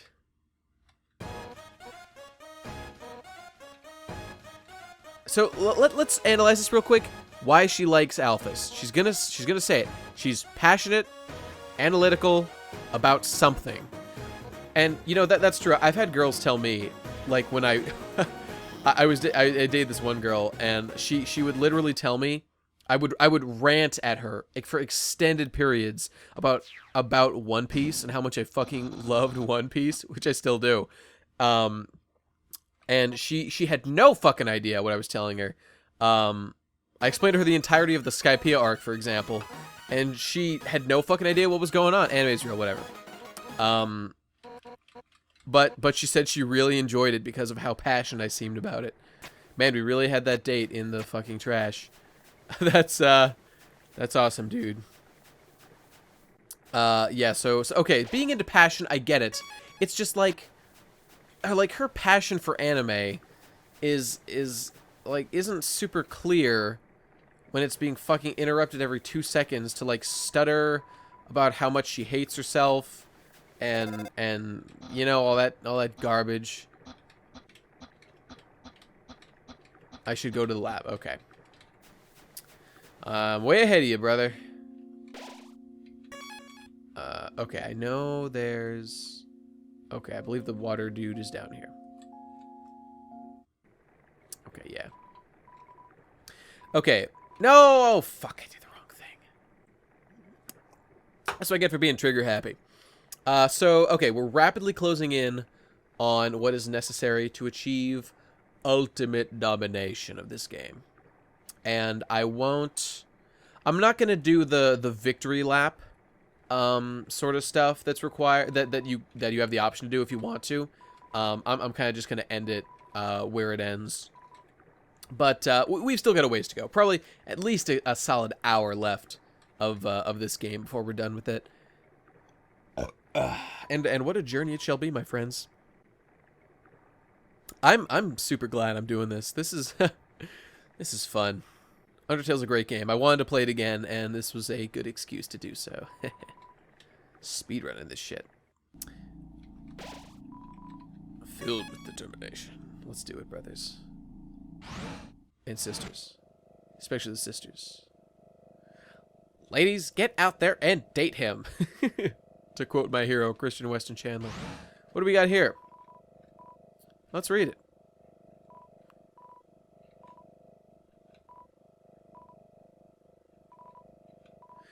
Okay, so Alphys is totally fucked up, as we've established, and she's gonna start making up for her shitty life. Oh God, if you don't hear from me ever again. Wait, really? Oh, huh. Okay. So, So she actually wanted us to go take a look-see. Good for you. Whoa! This reminds you of Metroid, like the end of Metroid where shit's going all crazy. Escape from the facility. The space pirates are gonna blow it up.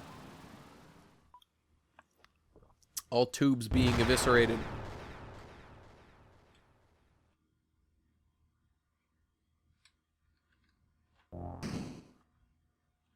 Here we go. Okay. Now here we go.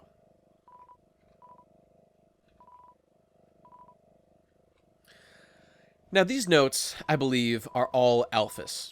And I'm just gonna break it down for you to save us the time of reading it all. So basically, Alphys made Flowey. What went down is all this talk. Here we're gonna see it right here. Oh, it didn't say. You know how when you save it says so and so fills you with determination. When you fight Asgore, it says something something. You got mad determination. What did I just get? Potato chisps. Potato chisps. This is some chill music too. So Asgore, I believe, was having Alphys research determination, which is a force that humans have exclusively, I think. Okay, this might take a little while. If I just explore everywhere, I'm sure I'll find everything.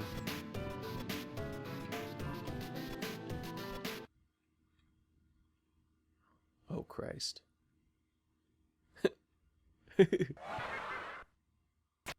Okay. These are the amalgams, and they are terrifying. Don't touch me. You spook me. I'm scared. Fuck. but nobody came.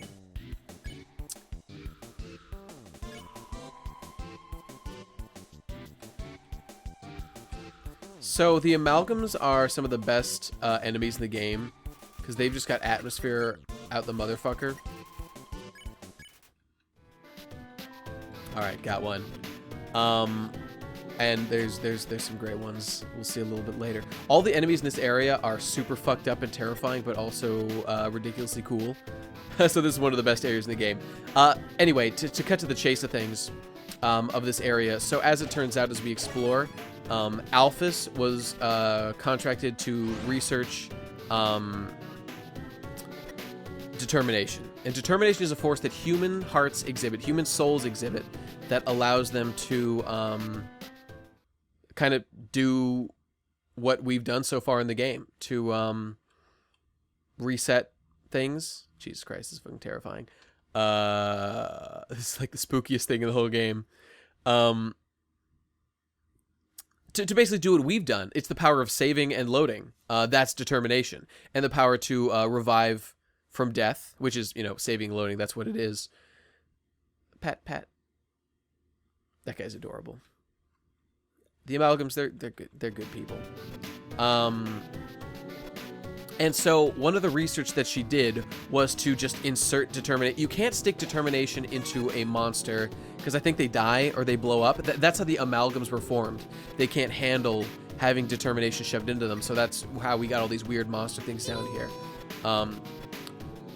They were all about to die, and so she stuck determination in them to keep them alive, but then they got all kinds of fucked up, which you could argue is better than dying. So, you know, that's fine. Let's pray. Look at this. Oh my god, this is so fucked up. So that's how the amalgams were formed. It's super fucked up, but holy shit, this is so crazy, dude. I don't know, I'm just gonna try all the options. However, so she tried on an inanimate object, a flower, specifically Flowey.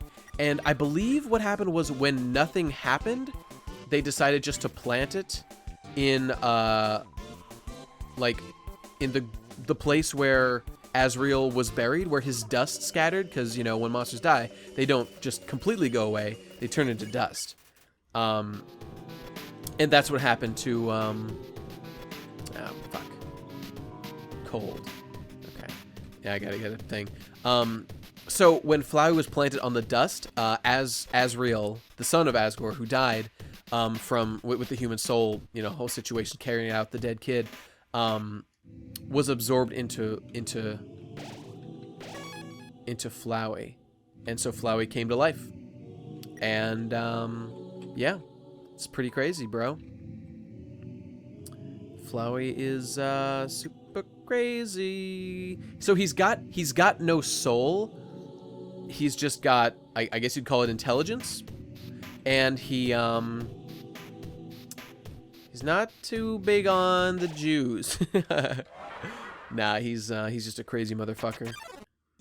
He's got determination, and you know what? I'll let it speak for itself when I get to that part of the game, because his reason for being evil, kind of the most important thing of the whole game. Okay, now check it out. That bottom piece of that thing, that is the bottom half of oh lord, of Shyren. Oh, how cool is this? Holy shit, this is amazing. This is my favorite thing. Cry? I don't know, man. But nobody came. Oh lord. What the fuck? Let me go. Hum, sure. Because you are Shyren-like.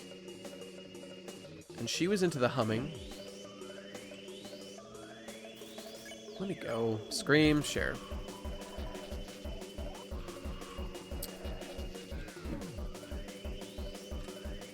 I remember I died on this guy the last time I played through this. Call, share. Alright, I'm not gonna die. I'm not even gonna... Oh, God. Oh, are you kidding me? Fuck! Okay, I didn't lose that much. I think I lost, like, one battle or two.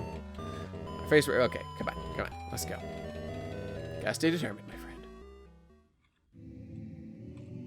Did I already do this? Oh god, I bet I didn't. I bet I have to fight this fucking asshole again. Whatever. It's easy enough to do. Oh, cool. Great. Fuck that guy, dude. Fuck that guy. So, another thing, and this is one of the things that makes Alphys a better character. This whole place, totally fucked up, and it's kind of all Alphys' fault. So, like it was said, Alphys ran away because she hates herself and, you know, wants to make amends or whatever. I'm not gonna run. That guy's my best friend.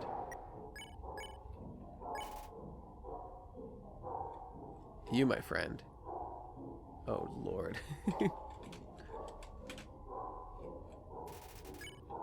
Listen, this has got its own unique,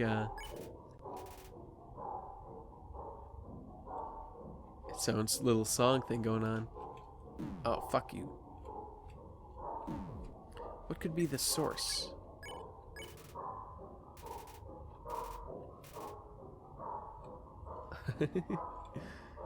I fucking love dogs. And I did before this game. I'm a hipster with dogs.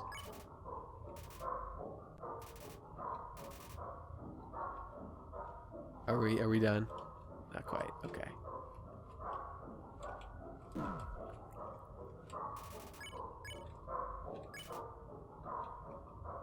Oh shit. Oh, are you kidding me? Oh, I'm an idiot. Okay, come on. Come on. Cannot end this way. I agree. Let's go. This part is kind of hard because like when you're fighting against scrub enemies, it's like you don't want to use your resources. You want to conserve them as much as possible. Okay, let's do this right. You know, I gotta beckon him, pet, something, something, win the day. All right, come on, come on. So, in case it wasn't clear, the amalgams are monsters that were dying. That so they were used for science because they were about to die anyway. They were injected with determination and coalesced into these horrible monstrosities that we see before us. I believe I need to pet. And it's super fucked up. And as I was saying with Alphys, it sort of makes sense why she hates herself so much, because she did these horrible, horrible things to these poor dudes. They are all kinds of fucked up.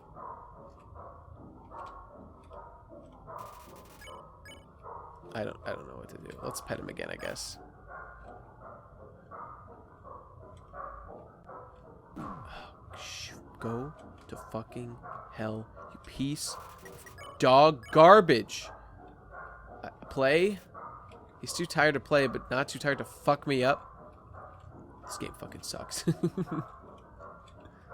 He's got no respect for canon. I'll pet him again. There we go.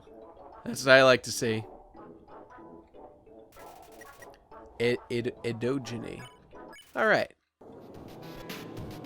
Good time, everyone. Oh god, was that completely optional? Motherfucker. Oh, and here's also where we find out that she made Mettaton's body, and that he is in fact a ghost in a robot body. Which is a very interesting fact about that guy. Okay, let's save, because I think that restores HP. Yeah, it does. Okay, good. And let's continue our sex quest. Spooky. Oh god. Oh god. Oh god.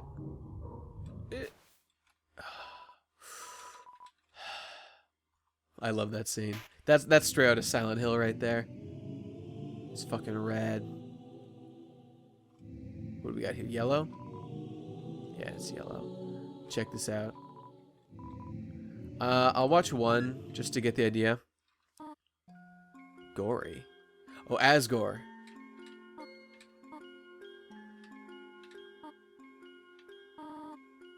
Edamame.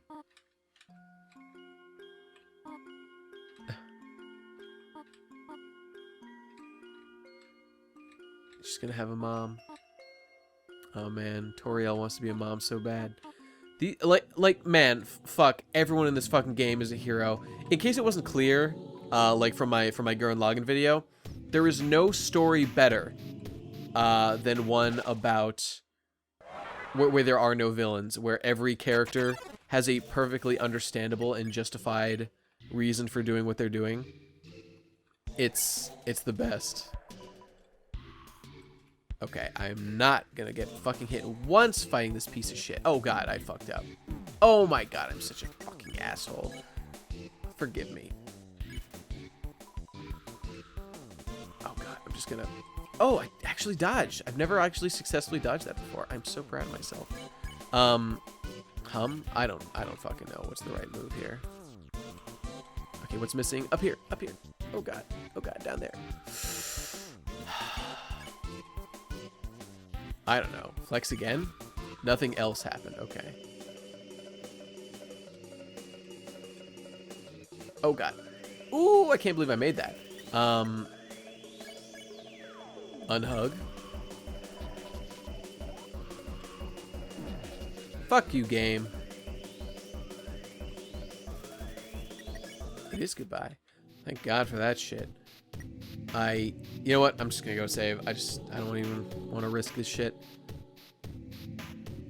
No, I won't. I'll persevere. I'm not gonna waste your or my time. Saving. What was I thinking? What am I, some kind of asshole? Now, this shit is so Silent Hill.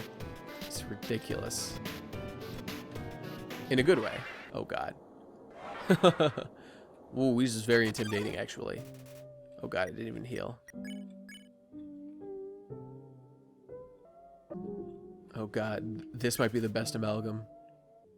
Oh, sweet Jesus. Look at this. Jesus fucking Christ. It's so cold.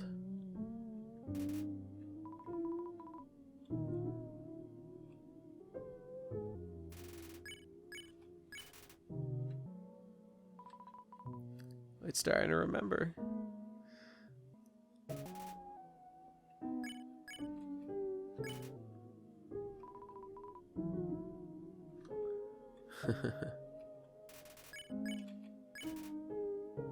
Hooray. See you later. I love you. Oh, good. I got the green one. I just need to get the yellow one.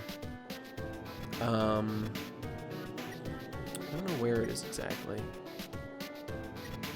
Whatever, I'll find it. So another thing that now is a very good time to talk about is... that I've been waiting to talk about is a certain Dr. W.D. Gaster. Gaster is the character who I hadn't wanted to talk about up to this point, because he is so important to everything happening in the series. Remember when I said that the core was made by the previous scientist? That is Gaster. Now, some very interesting facts about Gaster. It is thought that Gaster is the one who made the machine in Sans' house, because Sans doesn't seem particularly, oh, I don't know, brilliant, machine-makey kind of guy. Oh god, I'm lost. I need to find the yellow room again. Forgive me as I wander around. I can talk about Gaster. So the thing about Gaster is, there's a bunch of mentions of him in the game, but he himself doesn't show up, or perhaps only shows up in one very rare occasion that I think might be randomized. Might be slipping my mind, but nonetheless, for the first point, the only place, or the most obvious mention to him is there is on the ferry boat guy, the guy who moves me around on the boat, says to me, hang on, under sheets. Okay, I gotta go check out the beds. One of the random things he says when he's transporting you is, "Beware the man who speaks in hands." And it is thought that's a reference to the font Wingdings. Wingdings being a font that allows you to, where the characters are replaced by symbols, crosses, Star David, planes, trees, stuff like that. And then a bunch of them are hands.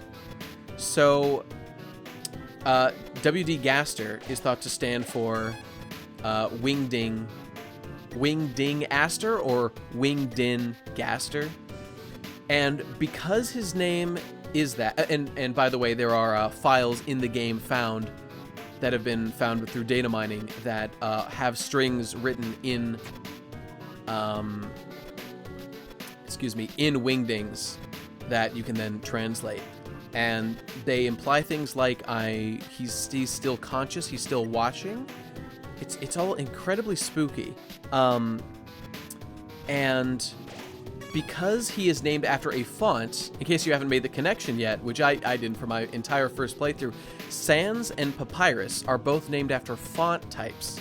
So Sans Serif? Or a Comic Sans, that's right. Sans speaks in Comic Sans, and Papyrus speaks in the font Papyrus. What is this? Okay. Okay. I'll check these out just because they're probably important. And since Gaster is in a font, his name is a font, just like Papyrus and Sans. It's thought that he might be the third brother, maybe even the father, maybe mother, who knows, of Sans and Papyrus. Typically, they think that he's the third brother. And through the time shenanigans, Alphys finally showing some redeeming qualities by saving me from the amalgams. Thanks, Alphys. This is her best moment in the entire game. It's thought that Gaster, we know he made the core, and it's said that he was destroyed by something that he made. He fell into it. It could be implying that he fell into the core, and it destroyed him somehow and scattered him across the time-space continuum, and including the alternate, I guess you could say the multiverse with the time traveling we do through the different timelines. He's able to see it all. In Hotland, under certain conditions, it's possible to find what are called Gaster followers, which I don't know when they show up exactly. I don't think people have figured out exactly when it is, but each of them seems to reference Gaster in a different way. Chosen a candidate? Okay, so perhaps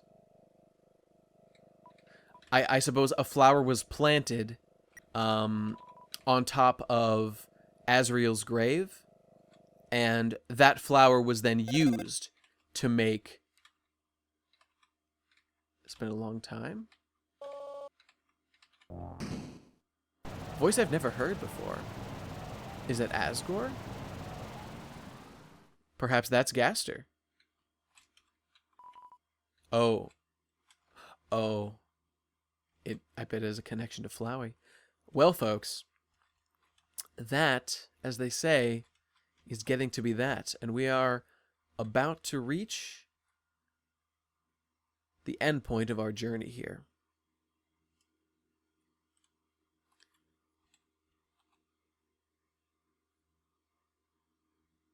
You now know about Gaster. Sans, it's thought, is using his technology. Gaster was destroyed and is possibly watching over the entire universe. Oh, I think now you'll get to see the introduction with... excuse me. Oh, no, sorry, we won't see Asgore since I've already done that scene. We can just skip right ahead.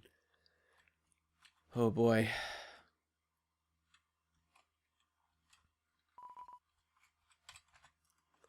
Let's take a moment and examine these. A twin-sized bed. You might never get up. Interesting choice of words.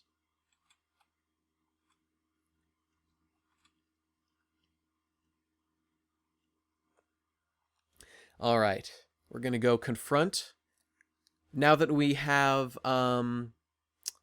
made friends with everyone, including Alphys, helped her deal with her issues. In case that wasn't clear, because I skipped all the text. We helped her come to terms with the fact that she had done horrible things to the amalgams, to reveal the truth, to bring them to the surface, and to make peace with everyone. And in fact, after after a few more events that happen, as you walk through the game, you can find all the amalgams back with their families. The amalgams being big conglomerate monsters, kind of composed of multiple people. The people that were their families say, "Wow, Grandma sure is different now, but I like her anyway. She's looking good. She's different, but she's around, and it's nice to see her." But that is going to come in a little bit. We've got, oh boy, a little bit more of a journey to take here.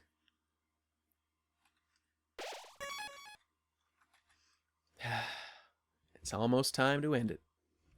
Let's go. Alright, Asgore. We followed Flowey's advice. We've made peace with everyone in the game that it's possible to. It's time to end this shit.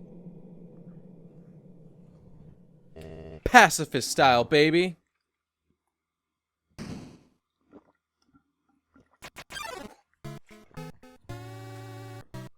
Oh man, I love this fucking battle intro.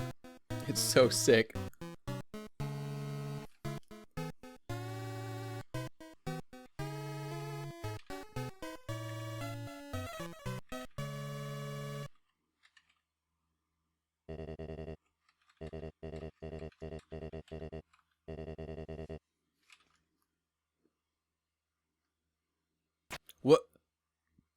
What the fuck is that shit?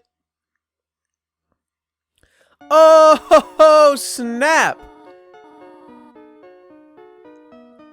Oh man, she don't like Asgore. She's here. She's here to protect me from being killed by Asgore. She really hates Asgore because he has killed 6 children. And you know, that's kind of understandable. He did it for good, you know, if you were in his place, it'd be tough. But all throughout the game, everybody has shown how much they like Asgore. I guess the 6 kids he killed probably didn't appreciate that. But we're getting away from the point. The point here is, all the characters we met up through the game are showing up to talk it out, to just hug this whole motherfucker out, you know? Everybody's... Oh, check out, even Mettaton's over there. Oh, guys, for fuck's sake. Your romance doesn't make any sense to me, and I hate it. It's all our best friends, guys. Check it out. Oh, okay. Now check this out.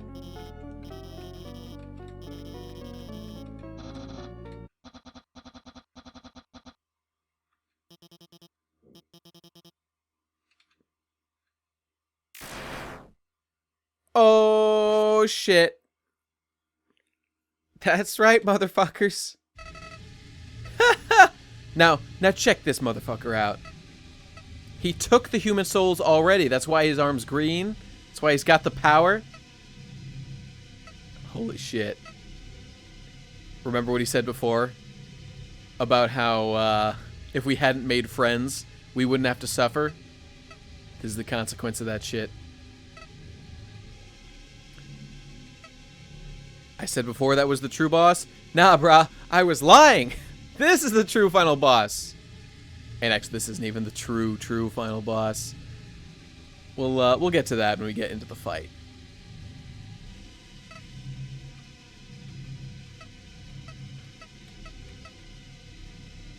So check it out. Him telling me to bring Alphys here to go, like, fix Alphys. Remember how he said he was going to kill all our friends? And then he looked like he reformed and he was just getting us to help Alphys so that we could, you know, make everything work out. He did that shit to get everyone here. He manipulated our ability to use determination even though he didn't have it. He fucking manipulated it just by baiting us into doing the shit that we thought would be helpful. It was all part of his plan to take over this joint. But check this shit out, yo. Yeah, I got bros. Oh shit, Papyrus and Undyne. Oh god, I love you, Papyrus. Papyrus and Undyne are the coolest characters.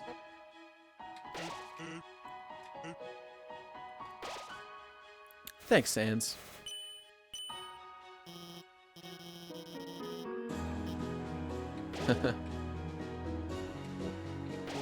Stay determined. Oh, I will. Alright, check it out, yo.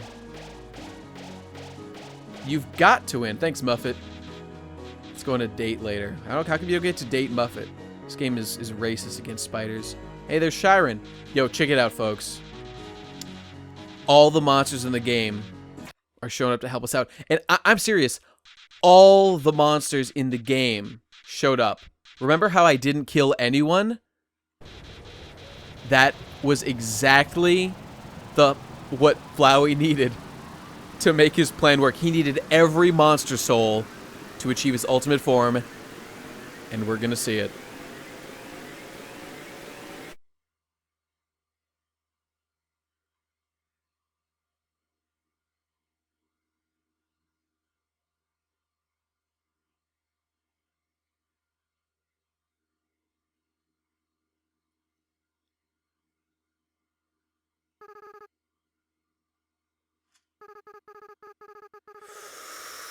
Oh, shit, guys. It's him.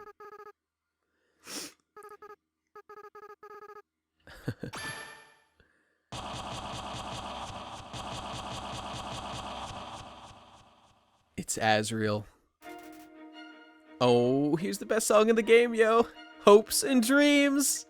I fucking love this song. And the actions you can do are... You feel the empty space in your inventory get smaller and smaller. You think you're gonna hit me with that shit? Nah, bruh. Fuck. Look at that background. Holy shit. I fucking love this boss fight. This is the best fucking boss fight in a million years. Like so there was Asgore, the final boss. Then there was Flowey, Ultimate Flowey, the whatever boss. Oh shit.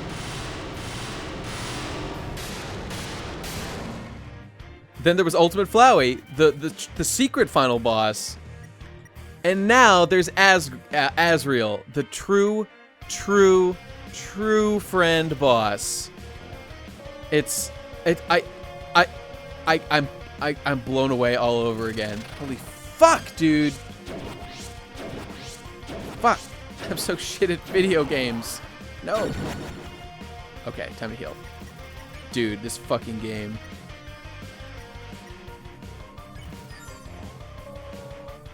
I don't think I should have too much trouble with this boss though. He's tough, but I'm the best gamesman in the world.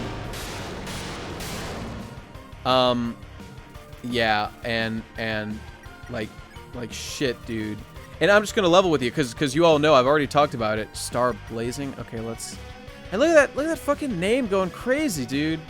Holy shit! This is the hypest fucking battle ever, with one exception. Now we already covered how I did a pacifist run on this save and then a genocide run, and this is my second pacifist run, true pacifist run.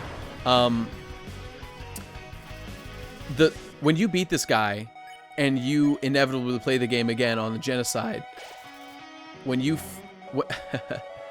the final boss of that is Sans, and that's the one thing I haven't discussed yet. Sans is the best boss in a very long time. I mean, this boss is pretty tough, but Sans makes him look like a fucking joke. I mean, there's just no getting around it. Oh god. I'm a monster. Sans is, jeez. I mean, he's got to be in, like, my top, at least top 20. Got to be top 10 boss. There's just no doubt. Right up there with, I don't know, Bowletta from the end of Mario and Luigi Superstar Saga. Now, there's a fucking boss. You want to play a fucking game? There's a fucking game right there. Oh, holy shit, dude. I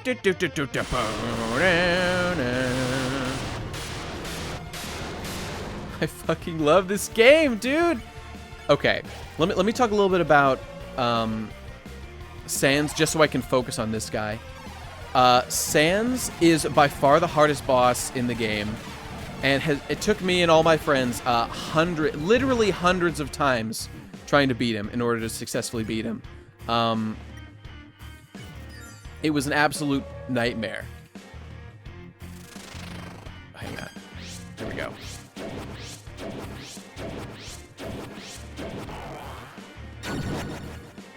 And beating Sans is, I mean, you'll have to play it. You know, I can't describe in every way how great it is. It's like, this fight is amazing, and that fight is 10 times better. More than 10. It's you just gotta play it, fam. But let's focus on the situation here now. So this is Azrael, the oh shit. Okay. Oh. The revived brother of the human who died long ago. Oh man, and Jesus Christ. We brought him back to life with the 6 human souls, as well as every soul of every monster, is what it took to revive this guy. And so right now, every soul in the underground is a part of him. And now he's talking about, he's no longer interested in whoa, check it out, dude. He's no longer interested in destroying the world. Now what he's into is, oh shit, is fucking bullshit like this. What is happening? He wants to continually reset the timeline to do it over and over again. Okay, I'm with you, brother. You can't beat my determination. He's gonna reset the timeline over and over again. No, go back to the other song. It's better than this. I can't use items or anything. Struggle. That's all I can do. So his goal now is to. Are you fucking for real, dude? Oh shit! Determination, motherfucker! Yeah.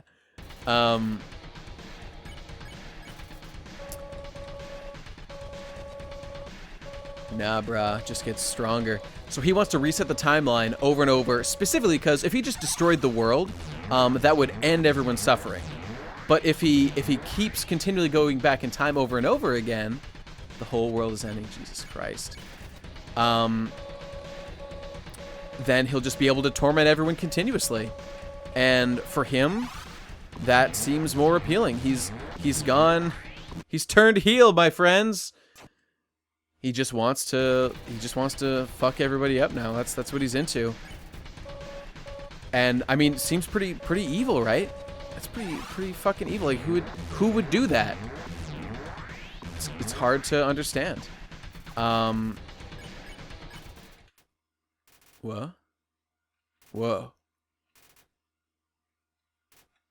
I can't save the game. Oh shit, dude.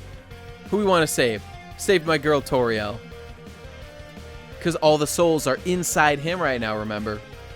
Remember how the human souls that Flowey was using helped us? Same shit, my friends. Oh, why did I attack? No! Dude, what if I just murdered them right now? I'd fucking kill myself. Yo, we gotta...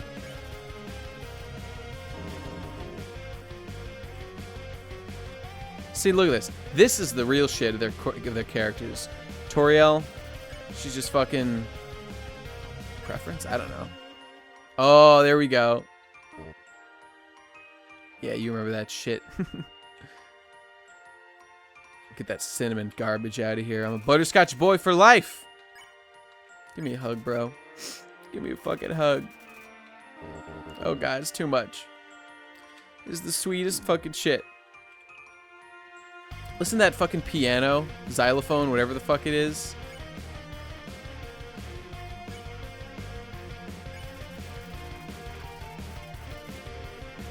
Yeah, dude. Yeah. Fuck yeah.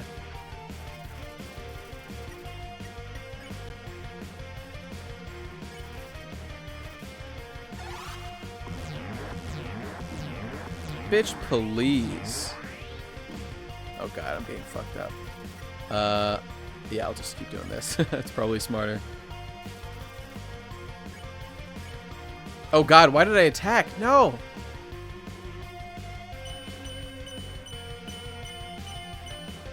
I guess I'll use an item just to,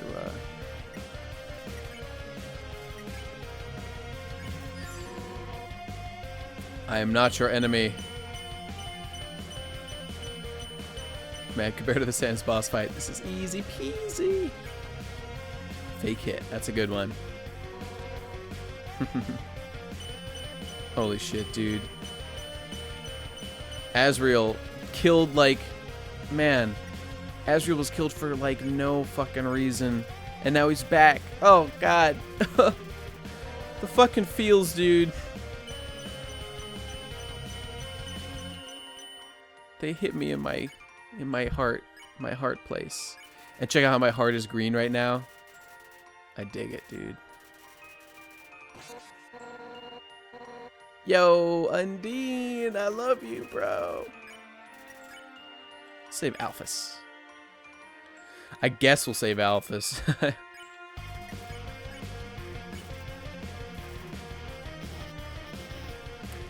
Bitch, I didn't say that shit. You're alright.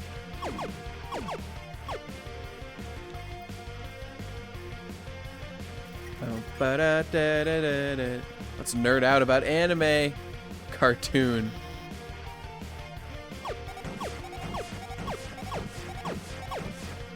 No. Stop lying. Take the quiz.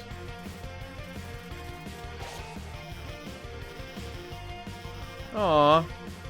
I kind of like her. She's got self-confidence issues. That's sweet. Alright, bros. I'm gonna do it with Sans. Let's take a break. Sans, no, you can't give up. Oh shit, I forgot about this mechanic. Fuck!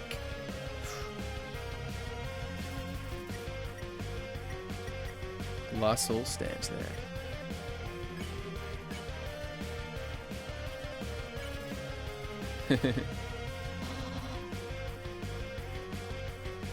Oh, oh.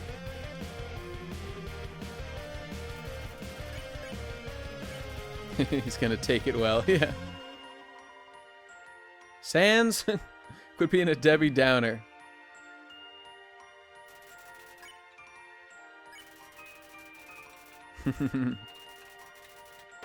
Yay. Nah, I'm rooting for you.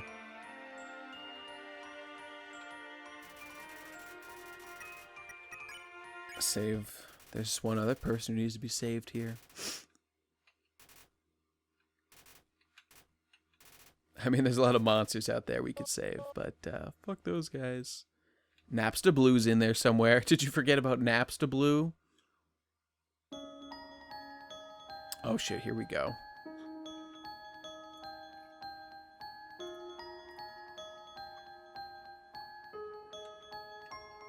Look how cute Asriel is. This whole game is so fucking sweet. And it earns it.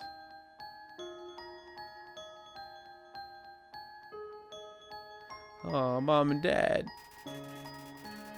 Oh. The bitch tears are coming. You guys, shut up. Yo, dude, you gots to chillax.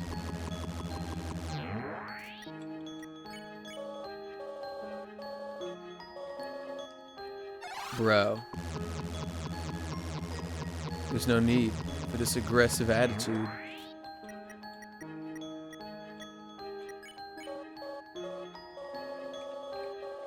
Beeb. Oh, check it out, dude. This remind you of anyone? Remind you of a certain Toriel attack from the beginning of the game?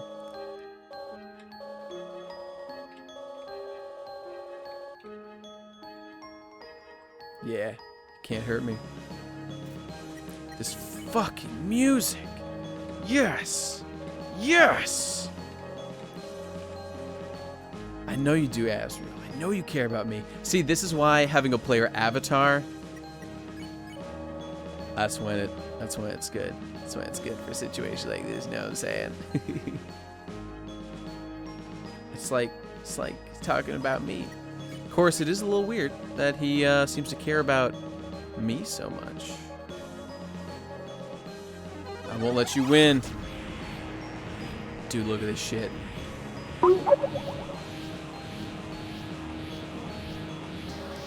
Get the fuck out of here with this shit. I'm not gonna let you win, dude.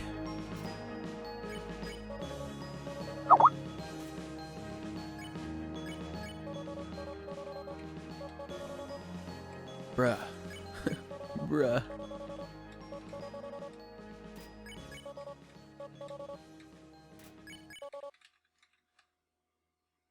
We did it. We beat the boss. Aww. It's okay, Azrael.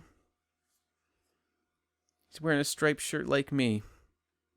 He kind of reminds me of Lucas. It's like I'm, I don't know. I guess he's actually, I'm like Lucas and he's like, Klaus. Just that Lucas was the crybaby. Oh, see what he said right there? Beeb's been gone a long time. Okay, guys, here's the bombshell. Frisk. My name's Frisk, motherfuckers. Did you get that? Beeb? Whatever you named your guy, Chara, if you want to call him that. That was the name given to the fallen child. Yeah. I'm talking about the fallen child from a million fucking years ago. Azrael's adopted brother, not you. If you notice, never once throughout the game did they actually call me Beeb, except for, like the casket, I think. But that said Beeb, because Beeb was fucking, his body was put in there, bro. His body was in there. And, my real name was Frisk, just nobody asked. It's a misdirection, bruh. Dude, bruh. We're good.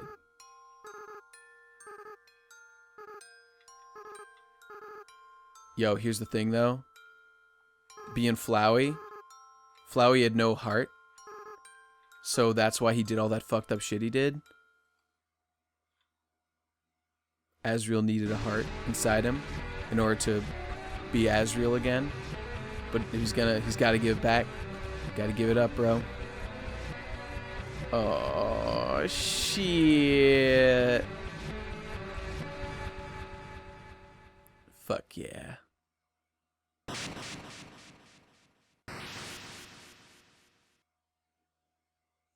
Oh, yeah. Thanks, bruh. We did it. We broke the barrier. The monsters aren't trapped underground anymore. And we didn't kill anyone. Undertale, the game where you don't have to destroy anyone. We did it. We didn't destroy anyone.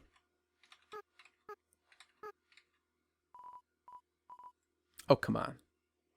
Oh.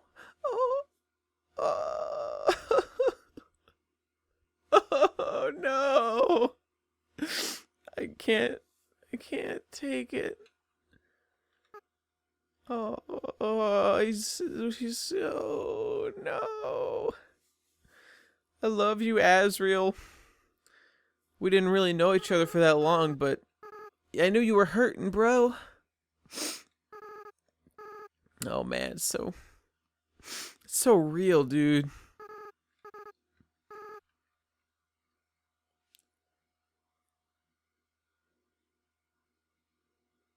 It's been...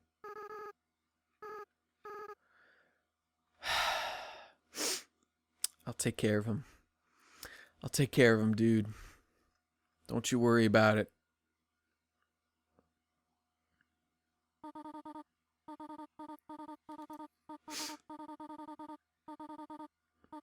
They're calling me Frisk now.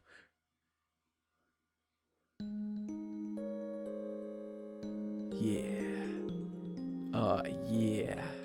Alright, now I'm gonna kind of blast through this. This is the the post-climax cigarette scene where everyone's just kind of talking about how they got plans. They got shit to do. They can't hang out post-coitus forever. Oh, I can talk to everybody if I want to now? Okay, I'm not actually gonna do that. Oh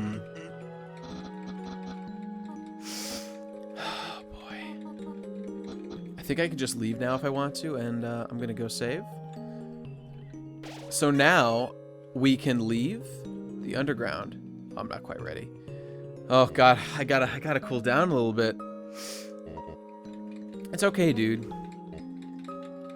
So everyone's got their little speech about what they're gonna do, and actually there's one important thing that you can do, that you might have missed if you did this. In the beginning, after you beat Toriel for the first time, if you walk to the very first spot where you fall down the flowers, you'll find Toriel there, and you can talk to her to hear a little bit about what she's planning on doing.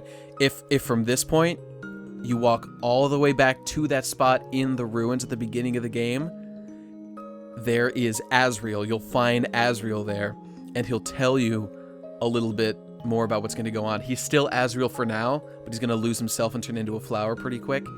So he's not going to have his heart anymore. He's going to turn back into Flowey. He's kind of a, you know, kind of a fucked up dude. He just can't. He doesn't have any empathy. He doesn't have any feelings. Doesn't care about anyone. But you also find out that Beeb, his adopted brother from back in the day, was actually kind of a fucked up dude. He was kind of a monster. He didn't really empathize with people the way that you would expect him to. Yeah, so, you know, you just get a little more insight into what that was all about. So let's go save, and let's wrap this up. What do you say, folks? Shall we end this Undertale? I'm ready. I think we're ready.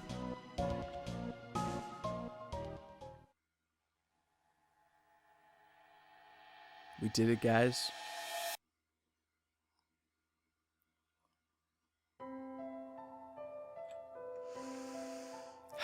Okay, now, here we got the monsters seeing the outside world for the first time.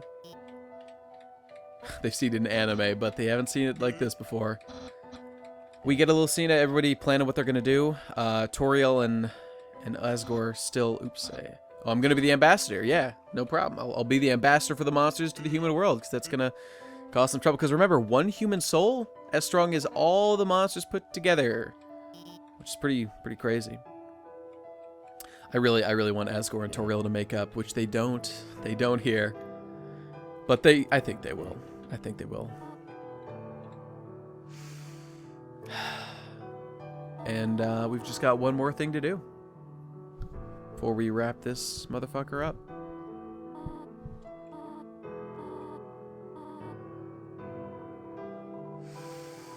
Now, do we want to stay with Toriel, or do we have places to go? This is a great part, because you can sort of project yourself. You can decide if you want to be like an orphan. It's kind of like Dark Souls. You can sort of be whoever you want for your character. If you want to say you're an orphan who finally found happiness with Toriel, you can say, I want to stay with you. Or you can say that, you know, you got to go back to your family, but you'll stay in touch, and, yeah, I've got places to go, and I think I'm going to go with that one.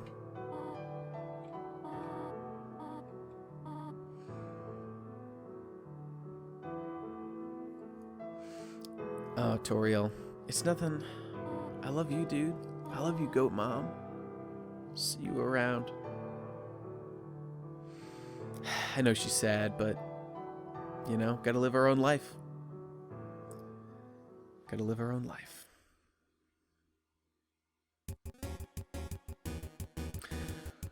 And that's it, guys. That's Undertale. We've just got just kind of got to chill out and watch these credits roll. So yeah, I hope you enjoyed it. Hope you learned a little something. Now, I know that there's something going on with these yellow and white names for these things. I don't know exactly what it is. I know Toby's commented on it previously. I forget exactly what... Oh, I could say Napstablook joined up with Mettaton. Oh, I think we're actually going to see in these end credits. Oh, I won't even bother specifying. Papyrus finally get the race car. Oh, Sans. These... Man, I fucking love these shit. Oh, special inspiration, because Papyrus and Sans are actually based on someone else's internet characters, I think, that were skeletons named after a different font or something. I believe that was the situation. I didn't look up the whole thing. Oh boy. It's once you've been on a journey like this, all these characters kind of mean something to you. Like Greater Dog and Lesser Dog with his bizarre extending neck. Like, oh man, so fucking great. And look, that dude who was lonely and trapped in that pond, he's out. Okay, now look at this shit with Undyne and Alphys. This is the worst part of the ending. No, you guys. Oh, Undyne, why do you like her? She's so dumb. She's fucking gay as fuck. Nah, I've made my peace. Aaron is the coolest character. Still flexing, baby. So, as I was saying, I know Toby said that there's something you can do to make all these turn yellow. I don't know what it is, and it has no impact on the game, so it's not really worth wondering about. Oh, she made a single. All right, Shiren. Oh, I think we're gonna see. Boop, boop, boop, boop. Yeah, there's Shiren. See, she's just the fish, no body. And there's that dude from the pizza shop over there with Napstablook as the DJ. I don't know what he's doing there exactly, but hey, it's all good, man.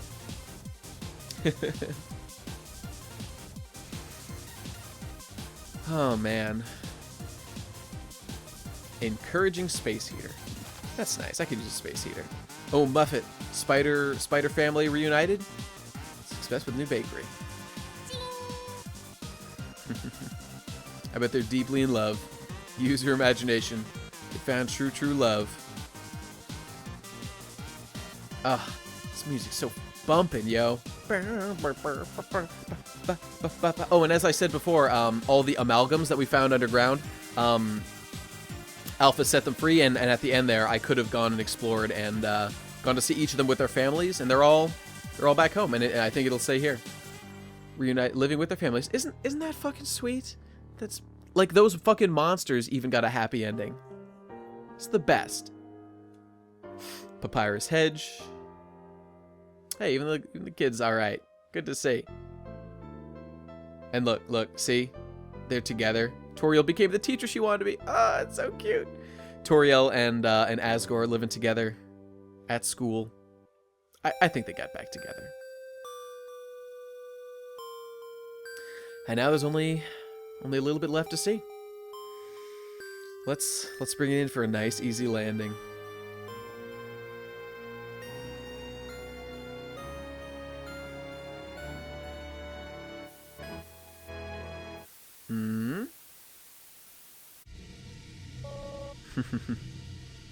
Ho ho ho.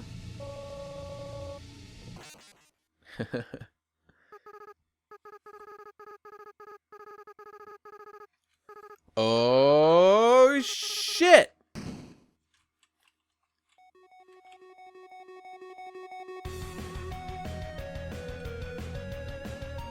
My boy Devu, I know, has been trying, and I think it took him like millions of tries to fucking beat these credits. Because, oh, I failed. Oh well. If you avoid all of them, you can get into that door that I mentioned way earlier that is locked in Snowdin, outside of Snowdin. Jesus Christ, you have to avoid all of them. How would you even fucking, like, how do you avoid this? You go like, okay, I guess it's possible. I'll try just for the sake of having something to do while this is going on. Man, because these guys had $50,000 in Kickstarter money, and I suppose these are the folks that gave it to them. But look at this. Man, this is just another fucking thing. Like, how much love can you have for a fucking game you're working on? This is so impressive to me. You know,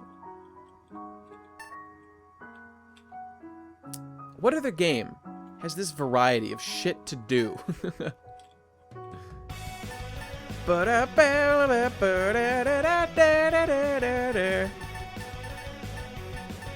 Hype as fuck, bro. Hype as fuck. Okay, I'll try a little harder. Okay, this part should be easy, theoretically. Yeah, just kind of go up, down. Oh, that was close. Just like those Undyne segments. Oh, I fucked up.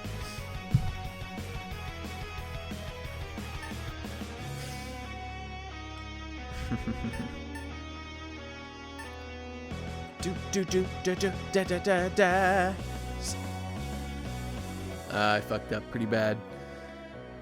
I'll never see that dog inside that room on my own Steam. Maybe I'll put an annotation up to a link to it. I don't know. Otherwise, just Google it. Secret dog room, whatever. Thank you. I love it when they thank me. Pretty much every game does these days, but maybe there's we're almost done. Anything else? Oh, that's right. I almost forgot. We did a genocide route before. And if you've done a genocide route, you know what happens at the end. At the end of the game, you destroy the world, and the only way to bring it back is to sell your soul. Presumably to Chara, to Beeb in my case. Or someone else. Maybe it's Gaster, who knows. But now, I want to take a few minutes and talk about this, because this is by far my favorite thing about Undertale. Friskier murdered everyone. Friskier got the best possible ending and then killed everyone. Why did he do that? What was the cause and effect that caused this to happen? This is pretty much what my video is about. But you play through the game. You beat it on perfect pacifism. It's great. And even in doing that, in the playthrough we just did, we see how Flowey came to do what he did, how Asriel came to do what he did, because he played through the game. Oh, you know what? I think this is actually discussed in the genocide route, which is good. You wouldn't have even seen up to this point, so there'd be no hints to not do it. In the genocide route, when you meet Flowey later on, before you meet Asgore, after you beat Sans, before you beat Sans, one of the two, he talks to you about how the reason he did it was because he did exactly what we just did. Remember, before we got here, he had the power of determination. He played through his own version of Undertale and gave everyone the perfect ending. Just like we just did. But the thing is, he got bored. He did it. He would reset time, give everyone a perfect life, and it got boring. And then he decided, what might happen? What new experiences could I have if I decide to do it a different way? And if you have the power to do things perfectly, to save everyone, to not do that, kind of fucked up. Kind of fucked up. And at the same time, if you play through the genocide route, that is literally exactly what you have done. Out of sheer boredom, you have killed all of your friends. And that is what this exact thing is about. Remember from the intro, guys. What you've done carries over. Your actions have consequences between timelines. We sold our soul to some force for the sake of doing this. Most likely to Chara, to Beeb. And in possession of our body, he tells us what he wants to do. He wants to reset things over and over. Asriel says it through this fight. He wants to go back to the start. He wants to do it again and torture everyone, to torment everyone. We gave everyone the best possible outcome, and then we fucking murdered them. That's what this means. That's what this ending is. Undertale is a game where you decide how you want things to go. And it does it better than any game I've ever played. It's up there with Silent Hill 2. You get to decide how you play it, because the entire game is at your discretion, how you want to handle it. The fact that there is a genocide mode gives you the option at any time to go apeshit crazy and start murdering everyone. And the fact there's so many different endings let you pick and choose what you want to do in order to do that. But anything other than the perfect pacifism ending is you choosing to sacrifice people for sheer curiosity, for your own, to satiate your intellectual desires and nothing else. Nothing good comes of it. That's why this game is so fucking crazy. It's a psychological experiment playing through this fucking game. When I talk to Digibro, and he likes to be spoiled. Digi has made the case that nothing was gained for him by playing through the game once that couldn't have been gained just by watching a Let's Play or any, anything similar to that, just hearing it described, any of that. But here's the thing. When you do a psychological evaluation, when you take that test, when you take a psych exam, if you spoil yourself for what actions result in what ending, are you going to get the result that is true to who you are? Is that going to say anything about you if you know ahead of time what you want to pick to get the outcome you choose? That's what Undertale does. Undertale shows you the way to get the perfect ending and gives you the option as the player to fuck things up if that's what you want to do. Perfect pacifism is laid out there in fucking black and white from the intro. It tells you to do it perfectly. Don't kill anybody. Everything in the game rewards you for that. And when you play a genocide run, every single thing punishes you in every way it can for choosing to do that. The music, horrifying. Killing all your friends, emotionally devastating. Seeing Undyne, when you kill her, will herself back to life as the true heroine of the game because she has to do whatever it takes to stop you, the villain, from killing the rest of her people.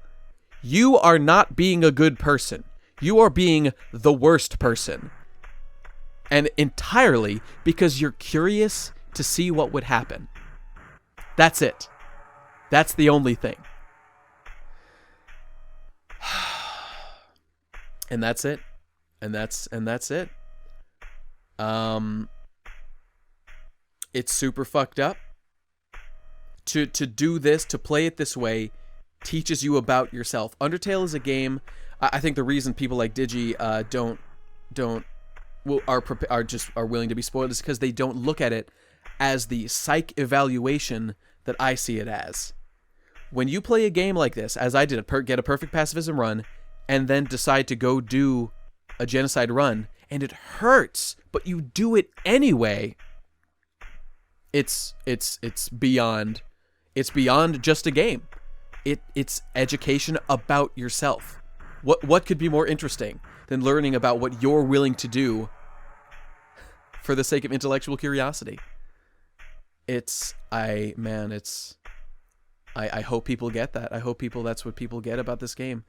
Because, and of course, the characters are put in place. Papyrus, who I love, Undyne, who I love, Asgore, Toriel, Sans, and even Alphys, who I kind of like.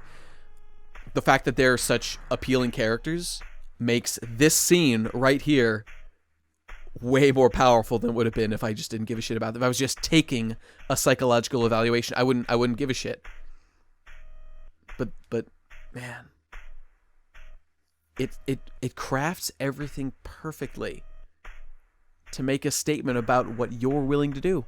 But that's the great thing. You don't have to do it. If you stop because you don't want to continue the genocide campaign, that is you being a good person. That's you being a good guy. This playthrough, doing a perfect pacifism post-genocide, that's me being a fucking coward trying to undo the mistakes I've done. But it's too late. Because as we know from the intro, there are consequences to your decisions. There's no getting away from it. And I think that's it. I mean, everything else I hope to explain in my big video. So, you know, that's... I suppose I'll just leave it there. I'd encourage you to go check out the other ending if you haven't. Maybe I'll put an annotation here. Maybe I won't, whatever. Of what happens if you choose to stay with Toriel. It's possibly even more horrifying. I just picked this one to get the picture of everybody. Man, yeah, fucked up. Pretty fucked up. Undertale made me hate myself, and I loved every second of it. Man, you'd think that this game would have an ending just like a true good path ending that lets you, you know... I played this game, Radiant Historia, where you have to put in so much work to get the perfect, true, good ending that involves time travel, sort of similar to this, but it has none of this consequences of your actions carrying over. It's just, you know, spend as long as you need, kill as many people, try as many different things as you need to satisfy yourself, and then eventually get the good ending. But this goes so far beyond that. So far beyond that. You know, it's a lot of people are saying it, but I don't know if I've ever played a game like this. I don't think I've ever had an experience like this. And I just have to say thanks to Toby. Thank you for putting in the heart on a small budget as $50K to make a game like this. It's comparing this with the game that came out this year, like Metal Gear Solid 5. It's a joke. How could you know, fun gameplay stack up to, you know, that gets tedious over a while, stack up to varied, you know, heartfelt fucking gameplay with a great story, characters that I love, and the ability to psychoanalyze myself and learn what I'm willing to do to satiate my lust for knowledge, my thirst for knowledge. It's an incredible experience, and if you made it this far not playing the game, I'd say it's a damn shame. I don't think that you can get the same experience that I had, or that a lot of people had playing the game raw. If you're spoiled, I just don't think it's possible. If you know what to expect, it'll you know, it'll never happen. So, you know, I think that's a safe place to wrap it up. Toby is maybe planted some hints that he might do more in the future. There's a hard mode that you can play if you enter Frisk as your name that I believe just lets you play through the ruins on hard mode. I haven't actually done that. But there's rumors that there might be a third way to play through the game, possibly, that lets you super genocide, a hard mode genocide, where you, if it isn't hard enough, where perhaps Papyrus is the final boss. There's been rumors about that, probably pure nonsense, but I'd sure like it, regardless. And that's it, guys. And that's it. So, yeah, not ending on a happy note. Man, what was it, 10 minutes ago, 20 minutes ago? Everything looked hunky fucking dory. No, this game is fucked up. And I chose to make it that way. I'm a monster. You're a monster. As Sans says, as Flowey says in the Genocide run, if you simply observed this without doing it yourself, well, that takes its own kind of perversion. That's a different kind of monster than the kind who's willing to do it themselves, just the voyeur who watches people massacre others. As you heard me say that I did. So thanks for watching, everybody, and have a nice day.